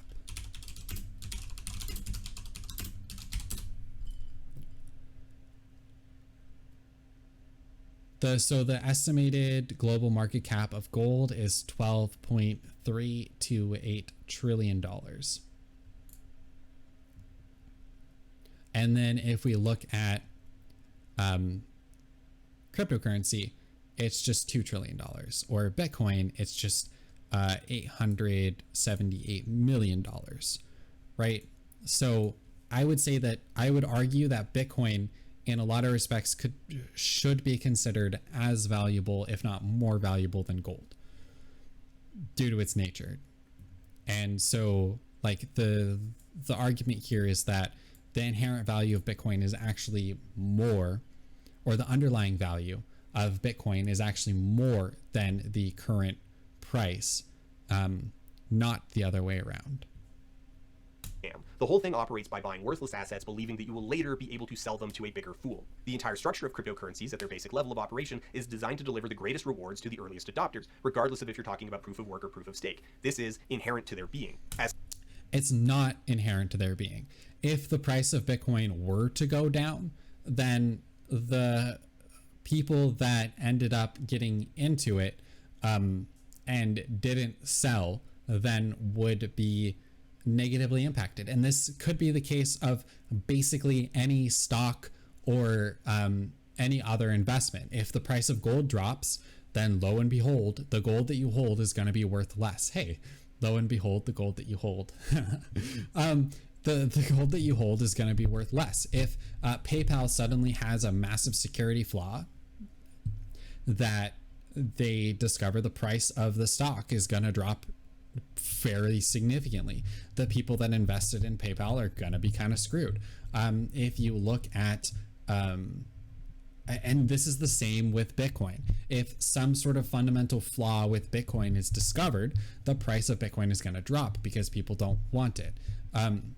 But people do want it in part at this point in time due to it being a speculative asset, but later on it's going to be able to provide the ability for people to have financial services that aren't able to access them. And other cryptocurrencies will give financial tools and interest rates that are better than current systems. And I already talked about this earlier, and all of the links are going to be inside the description. So all right, let's continue. As Stephen Deal put it, these schemes around crypto tokens cannot create or destroy actual dollars. They can only shift them around. If you sell your crypto and make a profit in dollars, it's only because someone else bought it at a higher price than you did. And then they expect to do the same, and so on ad infinitum. Every dollar that comes out of cryptocurrency needs to come from a later investor putting a dollar in. Crypto investments cannot be anything but a zero-sum game, and many are actually massively negative sum. In order to presume a crypto investment functions as a store of value, we must simultaneously need to suppose an infinite chain of greater fools who keep buying these assets at any irrational price and into the future forever. Okay, so this exact same thing could be said about gold. Because gold, right, if you replace Bitcoin with gold, the schemes around gold cannot create or destroy actual dollars. They can only shift them around. If you sell your gold and make a profit in dollars, it's only because someone else bought it at a higher price than you did. And then they expect to do the same, so on, ad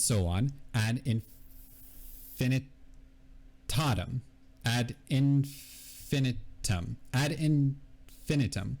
Every dollar that comes out of gold needs to come from a later investor putting a dollar in. Gold investments cannot be anything but a zero-sum game, and many are actually massively negative sum. Okay, that doesn't exactly work language-wise, but I'm going to continue on. In order to presume a gold investment functions as a store of value, we simultaneously need to suppose an infinite chain of greater fools who keep buying gold at any irrational price and into the future forever, right? You could just replace crypto assets with gold and it applies basically exactly the same. The primary difference here is that gold has a long history of being a store of value. Cryptocurrency is brand new, but cryptocurrency is better money than gold.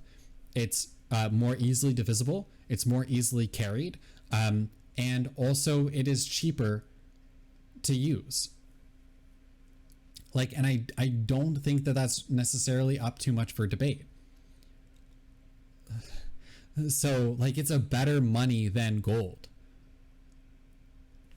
Right? So, like, you could apply this to basically anything.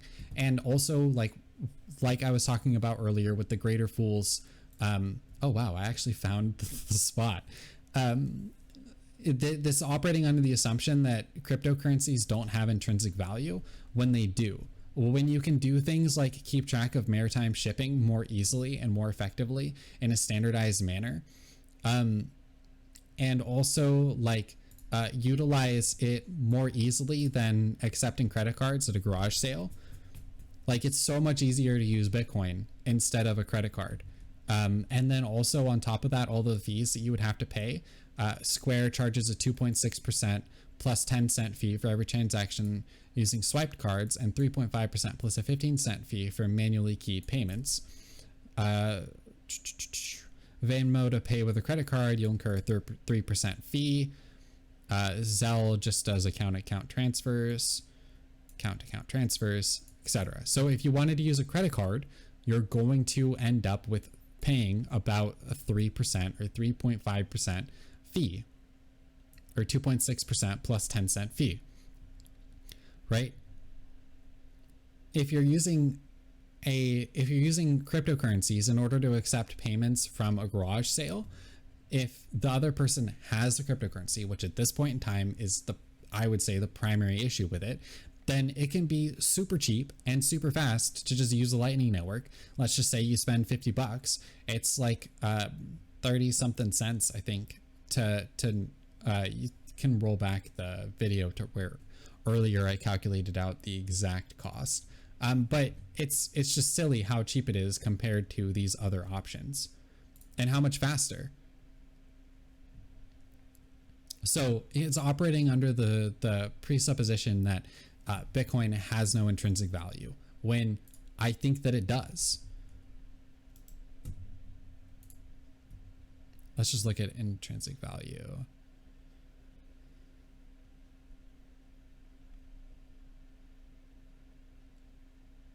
All right. Intrinsic value is an umbrella term with useful meanings in several areas. Most often, the term implies the work of a financial analyst who attempts to estimate an intrinsic value through the use of fundamentals and technical analysis. No universal standard.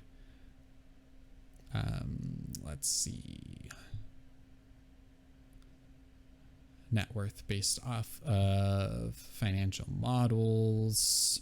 All right, so I don't know enough about all of this.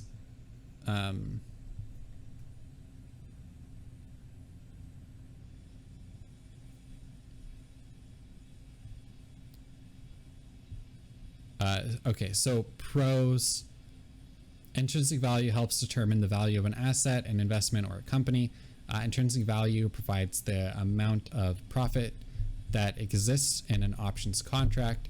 Cons is calculating the intrinsic value of a company is subjective, since it estimates risk and future cash flows. The intrinsic value of an option is incomplete, since it doesn't include the premium paid and time value. Well, anyways, I'll include this in the link as well, so you can read up more on it.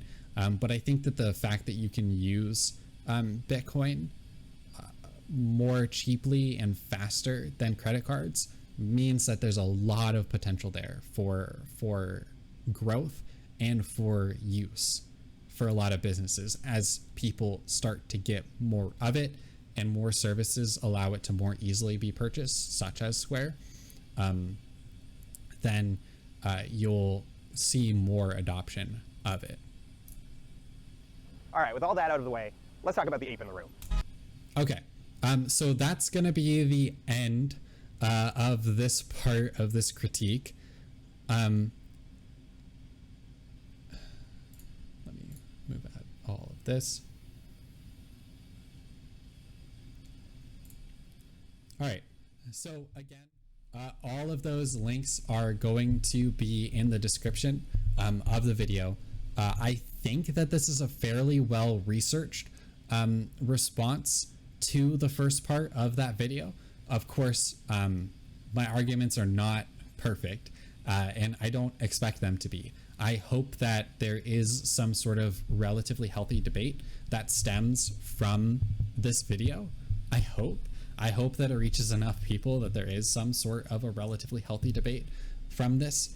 But if you have any critiques of my video, I at least hope that the primary critique is not you didn't do any research on this or you don't know what you're talking about. More so that it's like a difference in opinions. Like, for example, Bitcoin has intrinsic value, right? This is something you might disagree with. And I hope that I'm able to have a healthy debate with people about whether or not Bitcoin is intrinsically valuable. I'm also going to be including all of the links. And I think that a lot of the sources that I'm using are pretty trustworthy. Smart Asset, NASDAQ, Investopedia, as well as going directly to a lot of companies and their websites and seeing directly what they say about certain things rather than being hyperbolic. So I hope that you made it this far into the video, and I hope that you have a nice day and that we are able to have a nice discussion following this. I'm going to be trying to release more cryptocurrency related content eventually. And I hope that a lot of the misconceptions about cryptocurrency and a lot of the false information and hyperbolic information that is getting thrown around regarding cryptocurrency and this sort of very, very large video are ending up getting dispelled eventually. I hope that enough people are able to take this kind of thing seriously in order to have like a good discussion surrounding this, because I think that cryptocurrency is a revolutionary technology in the same way that like the internet is a revolutionary technology and the internal combustion engine is a revolutionary technology. Heavier than air flight is a revolutionary technology, and all of these things had their hiccups. They had naysayers, they had people that were saying that it would never work, and there's no application, it's not practical, all of these things, when in reality I think that it's just going to get better, and I think more people are going to have access to these sorts of things. But like that's the debate that we should be having, and I think that clearing up inaccuracies is a good way of doing that. So I hope that you have a wonderful day. I hope to hear you in the comments. Please give me a thumbs up. Subscribe if you want to see more content, and tell me in the comments if you think I did a good job, if you think I did a bad job, and why. Because I'd be very curious to hear. This is my first like video that I've created, and also a very long video, so I am curious to hear what you might have to say surrounding this whole entire topic if you did make it until the end. So thank you, everybody. I hope that y'all have a wonderful day, and I will See you guys on the next one. Peace. Thank you.